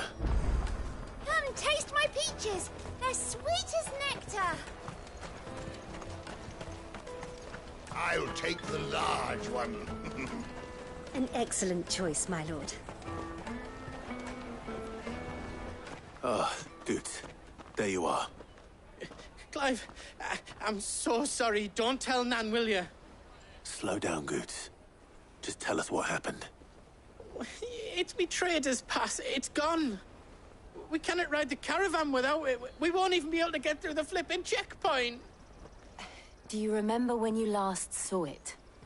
It was in my pocket a minute ago. Then a bairn bumped into me and... Yeah. You don't think that they might have nicked it, do you? It wouldn't surprise me.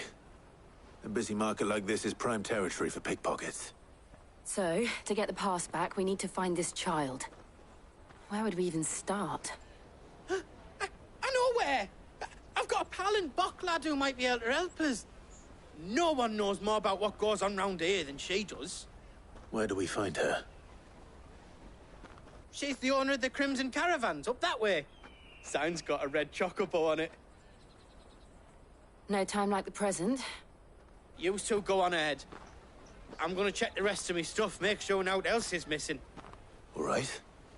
We'll meet you there. Let's keep an eye out for this red chocobo, then. And the other on our purses. Next to the checkpoint.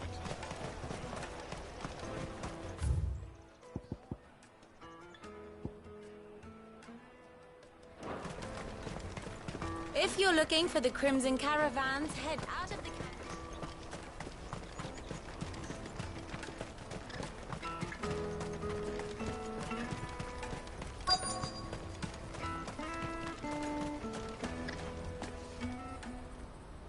Looking to hire a coach? It's 10 million for a two-birder to the Crystalline Dominion. Take it or leave it. Oh, we're not here for that. Then I bid you good day. Wait! Don't go, El! He's me mate! As I live and breathe. Goots, what are you doing back in Bocklad?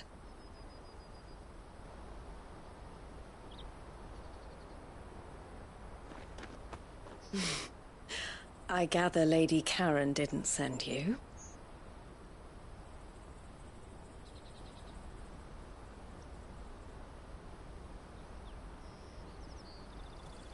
So what trouble have you got yourself into this time? It's me trader's pass. It got stolen. By a little bairn. Of all the... You're the size of a marble. Honestly. Ugh. Goots told us that you know the markets well. Might you have an idea which little bairn could have done this? We don't intend to punish them. We just need our pass back. Then, we can be on our way. I see. So neither of you has a trader's pass either. Not that anyone would take you for traders, but I suppose that's why you came to me, correct? Now, I can't say for sure who took your pass, but I suspect I know why they did it. Let me explain.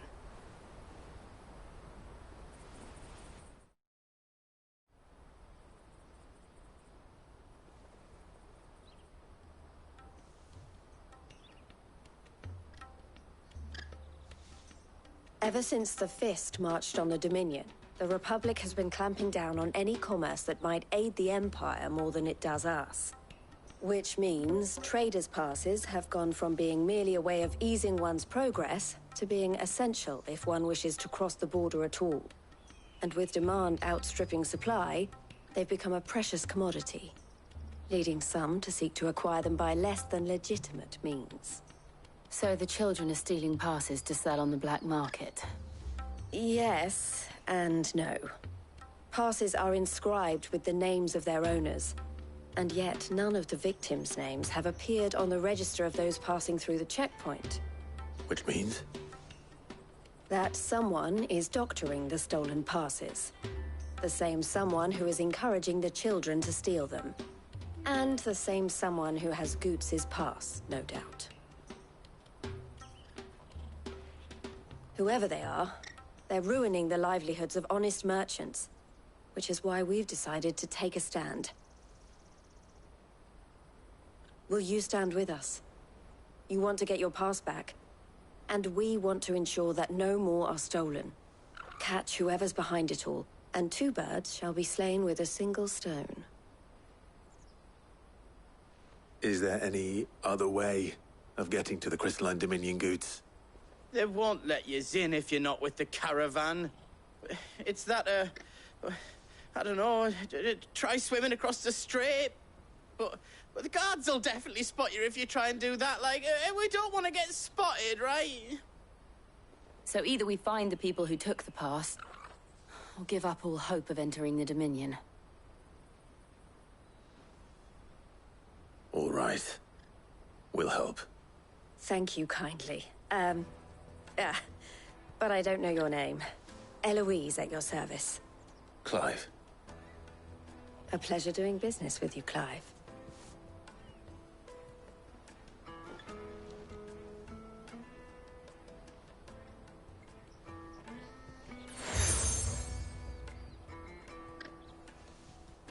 The proprietor of the furniture makers by the coach stop is spearheading the search. Wear that, and he will know you for a friend. I suggest that you speak with him first. The furniture makers. Understood.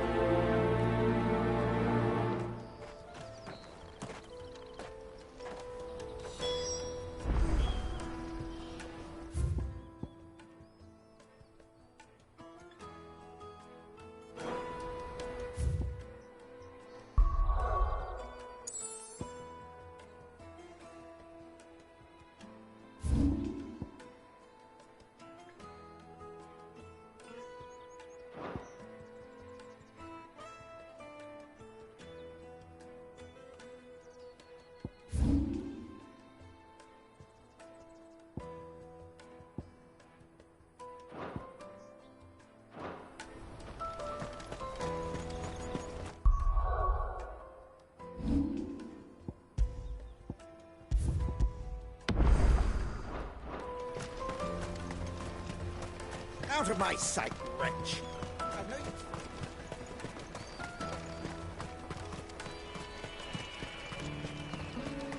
Come on, come on! Jug of snake spit for the road? Juicy pears! Slake your thirst down to Crystal! Are you the furniture maker? Looking for something in particular? Ah, Eloise collared you too, eh? Then I expect you want to know more. She told me you were leading the hunt for the pickpockets. What have you learned? For one, that they're targeting the traders carrying the biggest packs. Harder to watch your back, see? And less chance of the mark giving chase if they're spotted. Not that they'd be likely to catch them.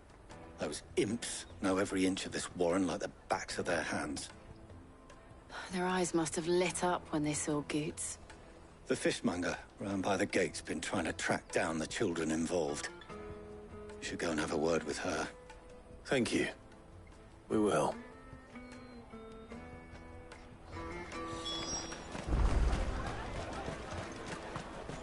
You won't find anything of this quality in Twinside. You should come with me to the Dominion. Life will be different there. Fish for sale! Fresh sorted and smoked! Can I interest you? Ah, sorry. Message from Eloise, is it? She's asked me to help her. To help you find the pickpockets. Is that so? Suppose I better tell you what I know, then. For one, this isn't a family operation. All the traders say the children who stole their passes were dirty, dressed in rags. Street urchins, by the sound of it. We get a lot around here. Orphans from the wars. A few, perhaps. You saw the refugees gathered by the entranceway? They're all looking for a new start in the Dominion and beyond. Some of them take it as an opportunity to rid themselves of unwanted baggage. The shame of it. Whoever's behind this would have to have made themselves known to the children at some point. And so should we. You should start with the children around here, then. I doubt they're the ones involved, but they might have heard something. It's worth a try. All right, then. Questioning children. How hard can that be? You won't find anything of this quality in Twinside.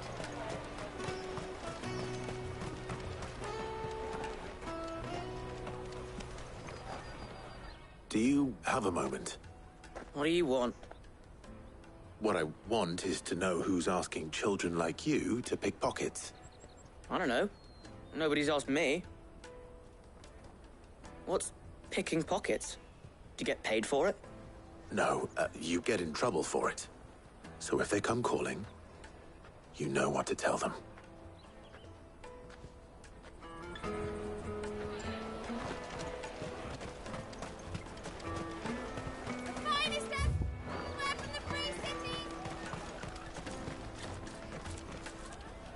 Excuse me, do you mind if I ask you something?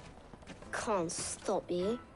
I was just wondering if anyone has asked you to do anything out of the ordinary recently. Only thing you grown-ups ever ask us to do is shut up and go away.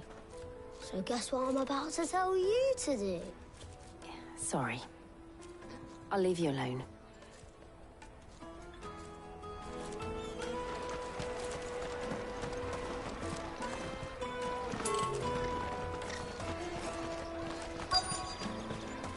Come taste my peaches. They're sweet as nectar. You won't find anything of this quality in Twinside.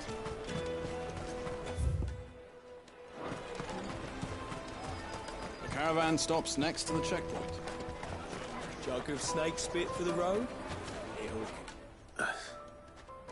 Excuse me? What do you want? I don't have any money. It's all right. We're not going to hurt you. We just want to talk. What about? We've heard that some very bad people are making children like you steal from travelers. We need to know who's behind it so we can stop them. I don't know much about it, really. But my friend, Hansa, he said he got a job doing something dangerous. Sounds promising. We need to find him and ask. Do you know where your friend might be? He's usually by the tents outside town. Thank you. You've been very helpful.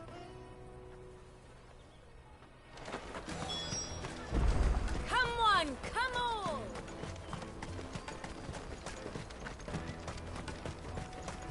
Peaches and pears. Let me carry your goods. I'm cheap. This is everything. It must be transported. Porter for hire. The best service. She must have meant the refugee camp. Let's hope he's still nearby. Daddy, I'm hungry.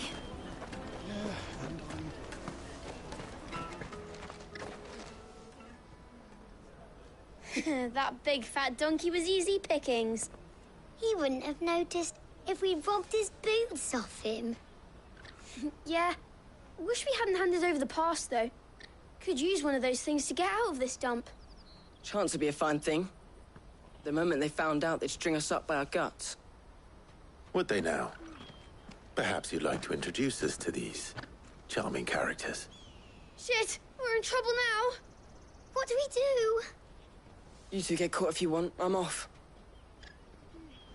Hunter, where are you going? So that was Hansa, eh? Jill, you watch these two. I'm going after him. All right.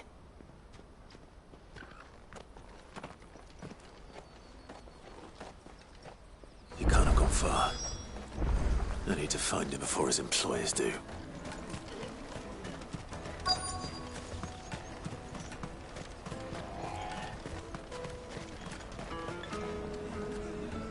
Did you see a boy run past? He stole something from a friend of mine.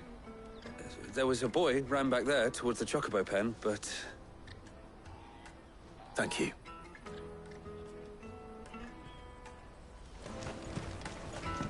The Chocobo pen's back there. I don't know if it's the same lad who stole from you, but that's where he was headed.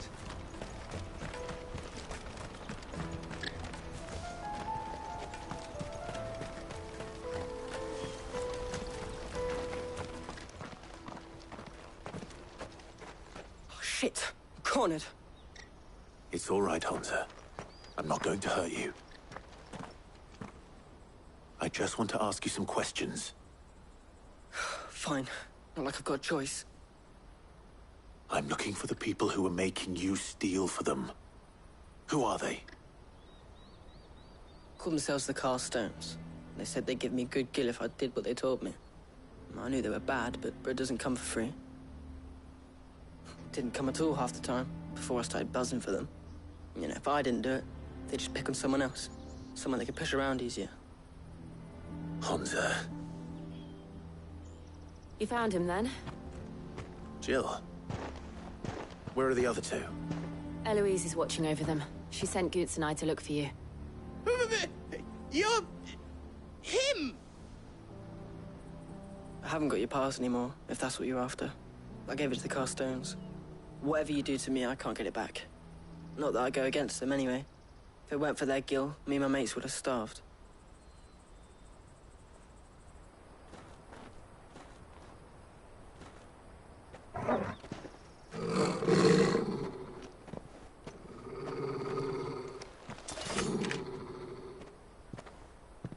Cowards.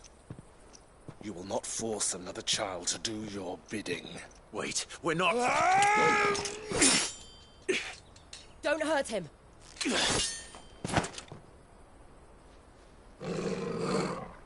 You're making a mistake. We're on the same side. Like hell we are. That brooch. Where did you get it? Master Theo? Goots. What are you doing with these people? Unless you're the ones my sister was talking about. Your sister?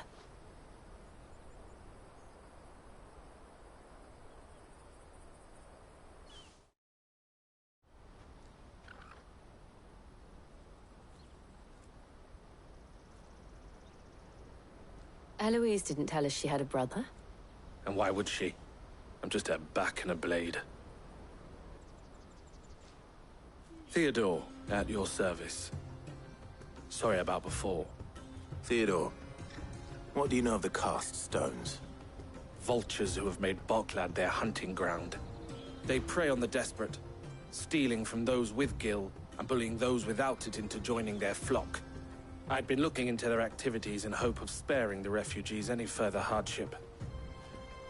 But it seems they've already stooped even lower than I'd feared. Hans is a good lad. Don't blame him for what they've made him do. If he and his friends hadn't agreed to work for the stones, some other poor souls would have. On pain of death, most likely. Clive, was it? And my sisters asked you to help put an end to the pickpocketing. Then we all want the same thing.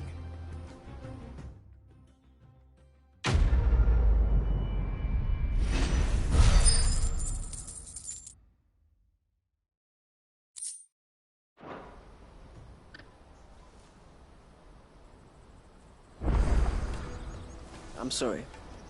Where is it?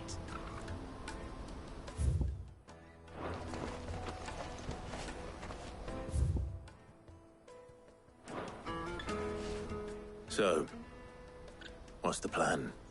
What else? We find the cast stones, and we crush them. You get your trader's pass back, and I make Boklad a safe place again. All right then. All right then. Honza, where are they camped? Don't worry. They'll never know you told us. Couldn't if I wanted to. They always come to town to collect the passes. Meet us outside the gate. I tried following them once, but they spotted me halfway down the trail. Said they'd string me up. We'll try it this time. Which way were they going? Back down the road towards Leitney's Cleft. To Leitney's Cleft, then?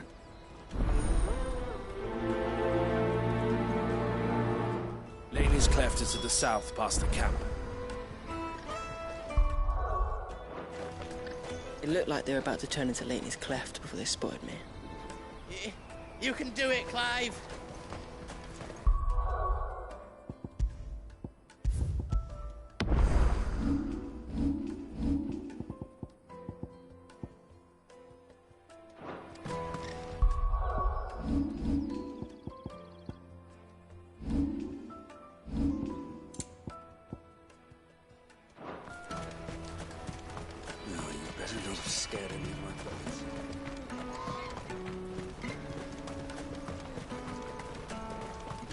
That's that then. Daddy! There are no crystals here.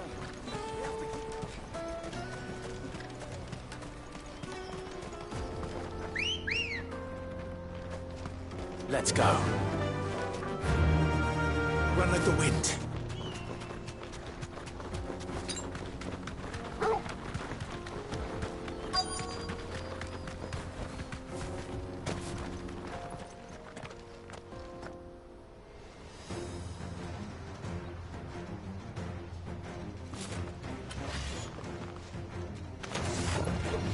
That's the one who's been sticking his nose in our business. You should have minded your own.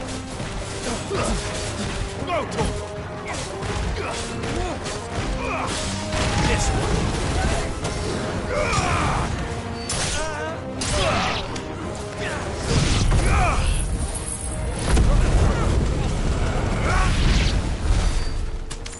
I doubt these were the ringleaders. But at least we know we're on the right track.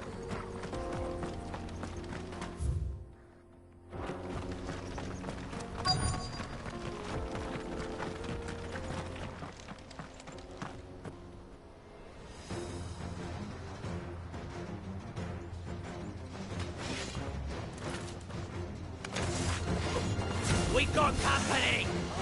That's the lot of them. Help me, boy. Over here!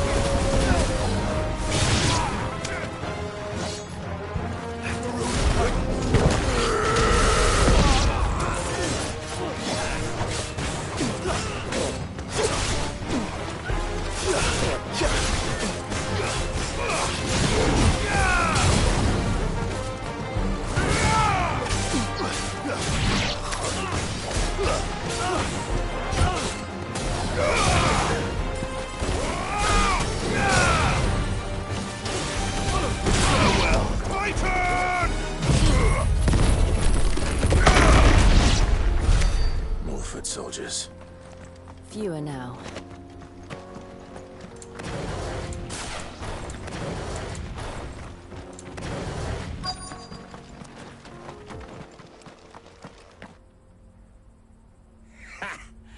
Not a bad haul today, eh? Aye. Some of our new recruits are natural-born ne'er-do-wells. Especially the little ones. That Hans has got nimble fingers, all right. It'll be a shame when they chop them off. But till then, let's make the most of it. Scum. The leaders of the cast stones, I take it. They don't deserve any mercy, Clive. I wasn't planning on showing them any. We're ready when you are, Theodore. Oh, I'm ready.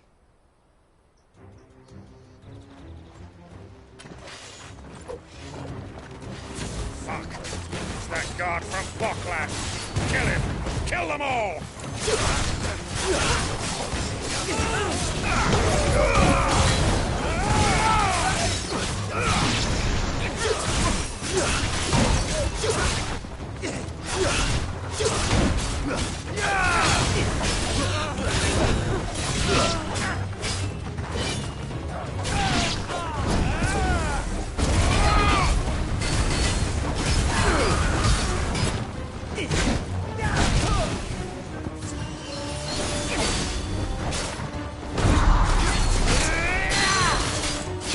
Over here!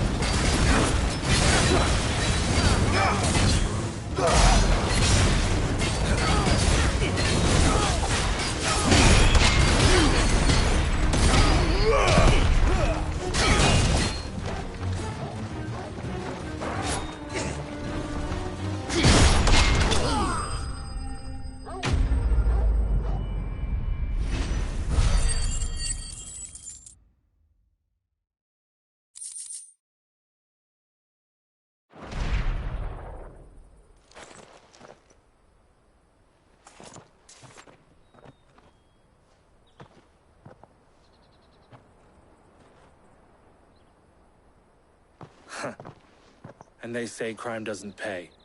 Gold chains, rings, purses. And traders' passes. Dozens of them.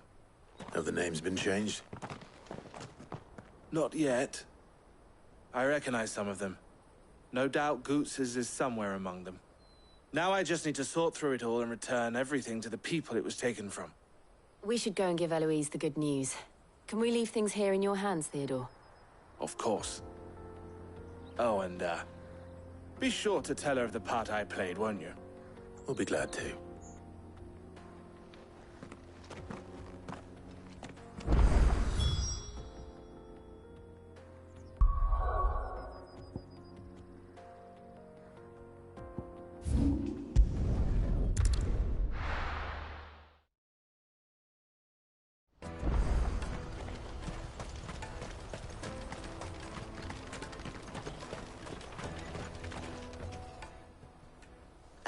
Clive.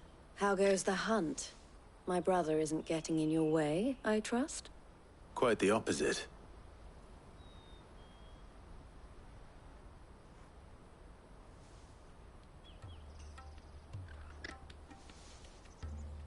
So it was the cast stones who were behind it all. Theo told me he'd been on their trail. And their demise solves 3 problems at a stroke. That of the pickpockets, the bandits pulling their strings, and the passes they were stealing. I only hope yours is among the items you recovered. Only time and Theo's return will tell. Speaking of whom, welcome home, dear brother. You are too kind, Eloise. Here, Clive. Goots' pass. Ask him to keep a closer eye on it from now on, would you? I will. Thank you. El, I've asked our boys to carry the rest of the goods back. Can I count on your help in sorting through it all? Of course. I'll make some space in the storeroom. I expect you'll soon be on your way then. But it wouldn't do to leave without introducing yourself properly. Would it now? Sid. Don't look so shocked. We're on the same side. I don't understand.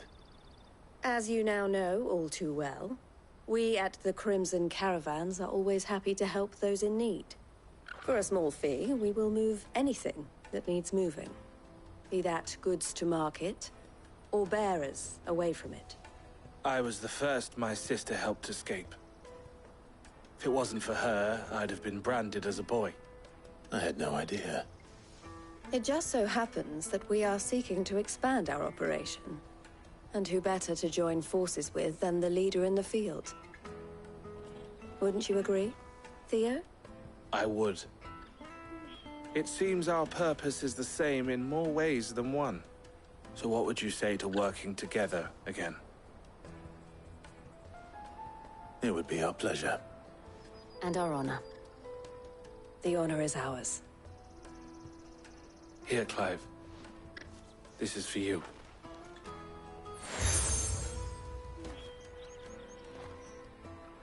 What is it? El has friends in high places, while I have associates in, lower ones. That mark is proof that you're a friend to us both.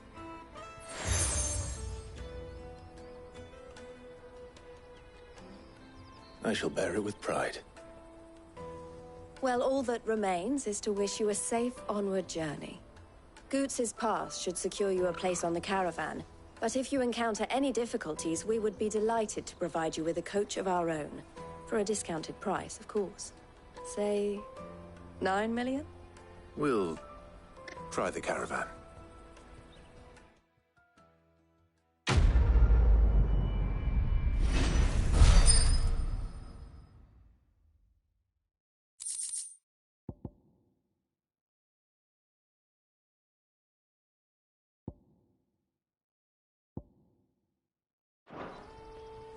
Right then. Let's get this back to Goots. And then it's on to the Dominion. Something I can help you with? Why, I am what you see.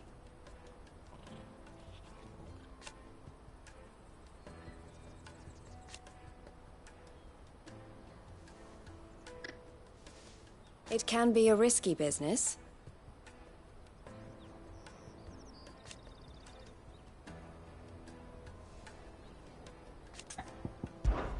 This being a border town,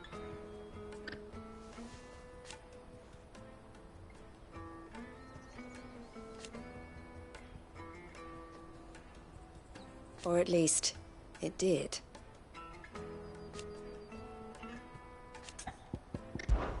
Don't worry about Hansa and the others.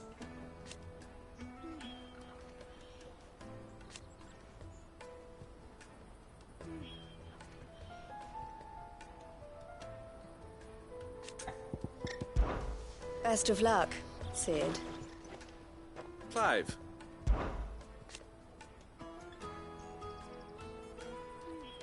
and I wouldn't have it any other way.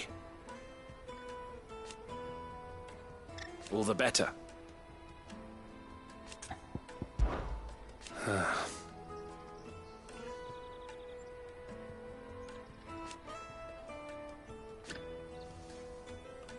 Fools, the lot of them.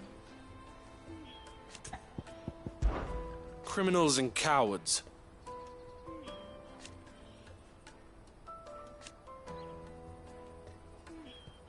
So thank you.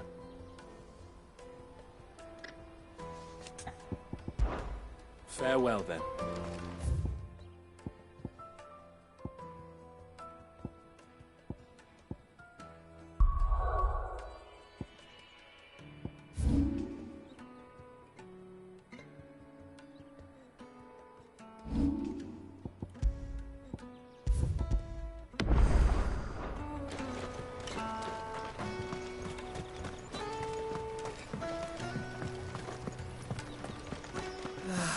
If our new arrivals had brought any coin with them. Now I just need to see about getting the word out to everyone.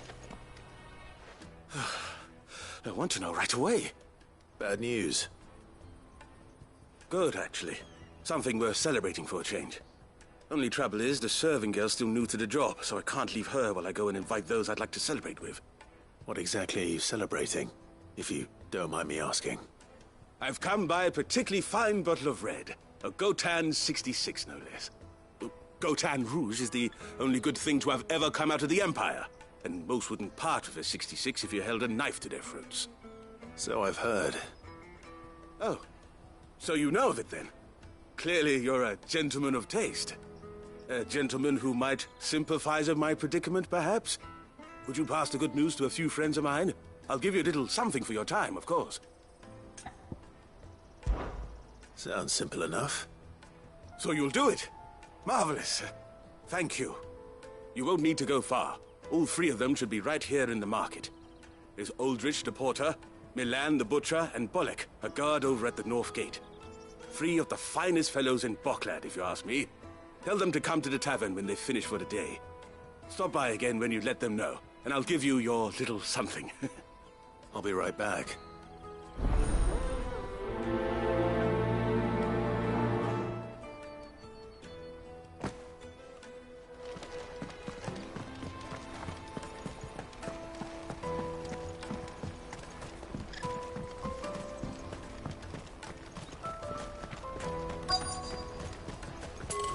Out of my sight, wretch!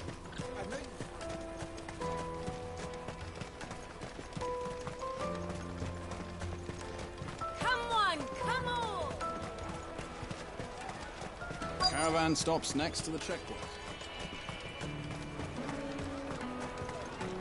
You won't find anything of this quality in Twinside. Tight-fisted swines. The Empire's your enemy, not us. I'm looking for Bollock. I was told he'd be guarding the gate. Well, you found him. You're not here to enlist, I take it? The innkeeper sent me. He's just taken delivery of a rare vintage, a Gotan 66. He thought you might like a cup. I've never said no to a goat hand. I'm not about to start now. Thanks for letting me know. You must be a busy man. The market would be flooded with refugees if we weren't here to stem the flow. Oh, my heart goes out to them, all right, but we've got our orders. No papers, no passage. Plenty try to slip past us nonetheless. And every now and then, one of them's foolish enough to try and force their way through. And when they do, well, things can get nasty. You know what? That wine's sounding better by the moment.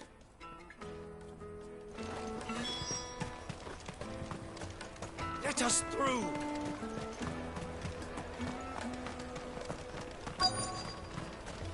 You won't find anything of this quality in Twinside.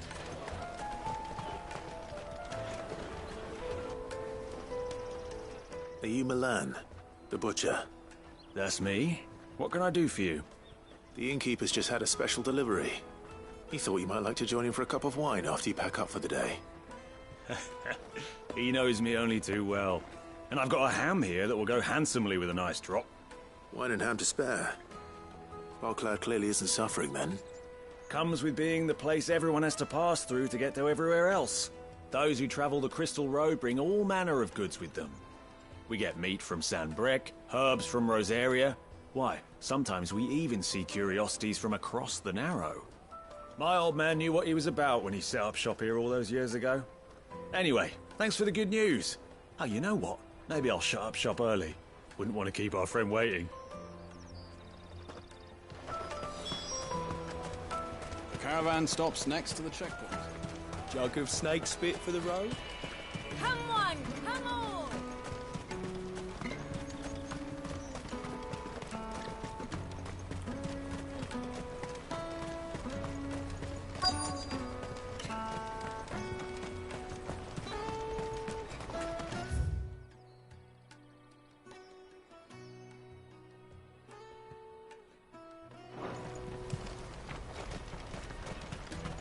Hurry, man. I must leave for the Dominion post-haste. I am hurrying, my lord. I've been asked to find Aldrich, the porter. I don't suppose that's you, is it? That's me right enough. You need something delivered? The innkeeper sent me. He said there's a cup of Gotan 66 with your name on it when you're done for the day. A 66? Look at me. If he's just got hold of it now, it must have been in the crates he had me carry down from San Brec. From the Empire to Boklad. You must be a braver man than most. That's a treacherous route at the best of times. Such is the porter's lot. There's not a patch of storm these feet haven't traipsed across. It's Oriflamme one day, then off to Canva the next. The farther you're willing to go, the fatter the purse. Which is why there's no shortage of competition for some of the longer routes. I'd say I've done enough for today to earn myself a cup of something tasty. Thanks for letting me know. Well done. I wonder if the innkeeper might spare a cup of that wine.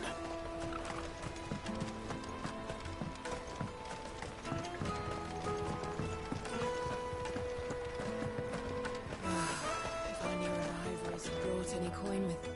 I spoke to your friends. They'll be along soon. That's fantastic news. Thank you kindly. It's been a while since we all sat down together. And the way I see it, that wine is as much theirs as it is my own. How so? Well, I wouldn't be serving anything but slops without Aldrich to go and fetch the good stuff for me. And then there's Milan, who always sends customers my way. And Bolek, an even-handed keeper of the peace, if ever there was one. Those three are the backbone of Boklad. Lose any one of them, and the market would soon fall apart. And without the market, I wouldn't have a single customer. I'd say that's worth a bottle of 66, wouldn't you? And more besides. Everyone needs a shoulder to lean on. Be they world-weary innkeepers or brooding swordsmen. Right, I'd better prepare for my guest's arrival. I hear you had me carrying a bottle of Gotan 66. If I'd have known, I would have sold the thing and lived like a lord. I'll settle for a cup, though, if you're in a sharing mood. A Gotan 66. Just as well I had something special of my own set aside. A bottle between the four of us might not be enough to drown our sorrows, but it can't hurt. Here they are, the three pillars of Boklad. Sit yourselves down, gentlemen. The woes of the world may be monstrous in many, but there's nothing like a few good friends to keep the misery at bay. Never a truer word spoken.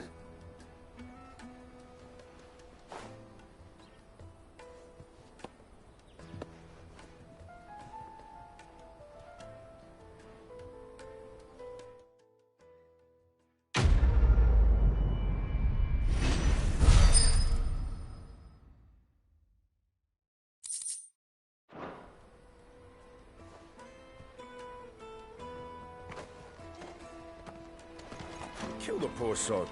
And for a handful of coins at that. Ah, you were right to stay your bastard captain's hand. More bloodshed is the last thing we need in these dark days. I owe these remarkable gentlemen more than a few paltry cups of wine. Even if it is the finest wine in all of Valisphere. Oh, there's nothing like a cup or five of good wine to wash away the aches of the road.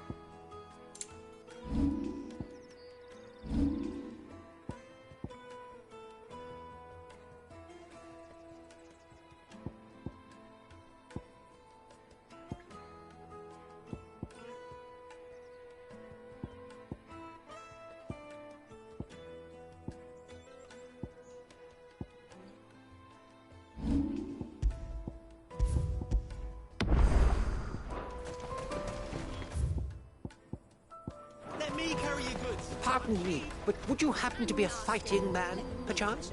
You won't regret it. That well-notched steel and impressive physique. I have need of a sword for hire, and yours looks to be a weapon well worth the coin. Might you be convinced to offer me the use of those formidable arms? How exactly do you intend to use them? Well, being something of a scholar of Zemeckis history, I wish to investigate the ruins near the city.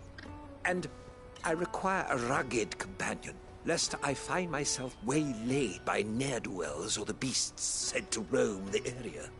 Should you accept, you will not only earn yourself material wealth, but partake of the true treasure that awaits us there. The rich and storied history of Zemeckis. Well, were you ever party to a finer proposition? My arms are yours. Wonderful! Then come. We must away. But where are we going? Along the old Zemeckis Road, and from there, onward to discovery. Quickly! There is not a moment to lose. Wait. Good luck with your ne'er-do-wells.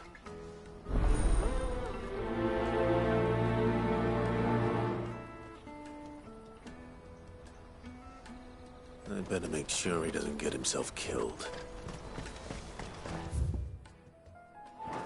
Porter for hire. Best served. I see you've been of some assistance to Eloise. Perhaps you can extend me the same kindness? Perhaps. What would I be doing? Finding someone. You see, I've been having trouble with thieves, and despite the many pains I've taken, I can't stop them from rummaging through my packs.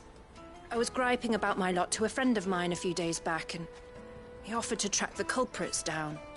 Now, Joseph's a sellsword, and a good one at that. But he's been gone days, and I'm beginning to fear the worst. Any idea where his search for the thieves might have taken him? The old Zemeckis Road, perhaps? He doubted they would be fool enough to linger here in Boklad. Joseph's lived a hard life. Made him grey long before his time. I just pray he hasn't been killed over a few sacks of grain. I can't imagine there are too many grey-haired sellswords around. Hopefully someone will have seen him.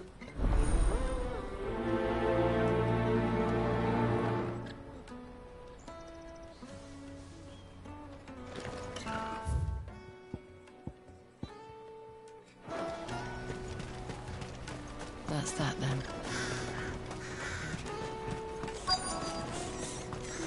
There are no crystals here. We have to keep going. The crystalline dominion is our only chance. I know.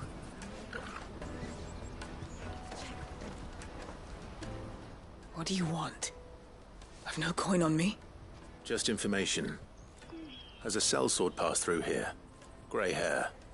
Now you mention it, there was a young man with salt in his mane sneaking around out there a while back. Which way did he go? How am I supposed to know? Buggered off down the road, I expect. Now why don't you do the same and leave me be?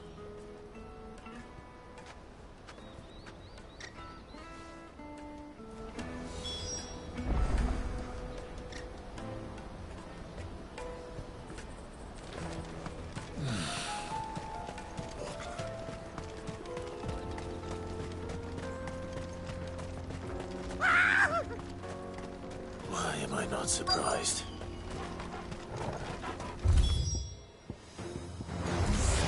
You'll hand over your coin if you know what's good for you.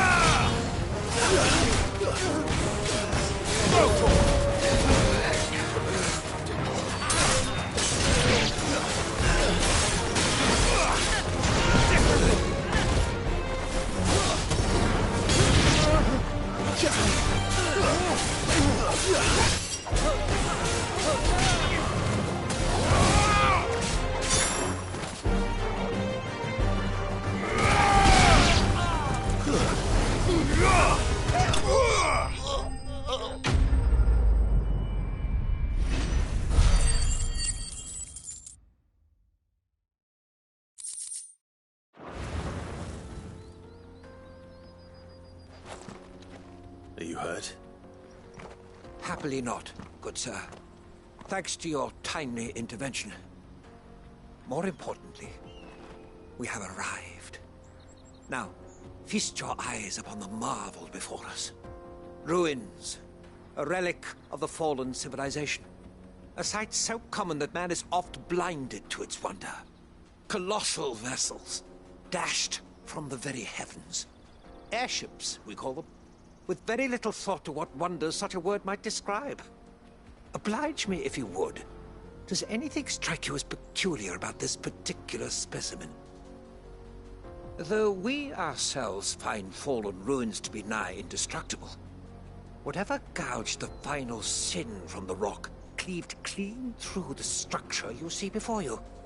A tantalizing mystery, no doubt, but merely one of countless enigmas in which Zemeckis history is steeped.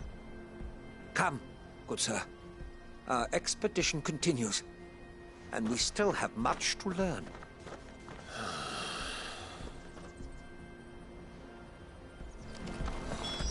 He's passionate. I'll give him that.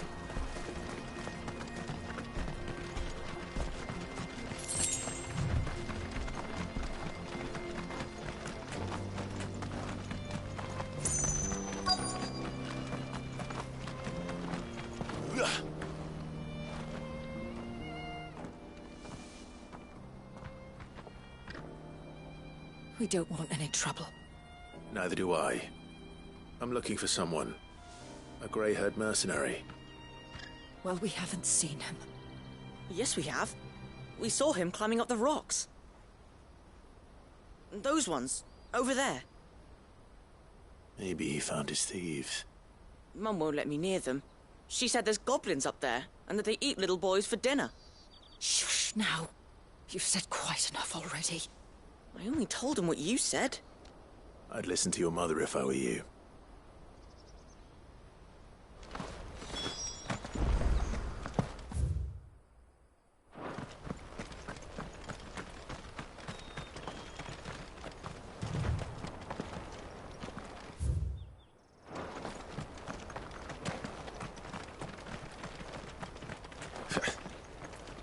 Did Joseph's thieves really lug their stolen wares all the way out here?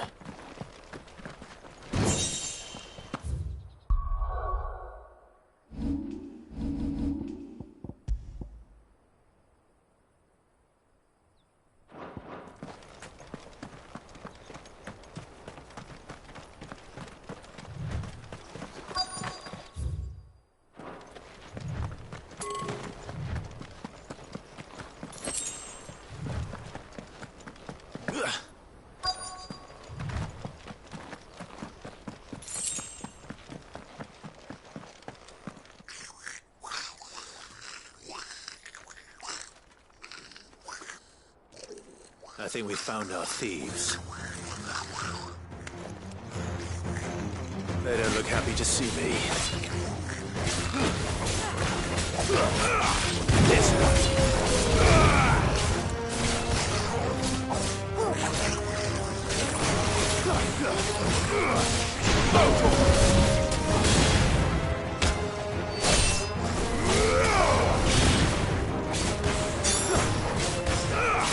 over here!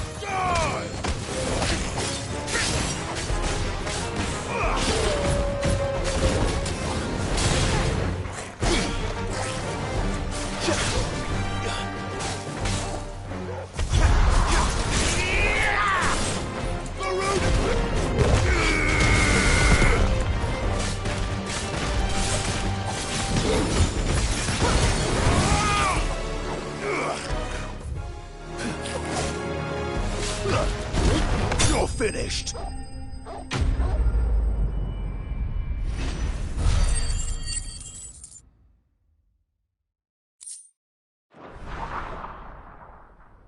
Let's get this over with. Stop! Don't kill him, he's just protecting his home. Joseph? So the boy was right. I don't know you. Your porter friend sent me to find you. She was worried you might have got yourself killed. Have I been gone that long? Wasn't hard finding the thieves. The problem was knowing what to do with them when I did. I take it things are more complicated than they appear.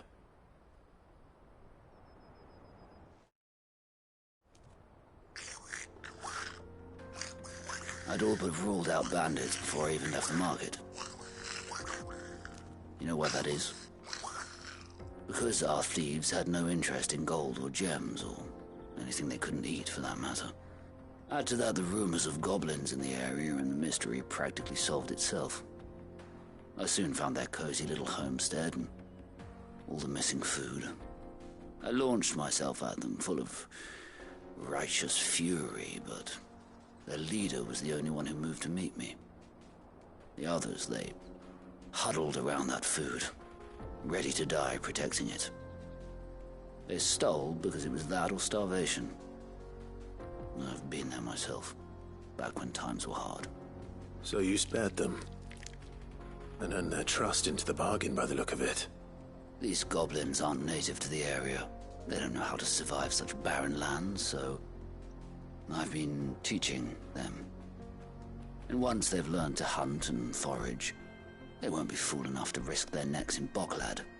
I'm impressed. I didn't know goblins could be reasoned with. Do me a favor.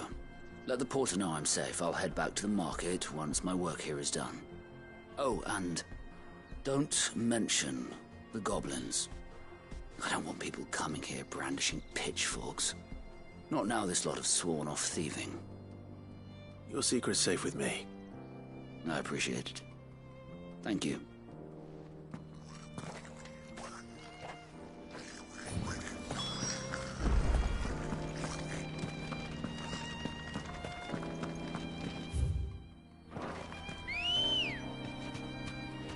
Let's go. Fly, Ambrosia.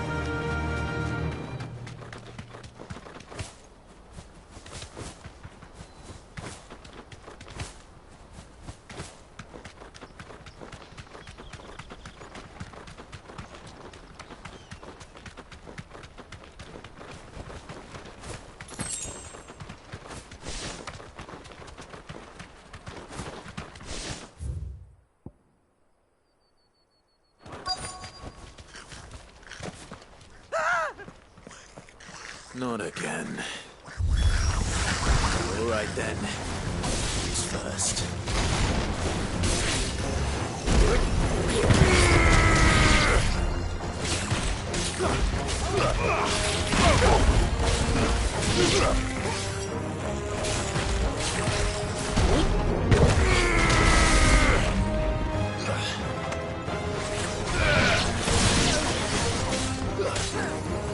This one.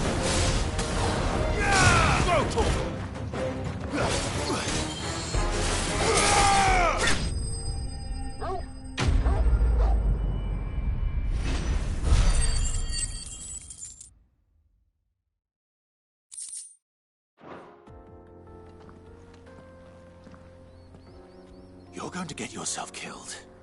Oh, that would not do. That would not do at all. Not when such majesty stretches out before us. Behold, the final sin in all its glory. As Moss tells us, a battle was fought here in ancient times. A battle of such ferocity that it tore a great crater in the very land upon which it was waged. In reaching for their holy sanctum, did man enrage the gods, and great was the vengeance that was rained down upon him. Alas, the full truth of the matter is lost to time, though I live in hope that I might see it discovered. But we must not dwell upon such things. There is more yet to see. Onward! History awaits!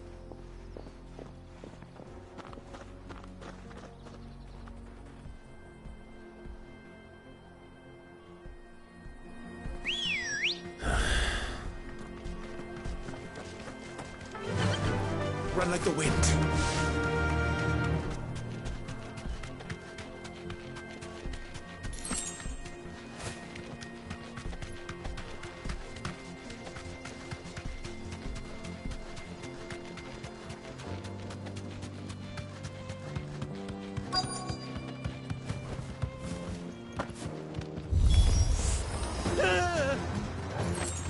Oh no. He's really got himself into trouble this time. Nice try. I've heard trouble. Come on.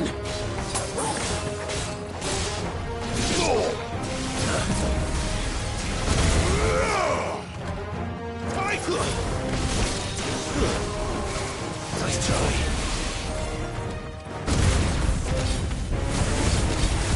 You're finished.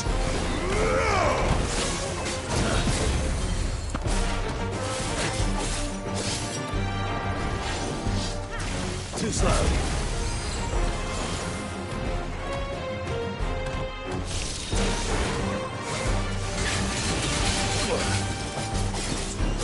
Fine hand.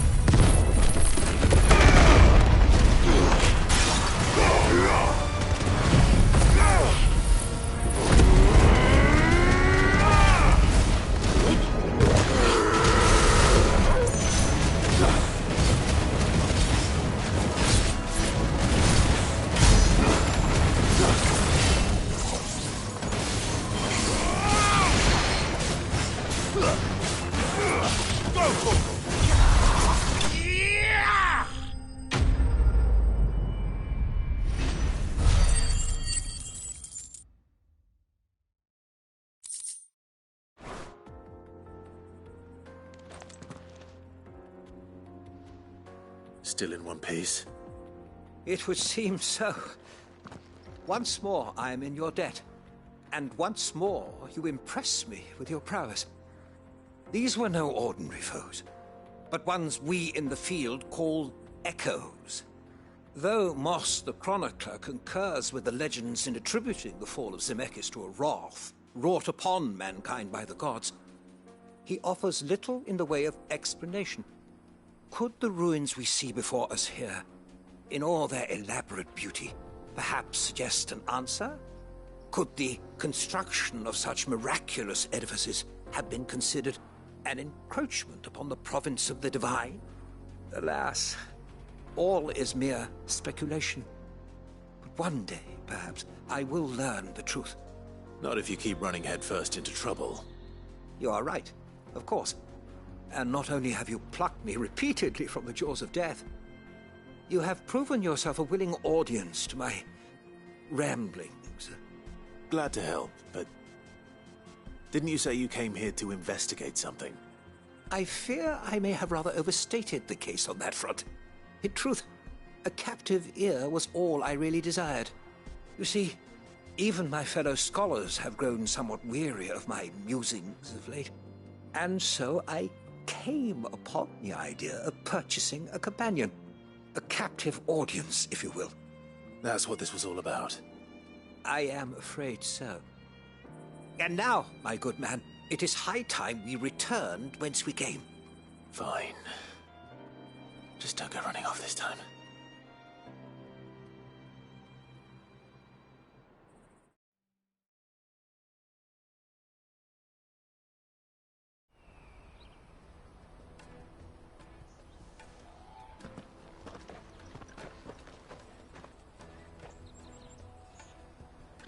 And so ends a delightful day. Here, your reward for humoring my selfish whims, plus a little extra for the trouble I have put you to.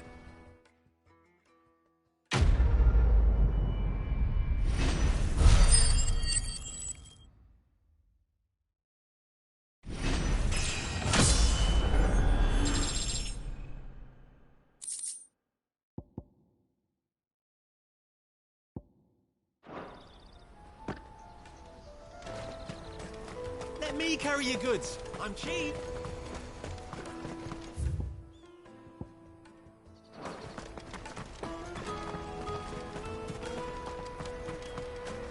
Hurry, man.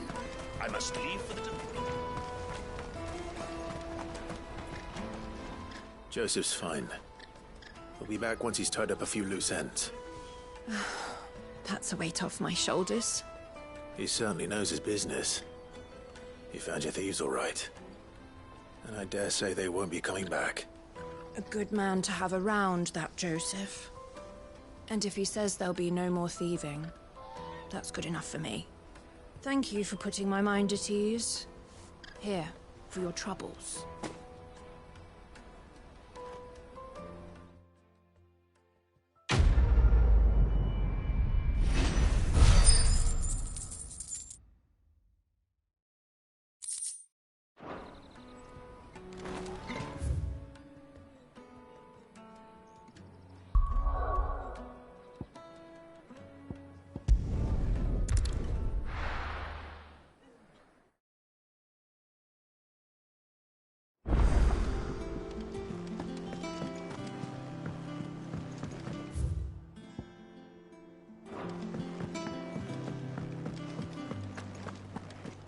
Thank you, Clive.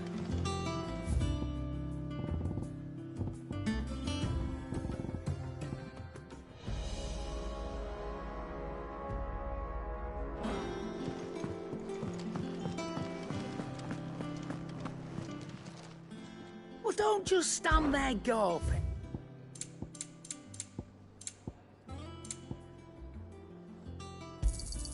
It'd better all be here. And be thankful you got that much. Is that all? You cracked the crystal too? You're joking.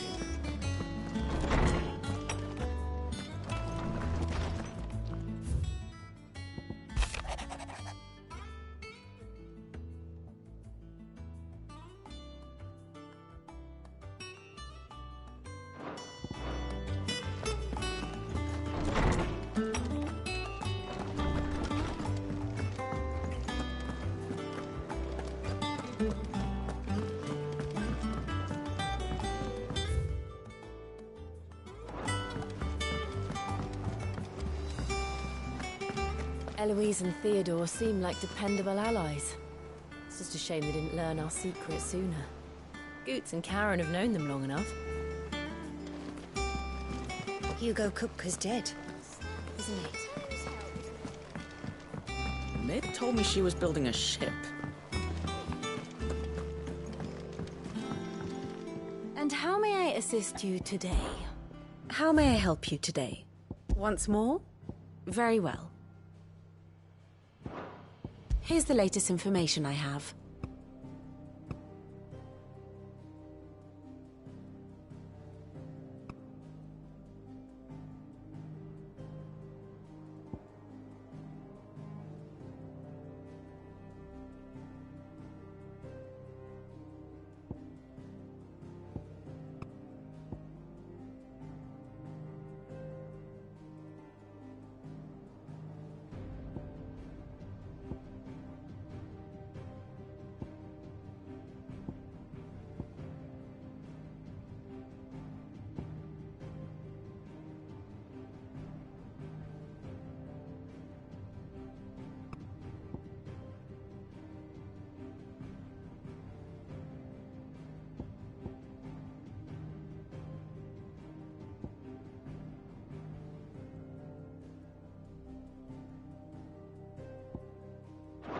Study it well, Clive.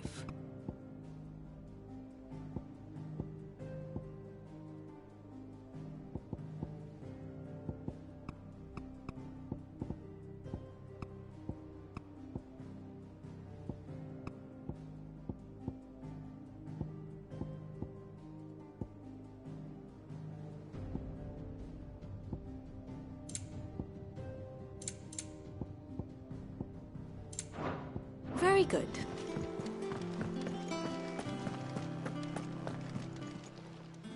How may I help you today, Clive?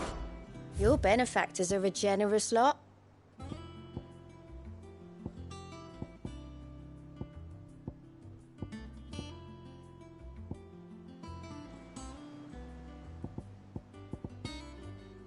Come again? I may have more for you.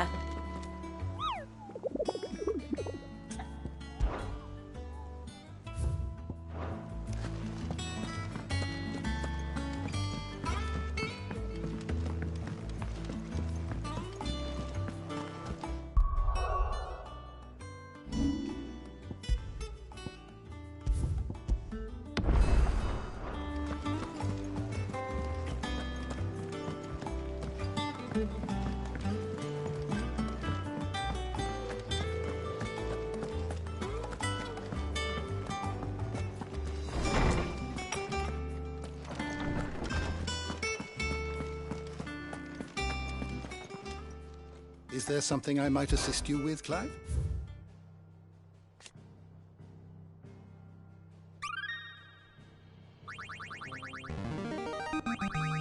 I have quite the find for you today.